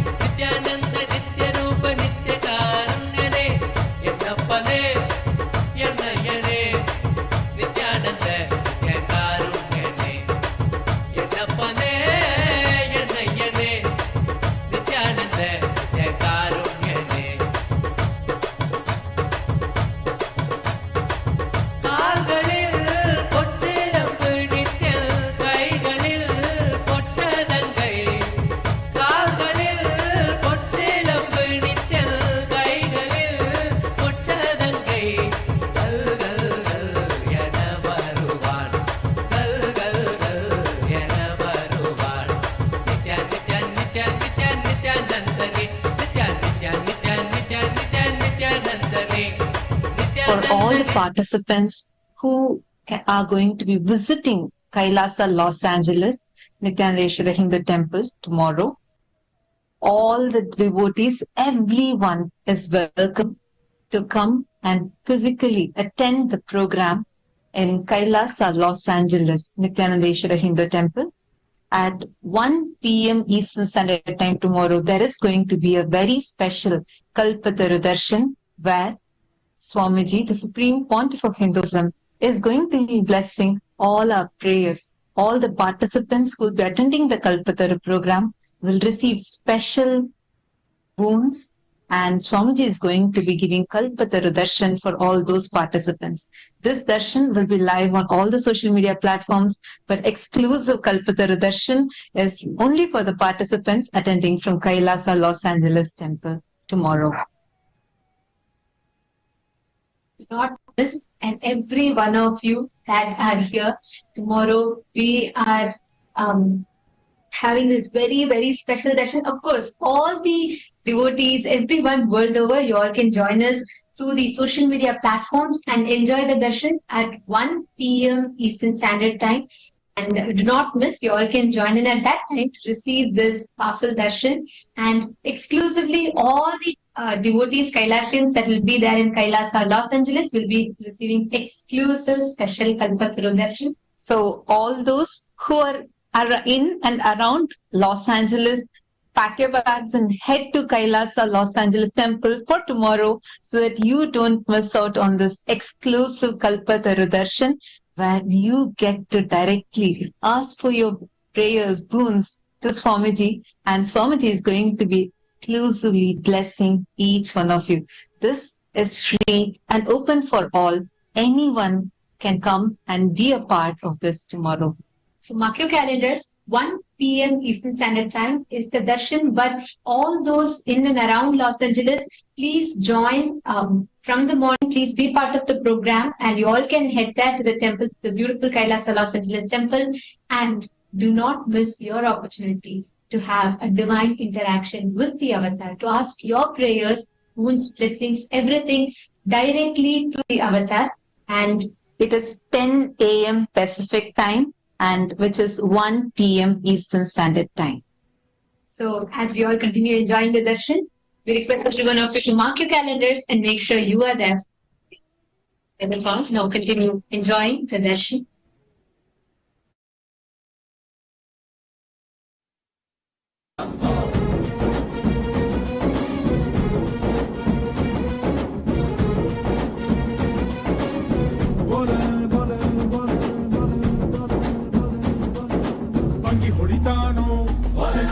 ಹೆಂಡ ಕುಡಿತಾನೋ ತೇಲ ಆಡುತ್ತಾನೋ ಸುಮ್ನೆ ಕುಣಿತಾನೋ ಊರ ಸುತ್ತಾನೋ பொற்கழுத்தில் அணிந்த மாலை சுழலவே நித்ய ஆனந்த தாண்டவம் நீ ஆடும் வேலையே பொற்கழுத்தில் அணிந்த மாலை சுழலவே நித்ய ஆனந்த தாண்டவம் நீ ஆடும் வேலையே பக்தியில் நெஞ்சம் இன்ப கூத்தாடுதே நித்யா பக்தர்கள் நெஞ்சம் இன்ப கூத்தாடுதே நித்யா நித்யா நித்யா நித்யா நித்யானந்தனே நித்யா நித்யா நித்யா நித்யா நித்யா நித்யானந்தனே நித்யானந்த நித்ய ரூப நித்ய காருண்யனே நித்யானந்த நித்ய ரூப நித்ய காருண்யனே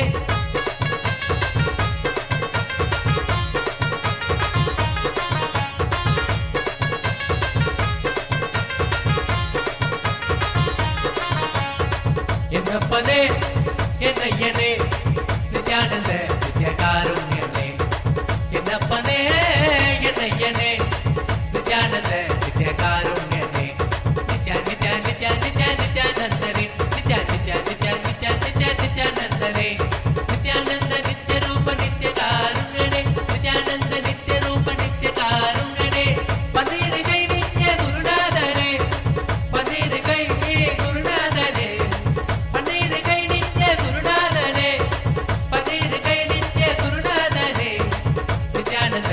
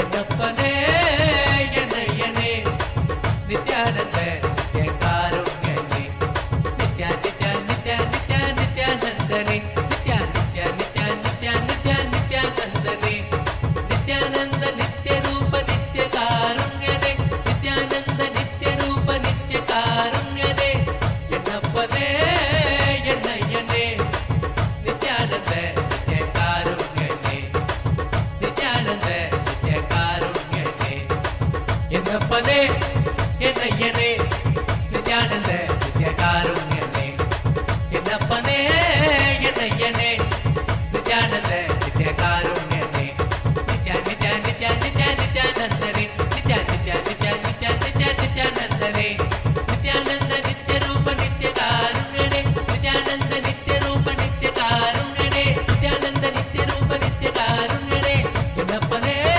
என்னையனே நித்யானந்த நித்ய காருண்யனே என்னப்பனே என்னையனே நித்யானந்த நித்ய காருண்யனே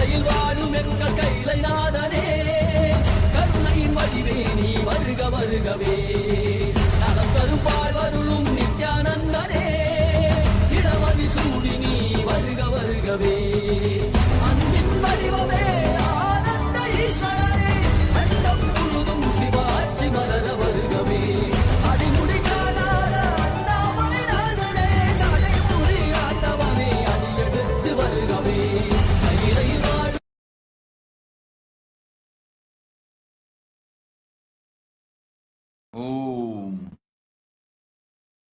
Om.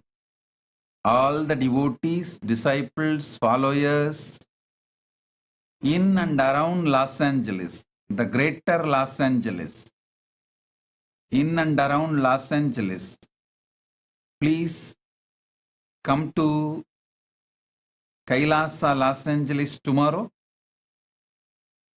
for wonderful Kalpatar Darshan and program.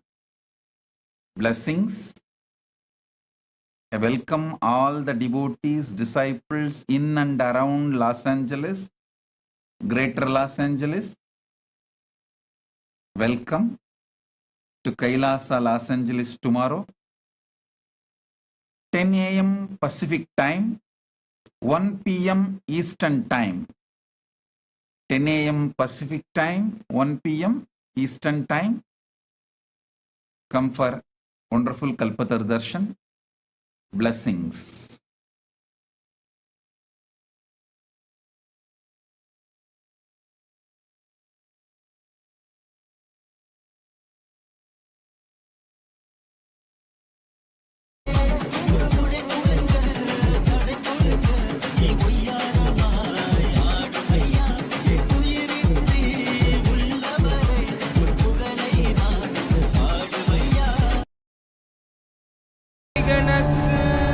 ஆத்மஞானம் அளிப்பாய் குருநாதா நித்யானந்தா ஆத்மஞானம் அளிப்பாய் நித்யானந்தா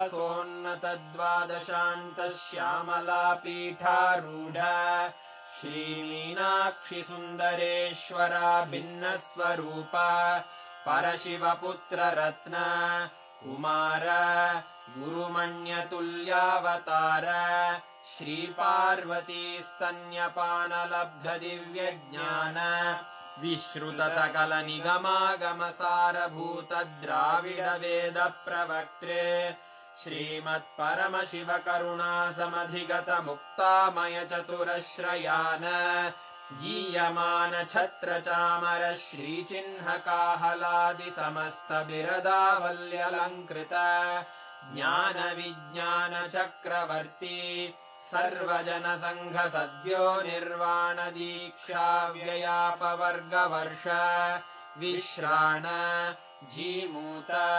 परमतकलभकेसरी शैवसिद्धान्तस्थापनाचार्य श्रीराजाधिराजपाण्ड्यमहाराज गुरु क्षपणशाक्यादिमहान्धकारनिवारणज्ञानभानु वीक्षणानर्हार्हध्वजोच्छेदनपूर्वक श्रीमद्वृषभध्वजस्थापक शैवसमयकर्त्रे सर्वज्ञपीठारूढ श्रीजगद्गुरु श्रीज्ञानसम्बन्धदेशिकस्वामि वागीशसुन्दरमाणिक्यवाचकस्वामिनाम् अवतारभूत श्रीज्ञानसम्बन्धस्वामि पुनरुद्धृत श्यामलापीठ सर्वज्ञपीठ 93 गुरुमहासन्निधान अरुणगिरियोगीश्वर परम्परागत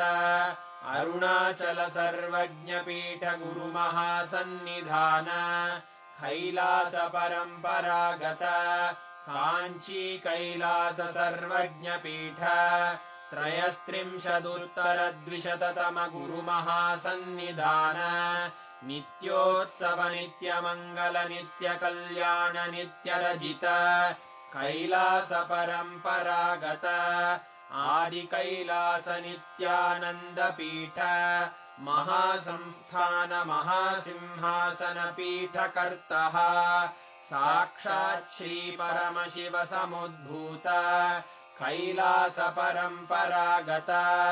वैवस्वतमनु इक्ष्वाकु हरिश्चन्द्र भगीरथ श्रीरामचन्द्र शूरसेन इत्यादि अनवच्छिन्न सार्वभौम चक्रवर्ति परम्परागत चतुष्षष्टि योगिनी मण्डित चतुष्षष्टि सम्प्रदाय प्रवर्तक मनुधर्मशासन सूर्यवंश प्राप्त सर्वज्ञपीठ सुराङ्गि साम्राज्य मूर्धाभिषिक्त चूडामणे साक्षात् श्री परमशिव समुद्भूत कपिल महागुरु पुनरुद्धृत महानिर्वाणिपीठ अष्टोत्तर सहस्र श्री महामण्डलेश्वर साक्षात् श्री परमशिव सिंहासनाभिषिक्त समस्त गणनायक श्री महागणपति समारंभ अनवच्छिन्न पीठाधीश्वर गुरुपरम्परा प्राप्त अटल पीठ अष्टोत्तर सहस्र श्री अटल पीठाधीश्वर धर्म मुक्ति स्वर्गपुर स्वर्ण पीठ त्रयोविंश गुरु महासन्निधान कैलास परम्परागत आदिपीठ सर्वज्ञ पीठ जगद्गुरो श्री कैलास पुनरुद्धारक श्री कैलास परमाचार्य श्रीमत्परमहंस परिव्राजकाचार्य वर्य सच्चिदानन्द प्रणव स्वरूप श्रोत्रिय ब्रह्मनिष्ठ श्रीमज्जगद्गुरु श्रील श्री भगवत् श्री नित्यानंद परमशिव श्री ज्ञान संबंध देशिक परमाचार्य स्वामिन् अत्रागत्य परिपाल्य च अस्मान् विज्ञान वितरणेन विजयी भव जय जय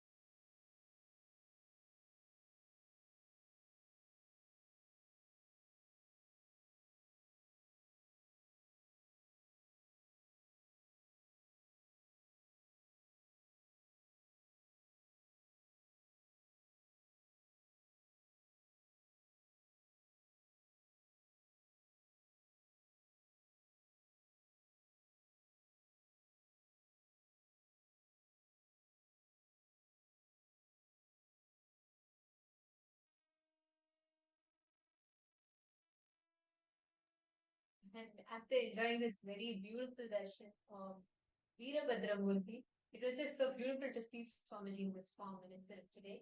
And what an amazing darshan all of us just had, and a great blessing. We also have an important announcement. The program starts at 8 a.m. Eastern Standard Time for the Kalpataru participants who will be attending tomorrow. It will start at 8 a.m. Pacific Time and 11 a.m. Eastern Standard Time. So we request everyone to gather at the temple Kailasa, Los Angeles for, like how Swamiji said, a beautiful and a wonderful Kalpataru darshan tomorrow by 8 a.m. Pacific Time and 11 a.m. Eastern Standard Time. The darshan itself will be at 1 p.m. Eastern Standard Time, which is 10 a.m. Pacific Time. So do not forget 8 a.m. Pacific Time. Please be there. in Los Angeles, Kailasa. So 8 a.m. to 12 noon is the time. Do not miss. Please be there. And this is on the occasion, this is a very special Kalpatru Darshan at Kailasa, Los Angeles. This whole space, the preparation is happening on for marking the occasion of Krishna Janmashtami celebration. And please do not miss, be there and 8 a.m. And especially all those in and around Los Angeles, the greater Los Angeles, like Swamiji said, please make sure you're going there on time to enjoy this powerful darshan. Kalpatru is always very, very special, very close to our hearts, right? So don't miss it.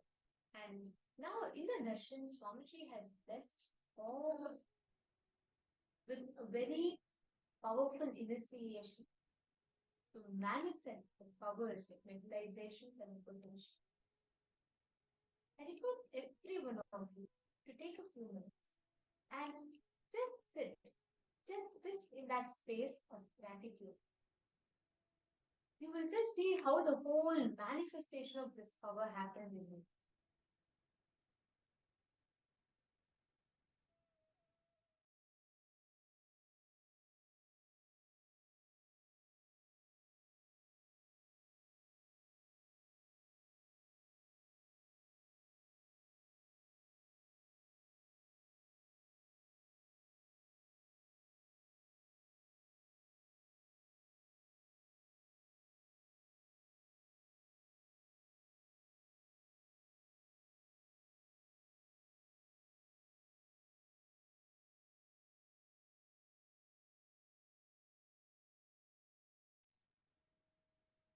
Swamiji is giving such a powerful initiation.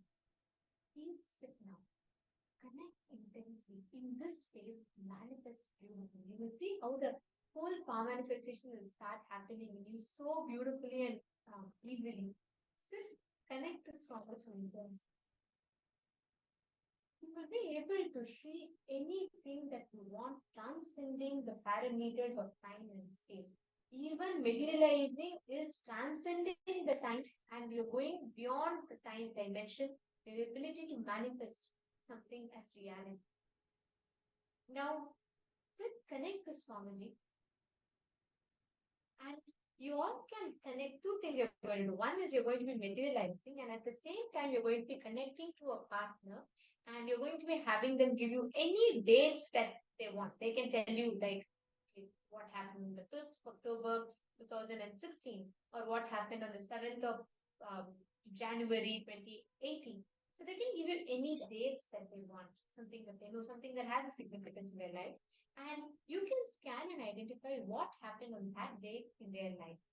So we request all the participants, every one of you, to please start right after this initiation. This is the best space to manifest powers in.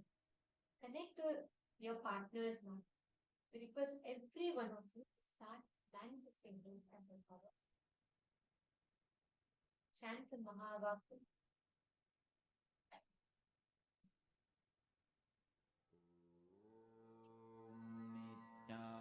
Nithyananda Paramashivoham Om Nithyananda Paramashivoham Om Nithyananda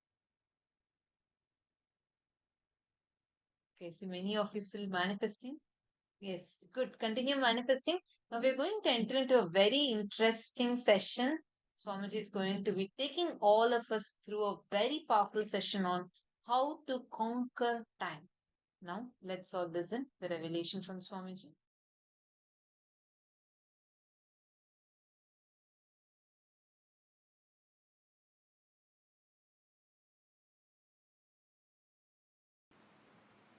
Few basic truths.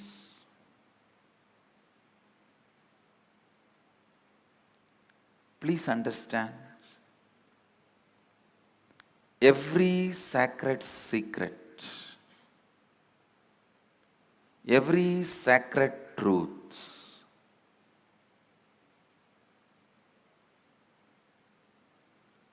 I am uttering, every word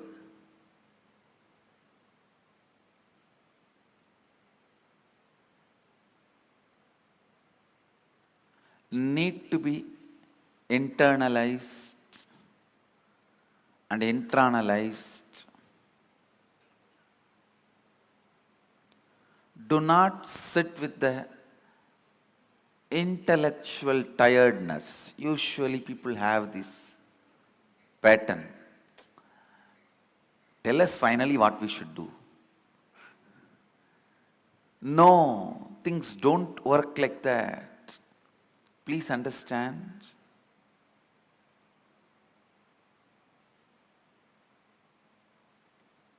Every word I am uttering matters. The first truth, time is a matter.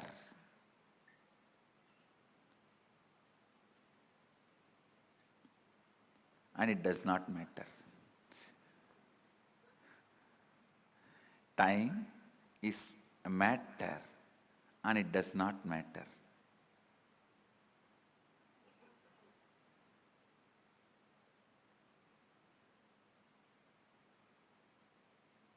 You can manipulate it as you can manipulate your body. Understand? You can make your body big or small with certain practices, diet control. You can manipulate it. You can play with it. Same way, you can play with time. You can play with time. How? We will see next. But some of the basic truths, you can play with it. Please listen. It was such powerful click for me. I'll tell you exactly what he said. He said, how the moment your bladder is full,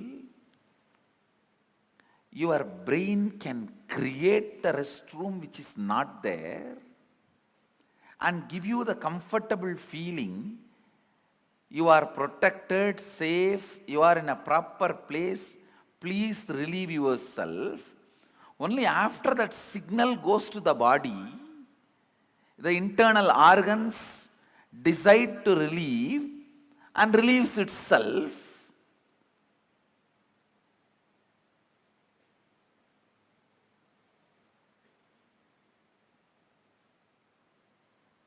The pressure inside you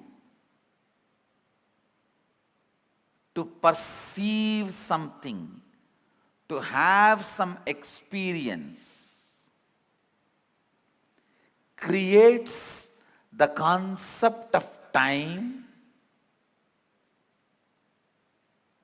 and gives you various experiences. Pressure inside you, that bladder is full, creates the restroom ambience in your brain, which is actually not there, but gives you a comfortable feeling, you can relieve yourself. Same way, desire to have certain experiences. That pressure inside you creates time which is not there and gives you various experiences. I'll try to convey much deeper the same truth further. Now you understand this much. The whole idea of time is your will and decision. I can give you 100 examples. When you are sitting with somebody whom you like or doing something which you like, your passion, you don't know how the time passes. Time gives you a different experience about you, about life, about world. But when you are sitting with somebody whom you don't like, or when you are doing something about which you are forced, time gives you different experience about yourself, world and life. This one small example I have seen in my own life. Morning 5 o'clock, early morning 5 o'clock to night 11 o'clock, I'll be sitting with Arunagiri Yogeshwara. I don't know how the sun rises and sun sets, but at night, few hours when I need to be in the house, away from him, I'll move the clock 10 times, thinking that it is not moving, it has stopped.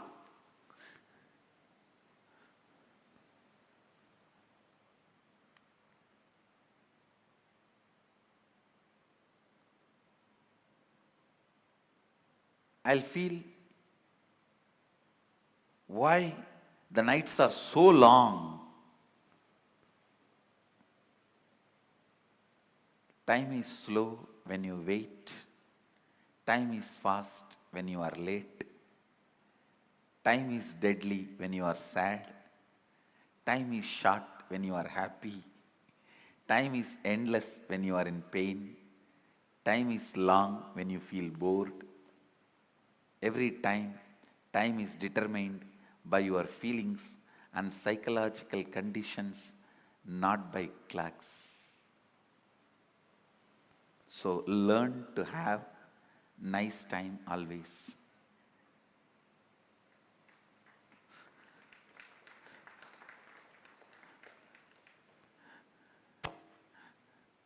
Whatever now I am sharing, most of you may know that ideas, nothing new. But I am trying to set the context so that I can lead you into the deeper understanding, especially the experience to make these understandings permanent.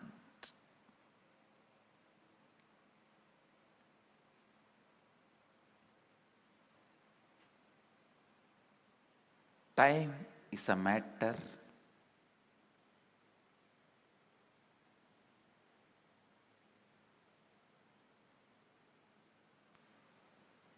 it does not matter.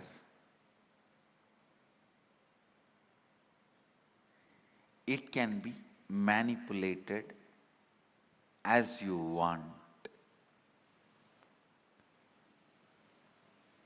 You can play with it as you want. One more understanding I received from Arunagiri Yogeshwara about time. Listen carefully.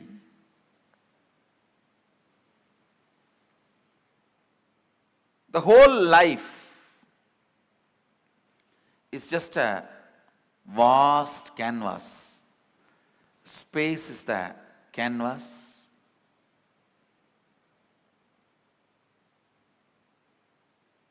Imagine 200-mile length canvas on which lot of paintings are there.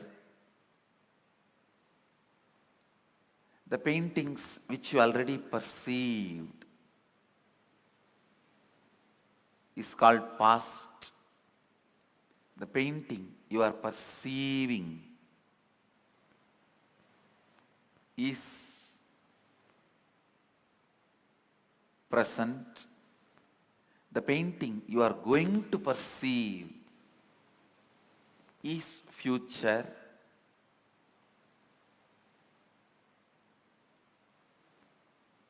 But the truth is all three exist. All three exist.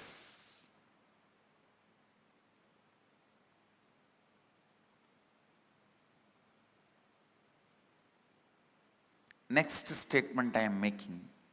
Please listen. First statement I am making. Past, present, future, all three exist.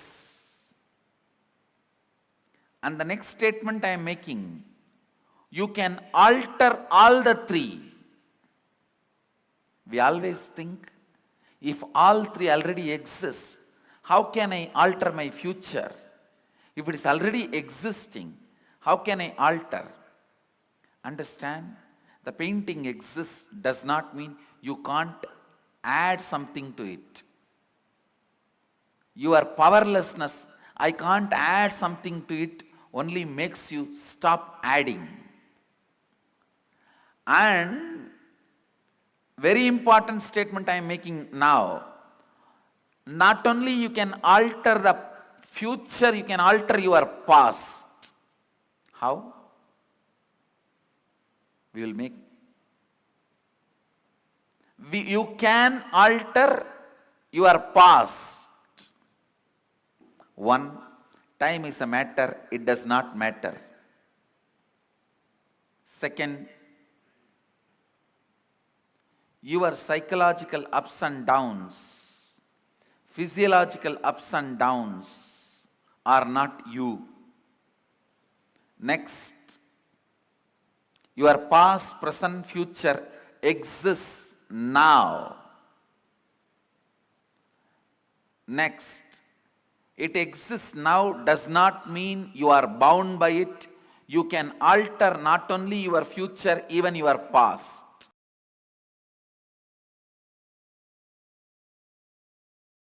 I had a fortune of meeting a great Paramahamsa. His name was Sundananda Swami. He was from Ramakrishna order in Mangalore. Now he is no more, he left the body. In his room he will have 25 clocks. One will show 8:30, one 9:10, another one 1:30, another one 2:40. Like this 25 different times. I used to ask him, Maharaji, why this is an elderly person. Maharaji, why like this? So many clocks with so many time. What is actual time? He will say, hey, Koka. Koka means in Bengali, small boy. He will say, hey, Koka. Whatever time I want, I will keep that clock as a real time. It was very shocking. And he was head of the mud monastery where so much need to happen as per the chronological clock. But he was always making everything happen. The absolute freedom from time. Listen. Consider this line, straight line, as present moment. Now. Every thought happens between past and future. Please listen. Actually, from morning I am giving you different truths about time. Now all those zigzag puzzles will fall in place. If you just grasp this one. All thoughts, it can be as simple as feeling like having a cup of tea, or as complicated as politically strategizing for some victory. It can be as simple as wanting to have a cup of coffee, or as complicated as political strategizing for some victory. Any thought, thought means movement between past and future. Thought means nothing but you move to the past and future. This is past. Let's consider this as past, and this as future.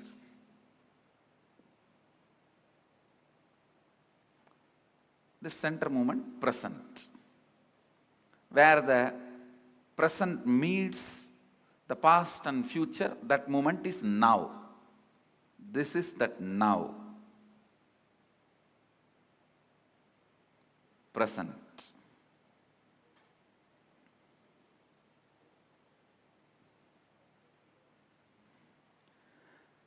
Understand, if these lines symbolically represent time, means this board is the space.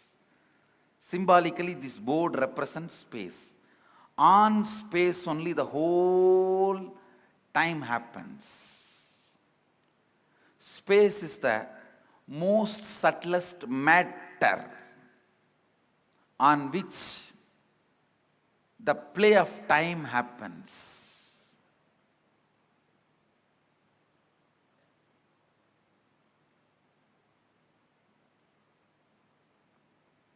Just understand this example. Your movement between past and future is thought. Like you jump from here to there to here to there to here to there to here. That is what I call your perception about you, life, your existence. Your existence is nothing but the movements. Because till you know your real reality, as on now, whatever you know about you is nothing but your thinking. Am I right? Is there anything you know about you more than your thinking? Anybody? If you know something more about you, more than your thinking, this seat is for you. See, whatever you know about you is all based on your thinking. So, I can very comfortably assume your thinking is your reality, as on now. Am I right? So, it is all about you jumping into the past and future, past and future, past and future. That's all is your thinking. That's all is your, what you call as you. See, what I call as you is much beyond than what you call as you. So now I am talking about what you call as you. It's all about movements between the past and future. And I want you to know, it has a direct utility in your life's balance sheet. So please don't think it is some philosophy, it is some metaphysics, it is some intellectual stuff.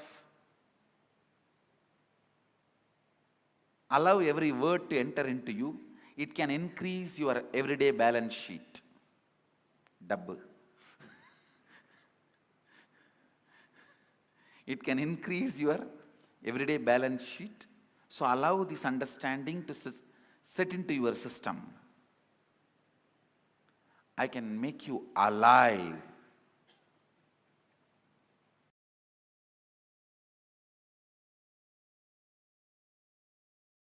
This I received directly from Arunagiri Yogeshwara.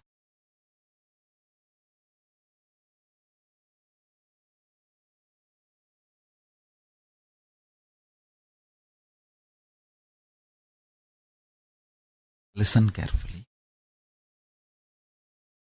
Your inner space. What do you call as you? Tahara Akasha. Taharakasha. It's a Sanskrit word. What do you feel as you? Inner space. Pratyagatma or Takarakasha. Takarakasha is a more precise word. Your inner space. If you hit your inner space with a powerful cognition, that powerful cognition explodes as power, awareness, pure consciousness, super consciousness, higher level of existence in you.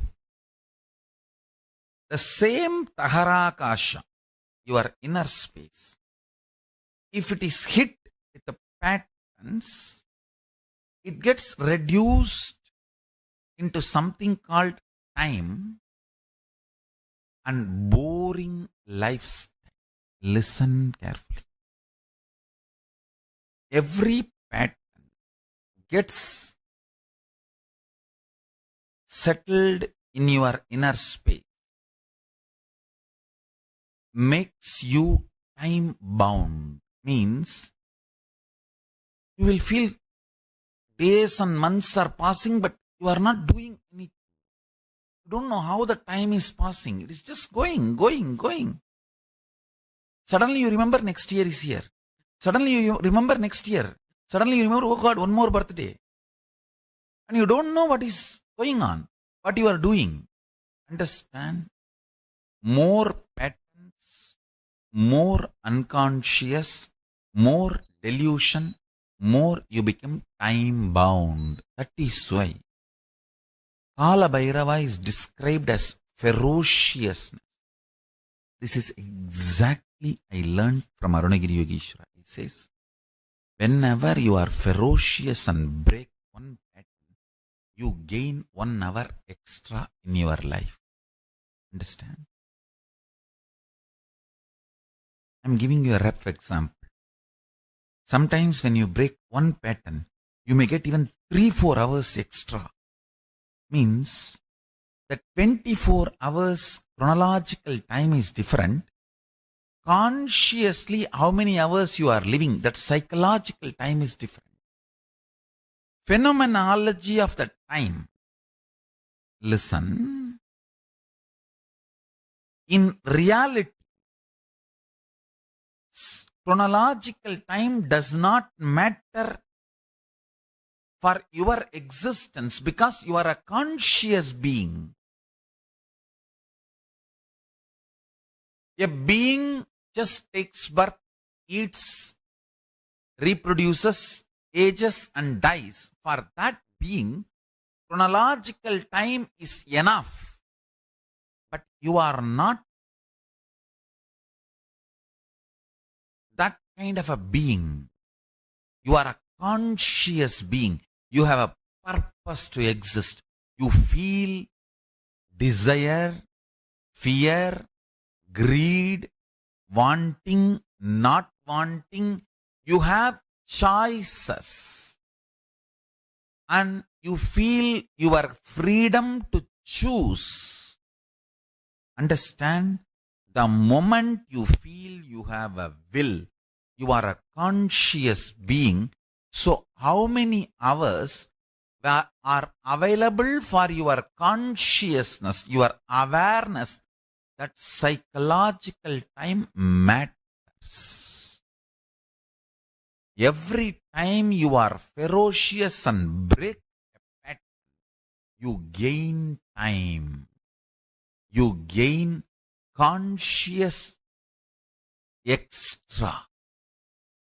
conscious longevity. Understand?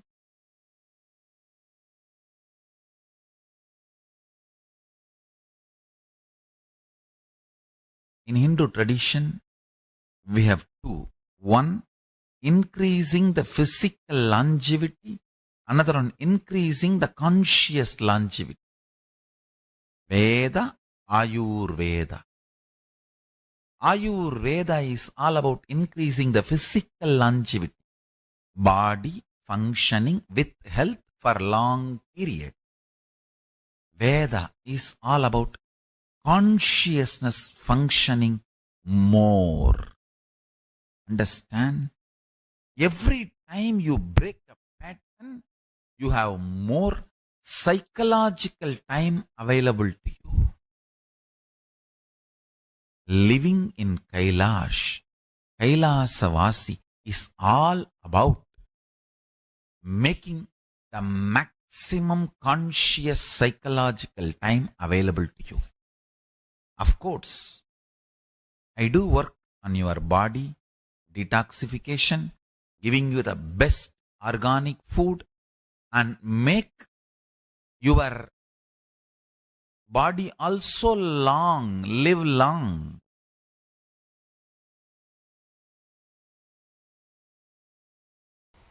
Listen carefully. Whatever intention you have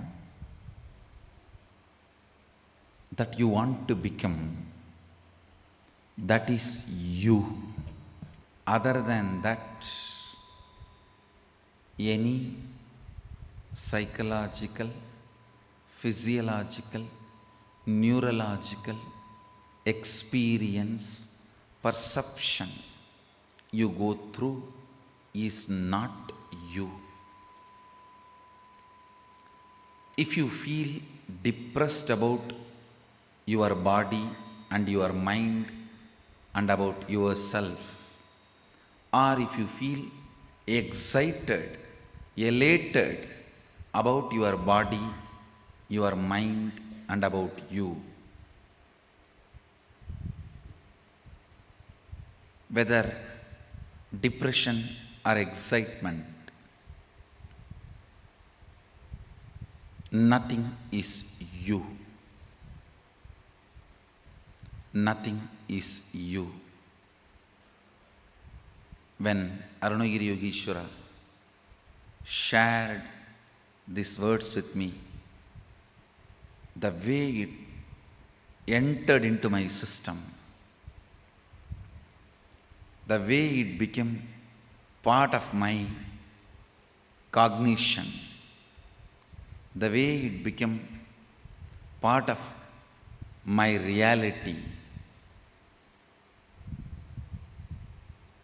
from that day, never physiological, psychological, neurological ups and downs can bind me in any way. Listen to this truth and contemplate on it.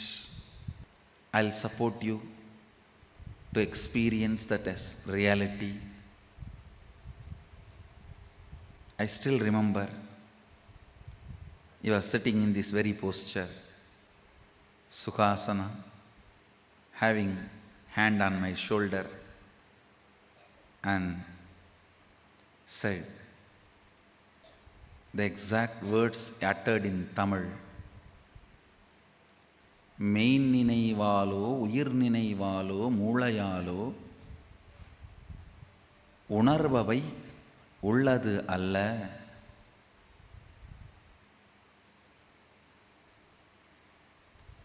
I know for sure, even if you are a Tamilian, you can't understand these lines because it is classical Tamil. I asked him, then what is me?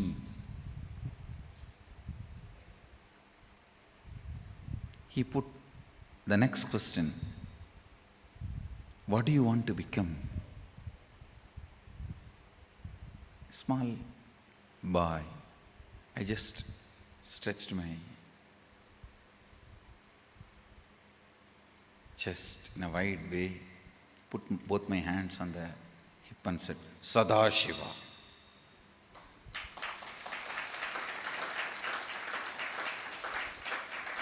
Whatever I heard from the temple lectures, satsangs, pravachans, books, that is what I know as ultimate.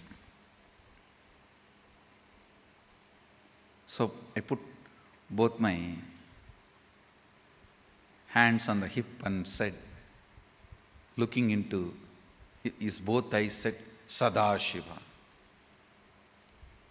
And already his hand was on my shoulder.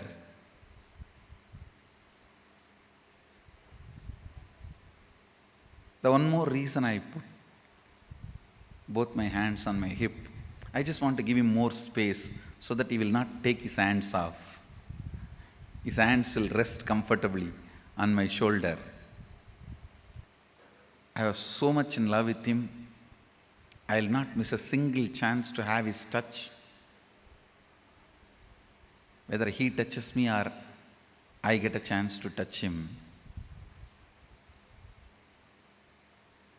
Already his hand was on my shoulder. He said, you are that.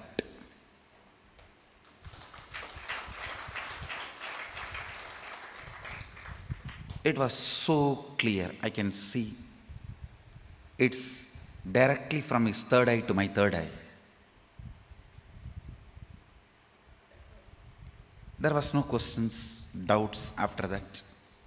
He himself explained. Your intention is the only living mechanism in you. ஆஞ்ஞையே உனக்குள் இருக்கும் உயிர், ஆஞ்ஞையே உனக்குள் இருக்கும் கடவுள், அதுவன்றி வேறொன்றும் உன்னுள் உயிர்த்திருப்பதில்லை என்பதனால் உயிர்த்திருக்காத ஒன்று உயிருக்கு உபத்திரவம் தர இயலாது. Means your intention only is you, your intention, what you want to be is only God in you. Your intention is the only living mechanism in you. Other than your intention, everything else is matter in you. Because of that, the matter cannot disturb your intention, which is you. You cannot be controlled, affected by the matters in you. Meditate. Don't think it will take a lot of time to realize this truth. No. I did not put all my self-effort and realize this truth. I got it as gift. So I commit with you guys. I'll give it as a gift to all of you.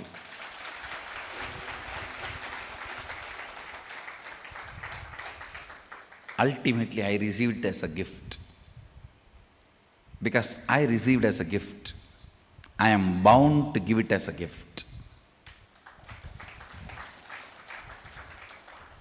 That is the way I show gratitude to my gurus.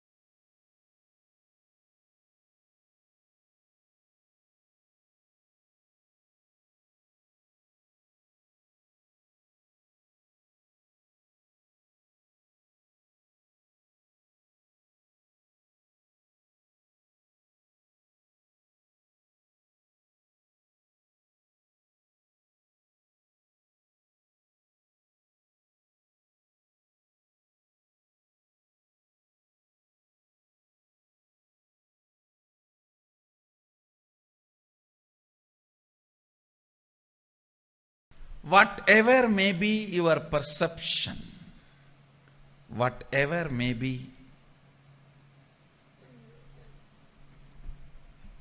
the way life occurs to you, don't try to find reason now. Please understand, I only asked you to pen down how life is occurring to you. I have not asked you to find your reason. No. All your reasons. I always tell people,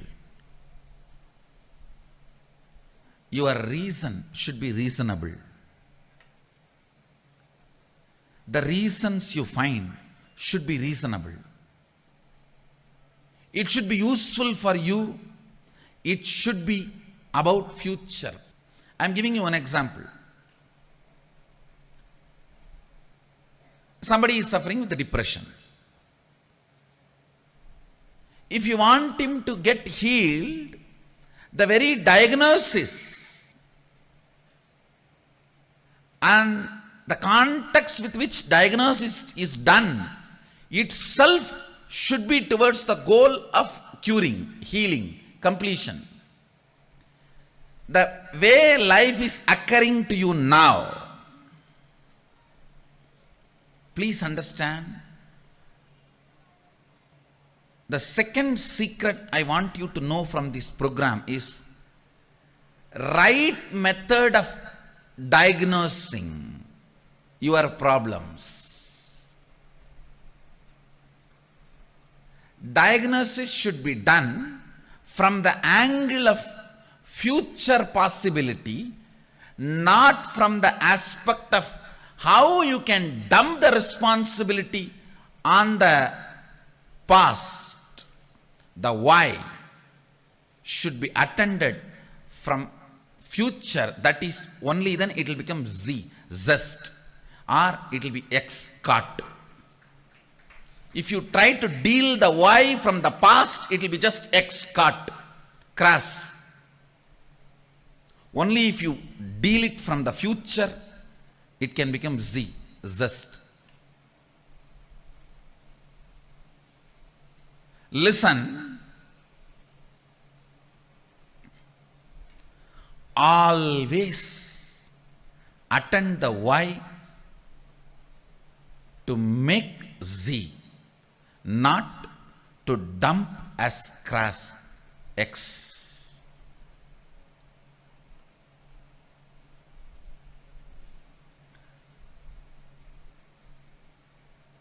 Depression.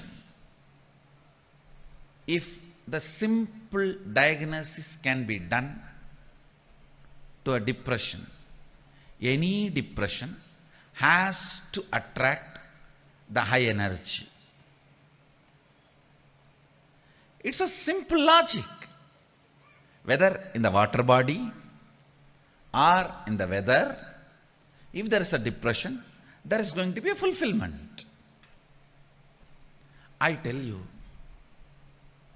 most of the people enjoy your problems because only when you have a problem, you will be dependent on them. By and by, you yourself start enjoying it. Because with problems, the infrastructure you established seems very useful and fruitful. You look very brilliant. When the problems become redundant, the infrastructure you established looks redundant. So the time you spent on all that looks very redundant. Just to make your past worthy, you go on making your problems relevant. Listen carefully. Listen carefully. There are at least, I can give you one example. There are at least 100 methods of transportation. More convenient, comfortable methods are already available without using the roads and petrol, diesel, the oil, without using the oil and road. At least 100 methods of transportations are already available. Enough of balloons, methods, just you can race for 200 feet and reach your office, all that is available.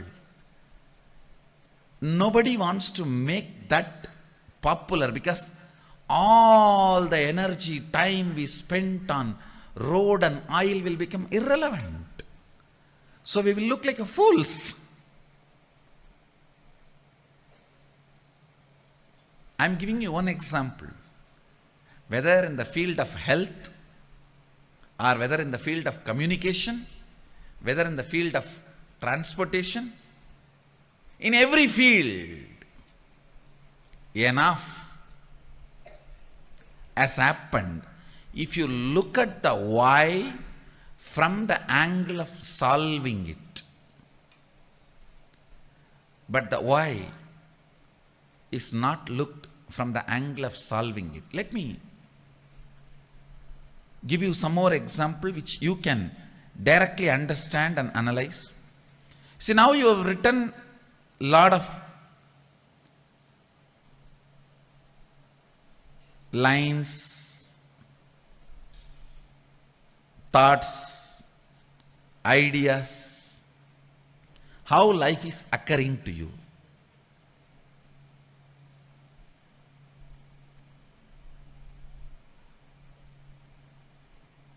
You always think, I know the problem, I know the solution, only I don't know how to execute it.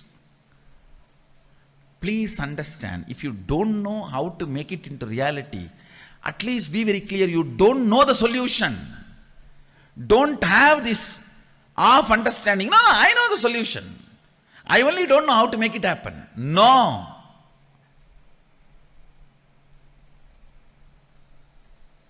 That is what I call consolation out of confusion. Trying to console yourself out of confusion. Understand, till the result happens, effort cannot be called as effort. Till the effect happens, effort cannot be called as effort. Somebody came and told me just a few days before, one of my team lead person, I am putting so much of effort, result is not happening, Swamiji. I said, no. Be very clear, till the result happens, what you do cannot be called as effort. Don't have the wrong diagnosis, wrong reasoning. Wrong reasoning is delusion. Wrong reasoning is suicidal. Wrong reasoning makes you feel you are stuck in the life. The first step, seeing how life is occurring. The second step, next step, always look at the life,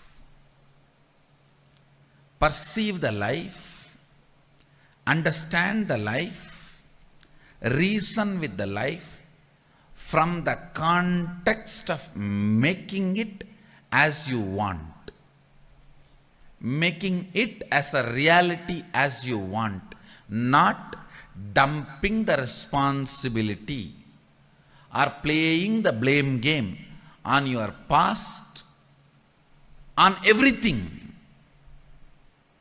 We can blame everything, including ourselves, and say, this is the way it is, what can be done? No. That is what I call suicidal.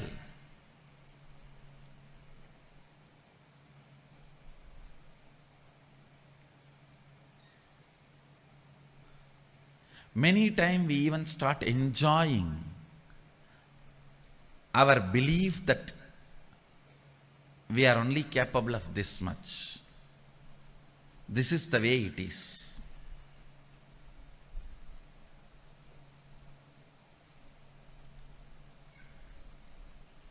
I'll give you an example. You want to be healthy, you want to wake up early morning 4:30 and do yoga every day and healthy. Is there anybody putting you in prison and tying you with chains on your bed at 4:30? No. But you enjoy.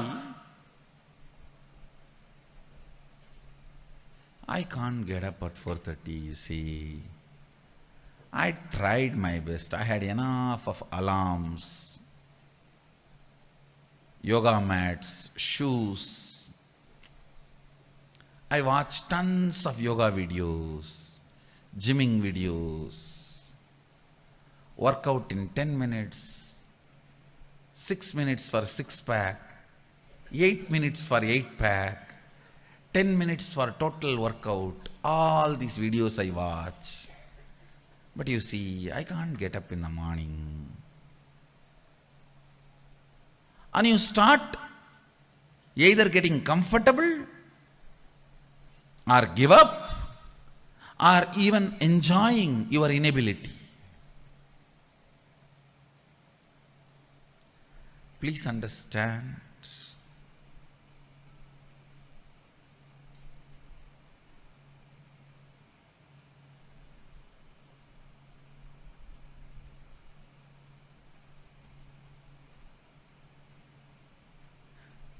I am not even saying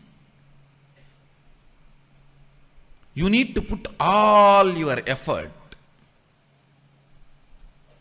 I want to make only this statement as essence of this session. If you can start looking at the whole, analyze each and every situation from the angle of manifesting it as you want, instead of the blame game of why the way it is. See,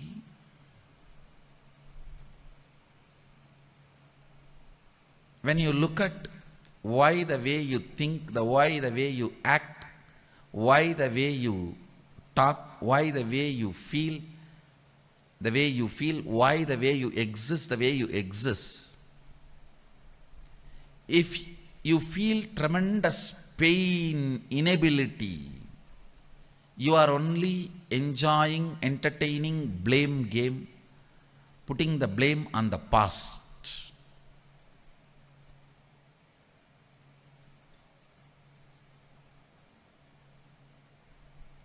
Now it is time. Even the why should be from the context of how. Oh, you don't know, Swami, my background. For my background, even how I survived is extraordinary. No one else other than me would have survived in my background, the way I grew up or the place I was in. If you are interested in that, you will never find solution. You will never find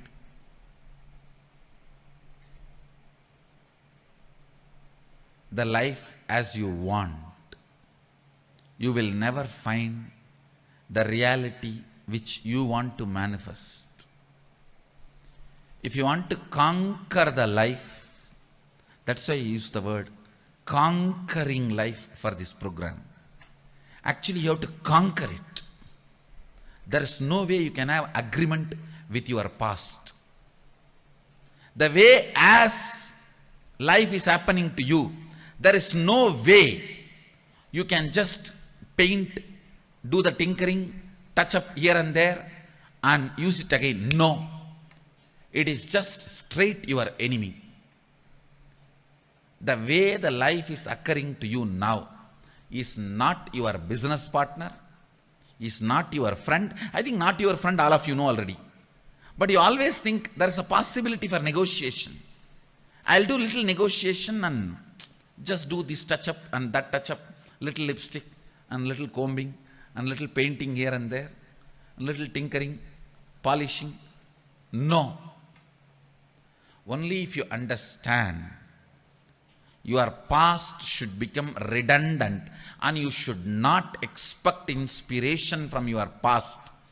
You should generate a mechanism in you as a source of inspiration and make the whole redundant.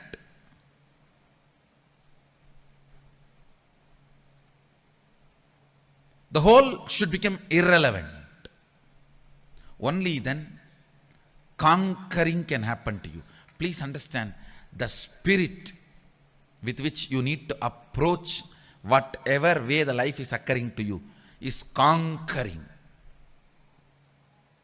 not adjusting, not manipulating, not withdrawing. The way the life is occurring to you, you just need to conquer. That's the only solution.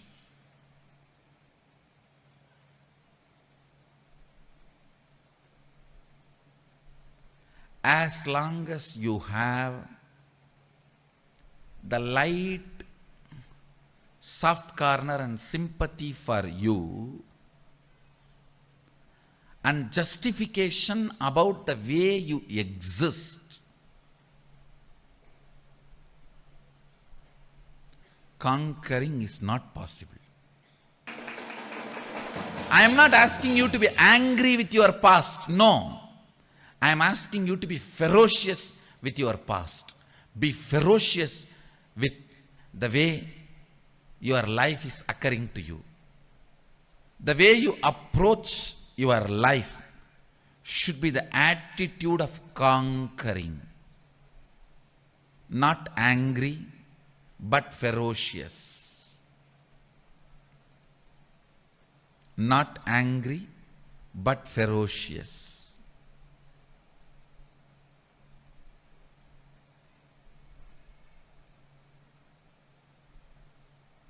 This is one small but great shift needed to happen. The way you look at the life, the way you diagnose your life, the way you find the reasons why you are enjoying this thought current, the way you are enjoying, why the diseases are there the way it is there, why the relationship failures are there the way it is there, why the tiredness and boredom, irritation, all this exists in you the way it is existing. Why? Ask all the whys from the angle of solving it, not from the angle of blaming it. Few minutes of contemplation. Please take it up.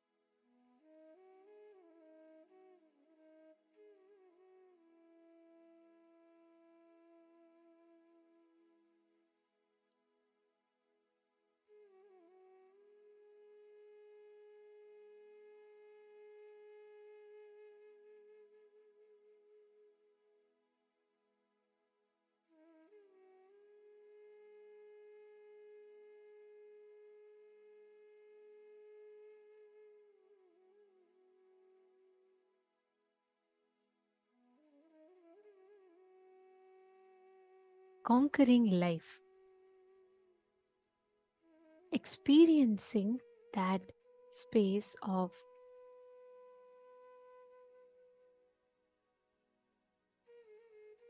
going beyond time, going beyond life. Swamiji said, you can never try to suppress, you can never try to manipulate. It's not manipulation, it's not suppression, it is not anger, it is conquering life. Purely conquering life. The way life occurs to you, bringing it under your control. It's not right. See, but it's not about manipulation. It's not trying to overpower something. It is just purely trying to conquer life. How many times have Swamiji was saying, right? Many times you try something and you decide, you say the solution does not work for you. How many of you have experienced that? Many times you feel like you have found the solution for something. You feel like you're trying, but it just doesn't happen. How many of you have experienced like that? Post in the chat.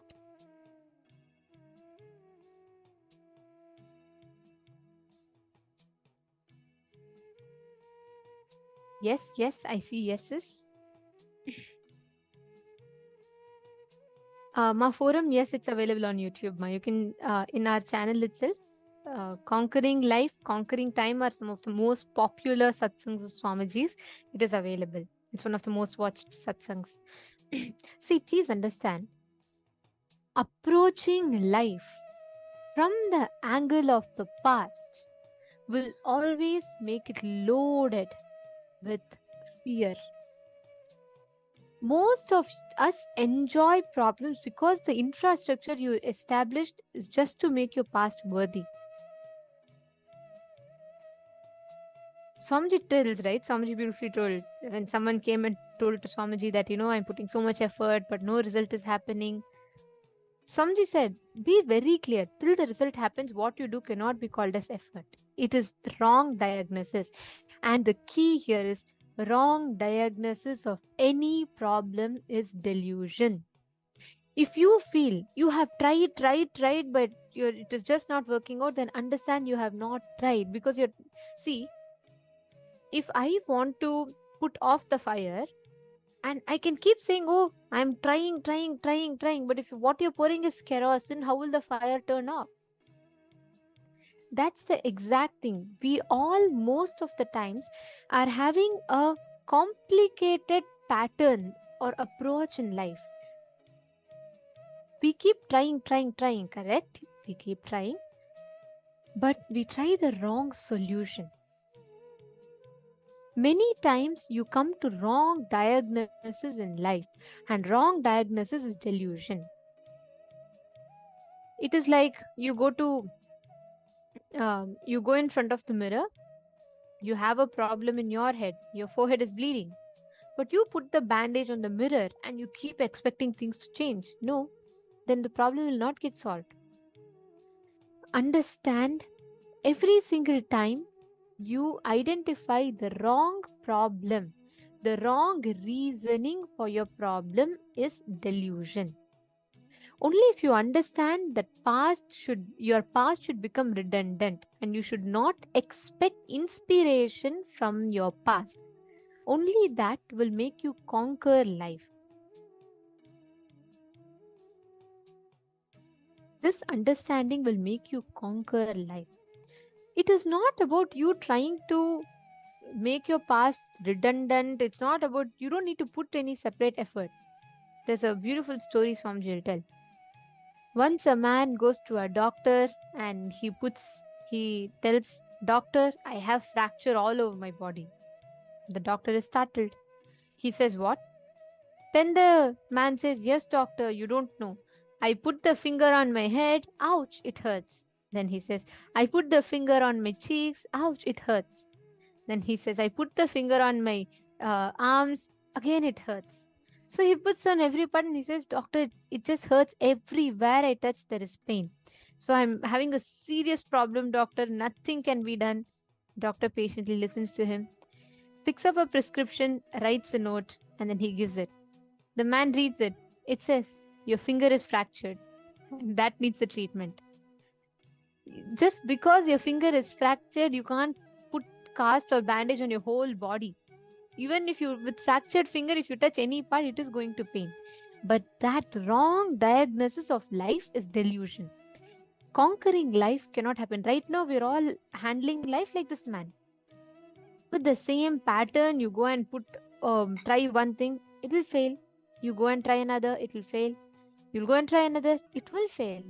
Because the problem is not with situation. Nobody is conspiring against you. Nobody is saying, oh, come on, you have to fail. If you don't fail, they cannot be happy. No. But understand, as long as you let your patterns, you let your delusions dictate your experience of reality, life will never manifest the way you want. How many of you are catching it? How many of you are understanding it? Can I request every one of you to post your understanding? What are you understanding differently? Alfaro Aya and Andreas Aya, Shane Aya, and everyone. Can I request every one of you to please post? What did you understand? Balasubramanyam Aya, Nithyanandam. Come on, every one of you post. See, because it's very important we come to the right conclusions about life. With a broken finger, anywhere you touch, it is going to pain. But the problem is not with the places you touch, it's a problem with what finger you're touching. That is what is misdiagnosing, and wrong diagnosis of any problem is delusion. See, many times we suffer with a pattern. I'll give you all an example. Inside you, you deeply believe that you are a failure. Now, let's say you go to your boss. He tells you, you present a project to him. So your boss tells, okay, it's good, but I have not seen you successfully deliver in something. So I would like to have some more accountability from you. That is enough to set you off. You feel like, what? See, because inside you already feel, you're convinced that you're a failure. What do you try? You always try to get a certificate that you're successful from outside. You want people to tell you, no, you're fine, you're successful. Of course, no, life is not going to do that for you. Life will not reflect that situation to you. Pankaj Kankaraya and Zach Medaya, are you all understanding? See, just put this down. You all will understand how you can conquer your life. If as long as you carry these patterns inside of you, right, where someone comes and dictates something to you, coming to wrong diagnosis of a problem. Swamiji tells a very beautiful incident. A man had come to Swamiji for darshan, and he came to Swamiji and he said, Swamiji, you know what? I need very badly to divorce. Please bless me to get divorced. Swamiji was surprised. Swamiji said, look, I only bless people to form relationships, and why suddenly you're coming and asking the blessings for divorce? The man told Swamiji, no, Swamiji, you don't know. I can't live with my wife, Swamiji. What me? Nobody can live with her. My life has been too much of torture, Swamiji. Please bless me for divorce. Swamiji said, all right, let's first try to understand what the problem is, and based on that, let's conclude. This man said, no, Swamiji, my wife will even kill me. Swamiji said, okay, come on, explain to me what the issue is. He said, Swamiji, you don't know. Just today morning, she knew I was already running late to my office. When she came to give me coffee, she correctly poured coffee on me, Swamiji. It was hot. Swamiji is like surprised. Okay, she would have poured accidentally. What happened? What is it about that? No, Swamiji, she said it is accident, but you don't know. Today she pours coffee on me. Tomorrow the same person will pour acid on me. What will happen to me? Swamiji said he felt so bad for that person. He was in such delusion, just one simple incident. And after that, it doesn't end here. He says, Swamiji, you don't know, Swamiji, it doesn't start here. It goes back 15 years ago, Swamiji, when the marriage happened in Indian marriages. Just to give, a little bit of friendliness between the bride and the groom. They play these traditional games, like they put a ring in the water and whoever gets first, and etc. right? So this man brings up that example. He says, Swamiji, even that time when we both were trying to grab the ring, she scratched my hand. That time itself I should have been aware of her, but I married her by mistake. Swamiji said, I see many people laughing, but understand, this is a cruel joke that all of us play in our lives. Swamiji said that man was in such strong delusion that he was keeping account of every small thing, and he built up such a strong validation for his delusion with all wrong reasonings. Swamiji was saying in the satsang, Swamiji was saying to himself that he thought, for what you are doing to your wife, she should only get a divorce from you. But later on, Swamiji made that man complete. Swamiji made him understand, and whatever, things healed and settled down. But Swamiji said, Swamiji felt so bad for the amount of delusion that we all induce into our lives. I'm not saying all problems are imaginary, but all the suffering is delusion. Your pain, okay, there are painful situations, but the suffering you go through because of that pain is delusion. Please be very clear and please understand this. Conquering life cannot happen. You cannot conquer something with wrong diagnosis. Ma Wendy is saying that's funny. That man was totally delusional. Understand, Ma? We are seeing him as an example because Swamiji gave. But the problem is the same with all of us. For him, his wife. For you, it could be your boss. For you, it could be someone else. It could be a situation. It could be money. It could be something. But we all have this. Mai Wang is asking, so the problem is inside. But outside, understand, the problem is not on the outside. Life is a mirror. Whatever situation on the outside that you see is a reflection of your inside. If your inside is deluded, confused, angered, afraid, insecure, life will manifest only that as a result to you. If you need to conquer life, first you need to drop the wrong analysis of the problem. Wrong diagnosis of any problem, wrong remembrance of any problem is delusion. You would have tried, let's say you tried to go for gym and you decided to go to gym, like Swamiji said, you buy shoes, you buy yoga mat, you buy supplements, you buy a workout plan, you even hire a nutritionist, you do all of this, you keep it ready, you watch motivational videos, you watch all these 10 minutes total body workout, 1 week 6 packs challenge, all of this you watch, and you're inspired, you're ready. But you go 1 or 2 days, by third day you see a special offer in your nearby Domino's and you cancel your workout plans and you go and binge eat there. What happens? You do this and you keep falling into this pattern, but you know what? 6 months later, you know what you'll remember? You'll say, oh, you know what? I got so many items, I tried starting workout, but it just didn't work out for me. All this yoga and all is not going to help me. Better I should just mind my own business. That is precisely wrong diagnosis of a problem. That is delusion. Ma Harleen Gomez, I would not even say it is will persistence. It is just right understanding of where the blind spot is. See, will persistence is different. That means you are taking an effort, but many places we don't address the right issue. What is the exact problem? We don't identify. That wrong diagnosis leads to delusion. Understand? It is your will. You have so much of pain associated with your will. You will tell, I used all my willpower. For 3 days I tried, it worked, but then it has failed. Then you will decide to give up on the will. No, your will is not the stick that you use for cleaning your bathroom. Your will is the stick. It's the wand that you use to create the reality. It is your royal staff with which you conquer life. Now, can I ask every one of you to write down some problems that you're really struggling with? Some problems which you feel you have never been able to come to solutions for. Can you all write it down? Just 5 minutes. Pen that down.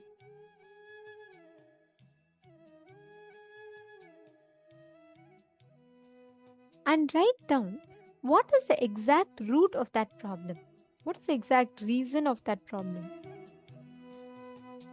Please take a few minutes and write down. Let's keep this fast. Let's take 5 minutes to finish this.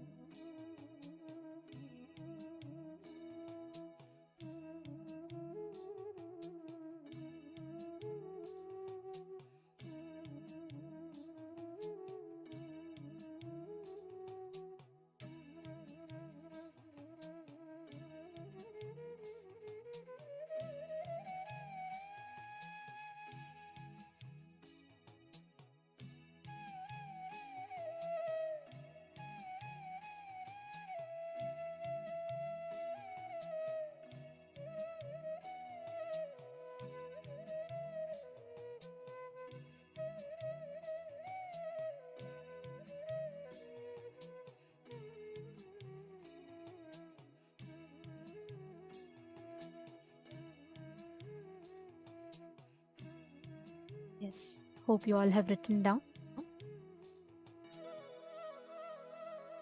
Yes. Hope all of you were able to write down. Please start with this. Start with understanding and analyzing this.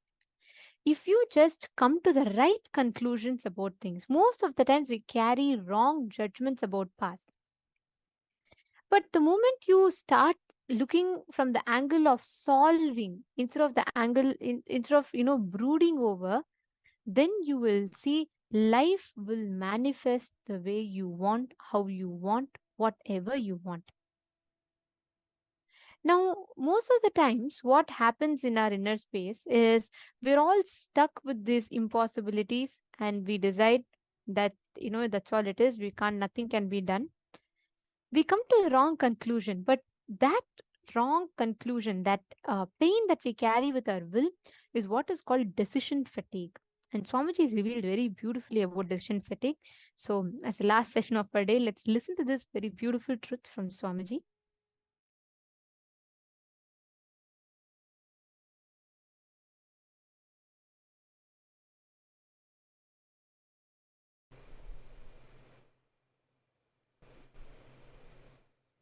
fatigue decision or decision fatigue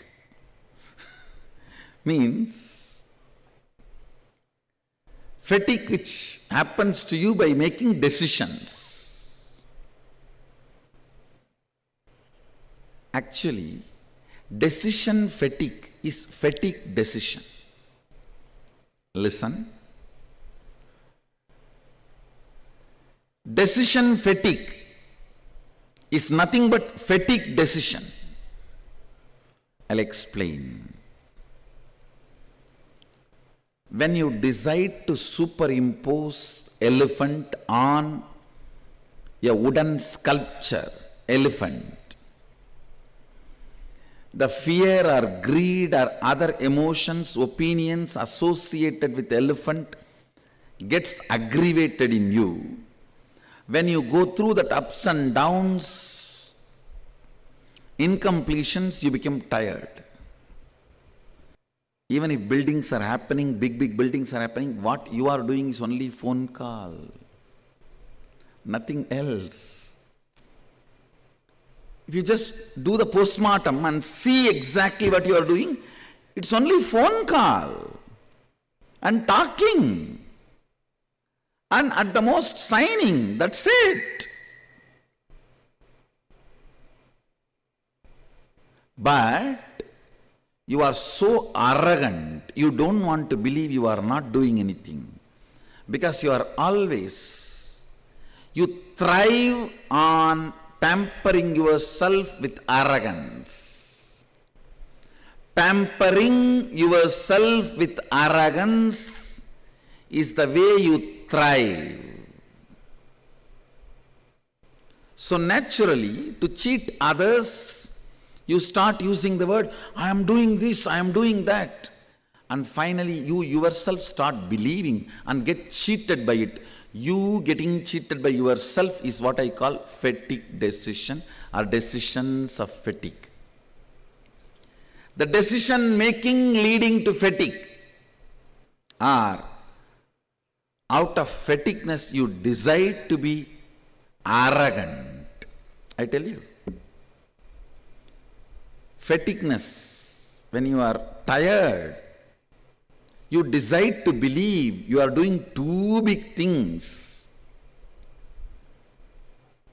because you need to justify to yourself you are big, you are doing something great. I can't understand people becoming tired by traveling. They say, oh, I came from Chennai to Bangalore, I am tired, I have to go and lie down. Hey, what have you done other than sitting in the AC car? It is just most cunning, arrogant way of cheating others. Unfortunately, while you utter these words to cheat others continuously, after 4 or 5 times you start believing that words and get cheated.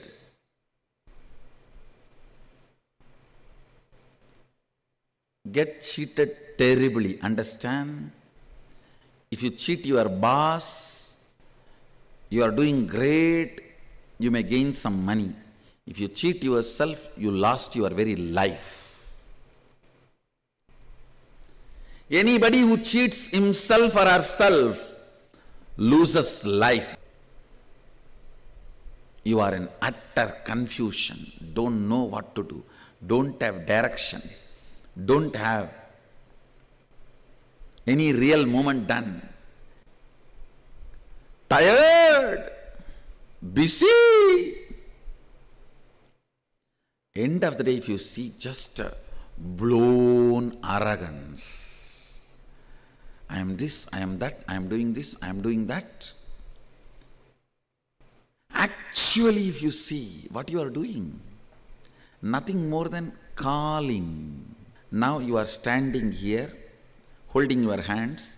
For this, at least 100 decisions your brain has to take.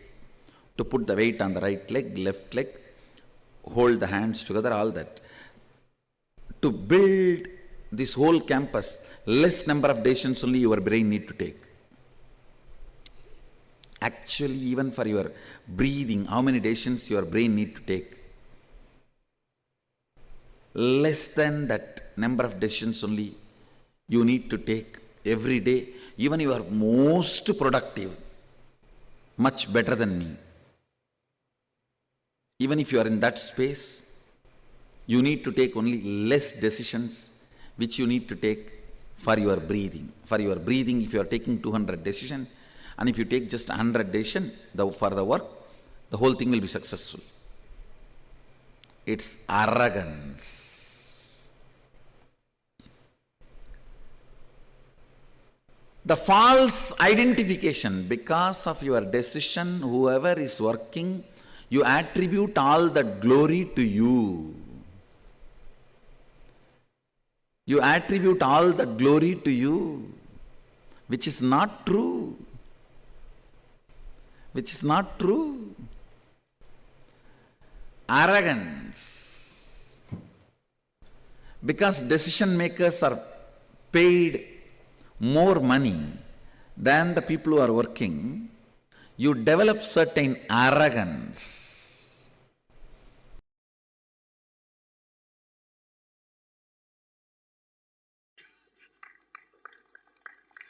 Whether it's the Balasant having pus in his ears needs healing, or somebody came and stole something in some branches, or some devotee got into accident, he needs immediate healing, I need to attend. How I sit and go on micromanaging tirelessly, almost 800 to 1000 decisions I make a day without decision fatigue. Don't think about what you did based on the result. Think only based on what you did. If you think based on the result, you will fall into decision fatigue. Decision fatigue is one of the biggest suffering of the corporate mind. And I said, all of us put together made 2000 phone call and 100 successful phone call, that's all. The whole team collapsed, came down to planet Earth. I should say got grounded from the airy, fairy, Hari.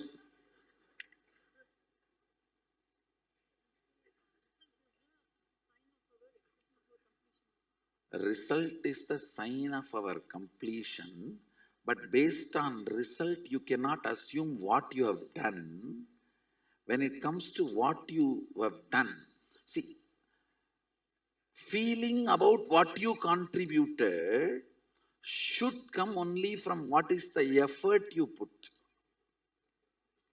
See, what I am talking is talking from the context of becoming egoistic out of air, thin air. All this, all right, this whole thing is done. What these guys have done? One phone call to this contractor, one phone call to the umbrella fellow, one phone call to the Dumbai fellow, one phone call to the volunteers team. They tied it over.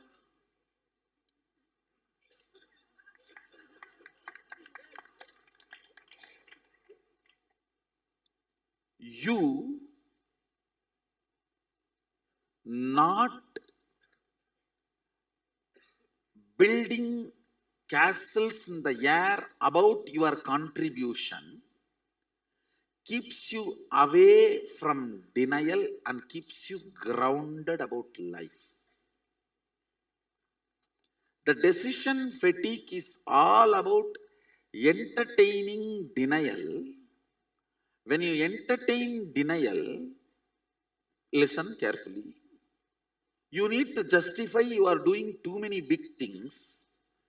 So you have to always weigh yourself based on the result, not based on what you contributed.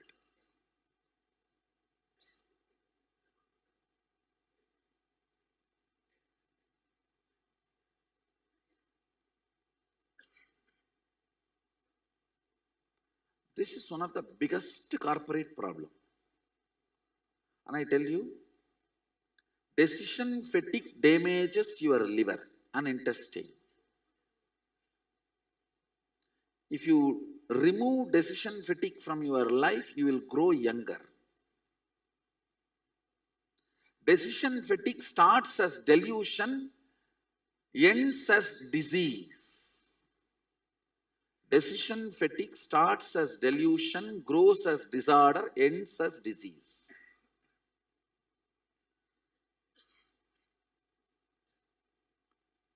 I know many of you are not convinced that you have a decision fatigue. You all feel that really you are contributing something.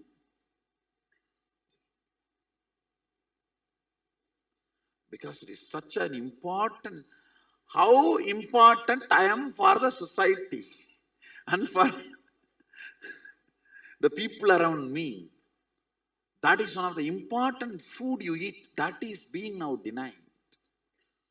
Understand, listen, you may now think how the length and this denial is connected. Whenever you decide, I will not put my energy on lawyer, engineer, multiple things, and I will put only in one. You will start seeing your efficiency to engage with life drastically comes down due to boredom attack. You always think, I will put all the 12 hours into the law and master, and you forget to understand there is something called boredom, which will be attacking you. You will be falling prey for it. You may have to face that in your course. You don't plan to handle, you don't have a right plan to handle the boredom. But you deny all the other entertaining aspects of your routine. When the boredom attacks, you collapse. Denial always leads to low efficiency, low engagement with life. When the engagement with life comes down, depth of the boredom increases.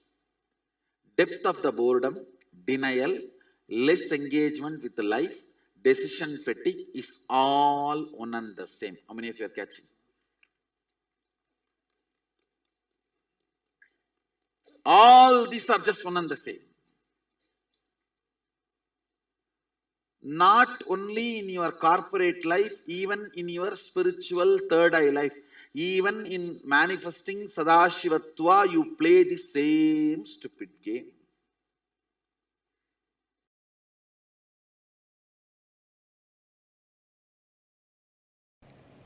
Listen, decision fatigue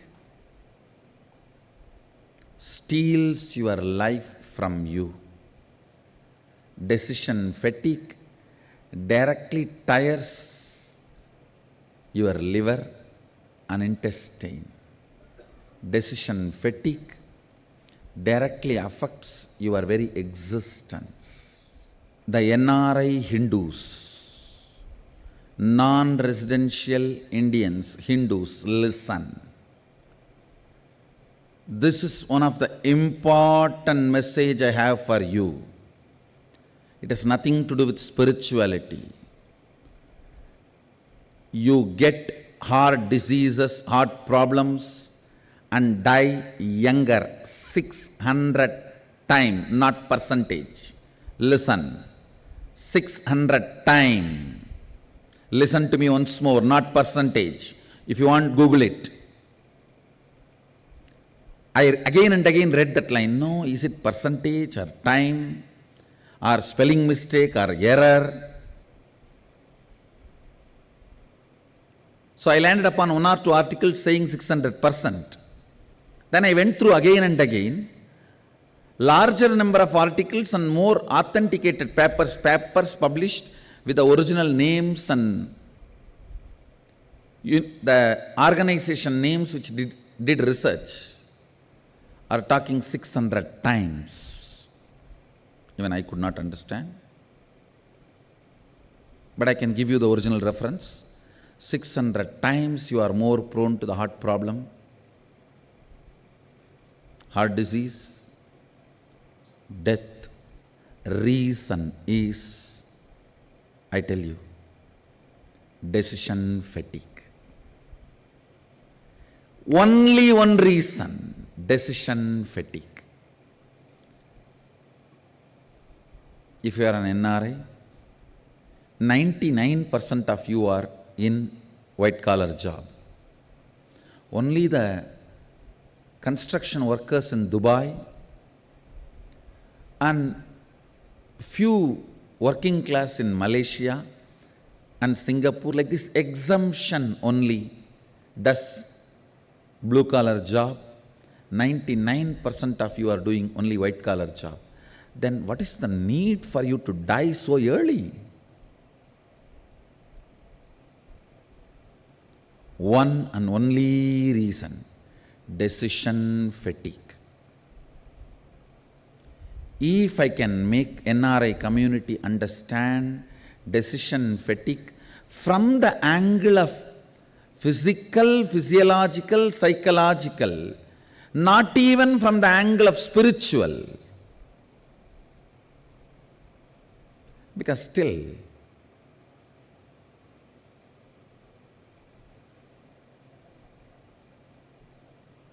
the NRIs have their own matrix.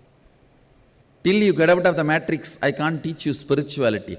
Even from the angle of physical, physiological, psychological,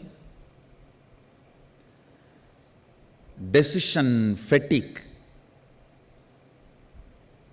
destroys your life. Understand?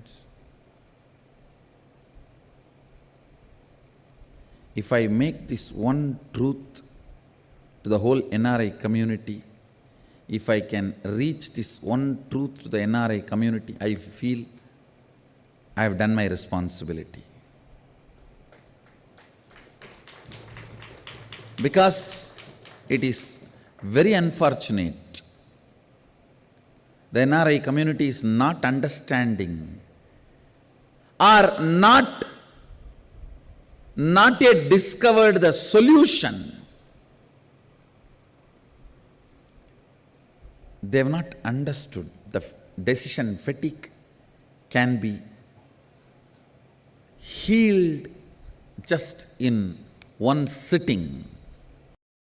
It does not need to be part of your life. A simple understanding about integrity, grounding yourself.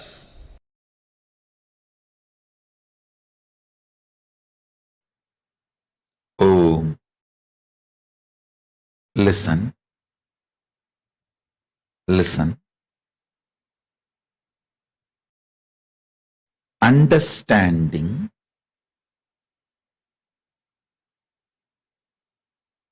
the cosmic flow of life,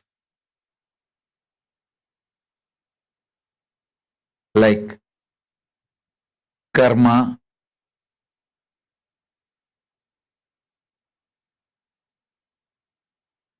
naturally takes its own course of life. Listen to every truth I am revealing.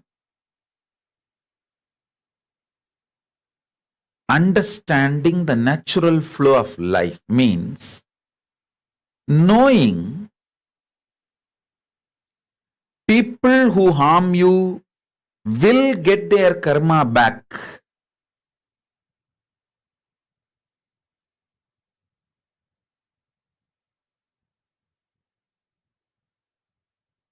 People who support you will get their punya back.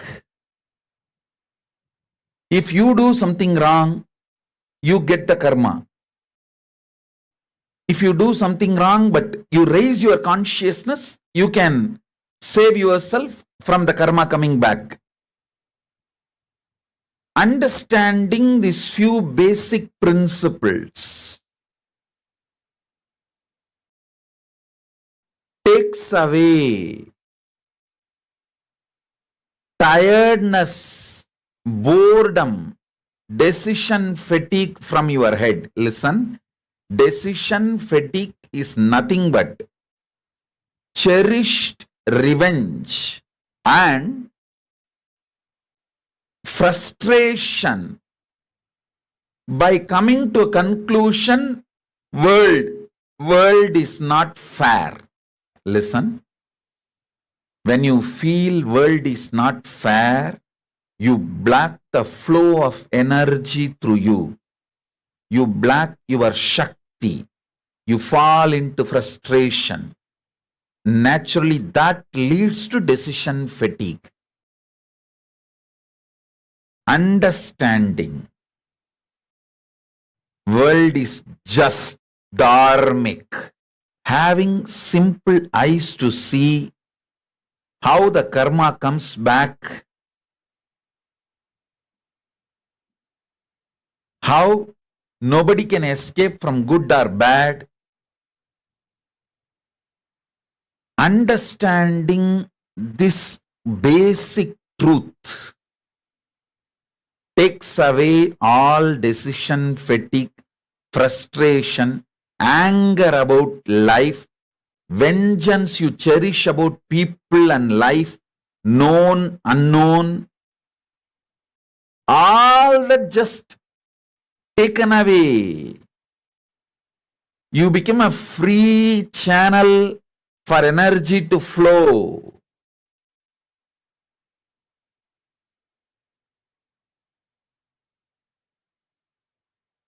Listen.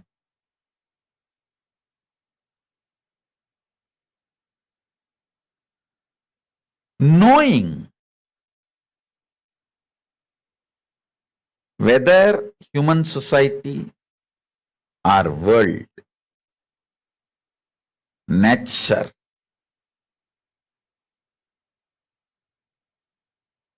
everything known and unknown flows as per dharma.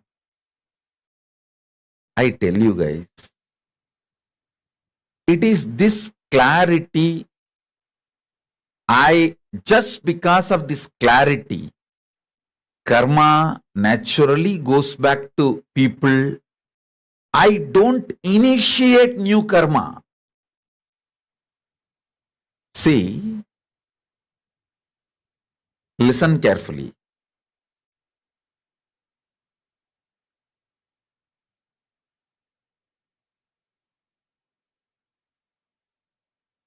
This is one of the biggest confusion, all those so-called logical brains. People try to tell, maybe, see, when I tell them, hey, don't kill the goat and eat, next Janma, the goat will come as a human being and kill you and eat. They say, maybe Swamiji, last Janma, the goat killed me and ate. That is why now I am killing the goat and eating.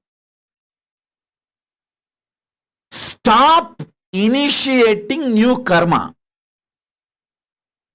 Then your Kundalini will be awakened. You will have the Shakti to see the flow of whole life.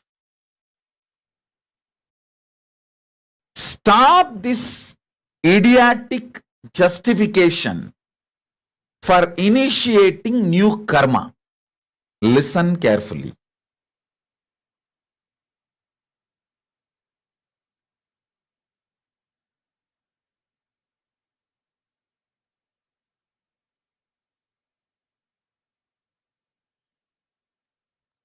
When I realized the flow of dharma and flow of karma,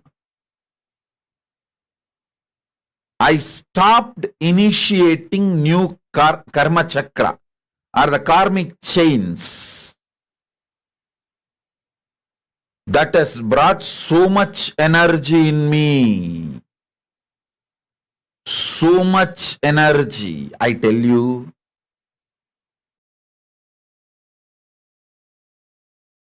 Every time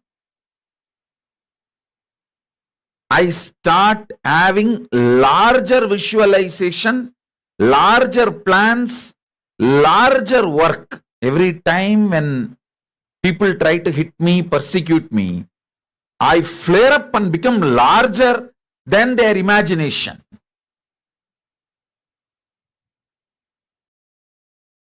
Secret of my energy is knowing the karma flow and dharma flow. I just know you don't need to initiate anything to take revenge on people. Initiate, focus everything to protect you and creatively contributing. That's all. You protect yourself, for that you can do everything. And go on contributing creatively.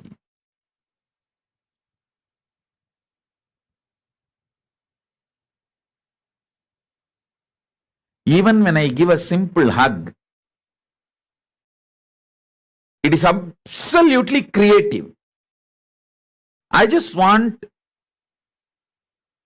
to lubricate that being's inner space with my love and compassion and acceptance so it can flower into a beautiful, powerful being. Same way when I scream, I just carve that being to become a god in every level. I stop just with these two. Maximum I protect myself and I go on contributing creatively because I am assured inside me experientially about the flow of the dharma, flow of the karma. I do not have a cherished vengeance, cherished anger, cherished violence. All of you should know. You may not have cherished anger towards one person, but you may have a whole against the whole system. You may have a cherished anger and violence against the whole humanity, against the whole economical system, against the whole currency system.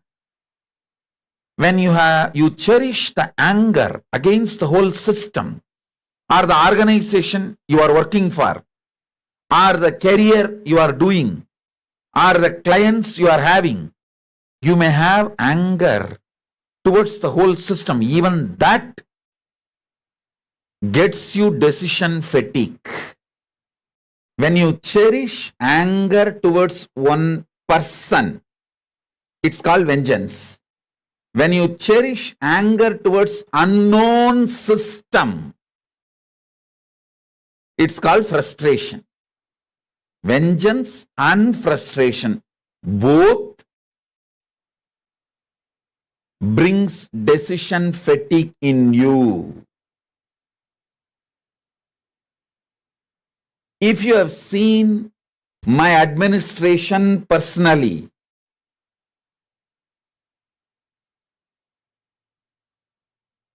you will see clearly neither known nor unknown vengeance. I'll keep myself away from people. I know the cobras. I know culinaries. I keep myself away, protect. But I will not cherish anger, vengeance or frustration and all.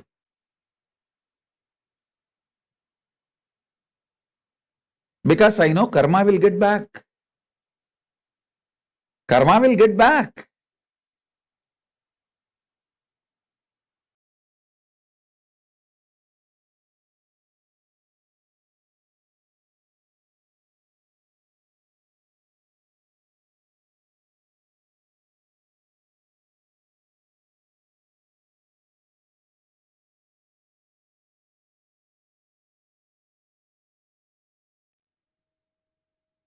Understanding. Anyone with the right conclusions, the right understandings about art can have a breakthrough in future. See, all the decision fatigue, the tiredness you carry with your will, just drop it. You will manifest. You will conquer life. You will conquer desires, and you will manifest what you want. So hope all of you enjoyed your day today, and hope you all had wonderful day learning all these great truths. Please understand every single day the truths that are designed for you is absolutely for you to experience that space better and better and better. Now we learned about conquering time, we learned about conquering desires. Tomorrow we are going to be learning about conquering life itself. We are going to be learning how you can manifest the space of Ajayatva. Tomorrow is the day where Suma Skandamurti is coming. So basically, wherever you want to manifest victory, you will be learning the secret, the science for it. And all of you that are sitting here with us tomorrow, please bring Chandan, Kumkum, Bhasma, any of these powders, turmeric you have for tomorrow's initiation. Tomorrow is a very, very powerful initiation process. Do not miss see that. And this brings us all to the conclusion of our day today. Thank you so much for being here. Thank you for taking your time. Thank you for coming today. Let us all conclude our day. The Purnamutta. ॐ पूर्णमदः पूर्णमिदं पूर्णात् पूर्णमुदच्यते पूर्णस्य पूर्णमादाय पूर्णमेवावशिष्यते ॐ शान्ति शान्ति शान्तिः हरिः ॐ तत्सत् सर्वं भगवत् श्रीनित्यानन्द परमशिव पादुकार्पणमस्तु ॐ नित्यानन्दम् Thank you all. Thank you so much. Nithyanandam. नित्यानन्दम्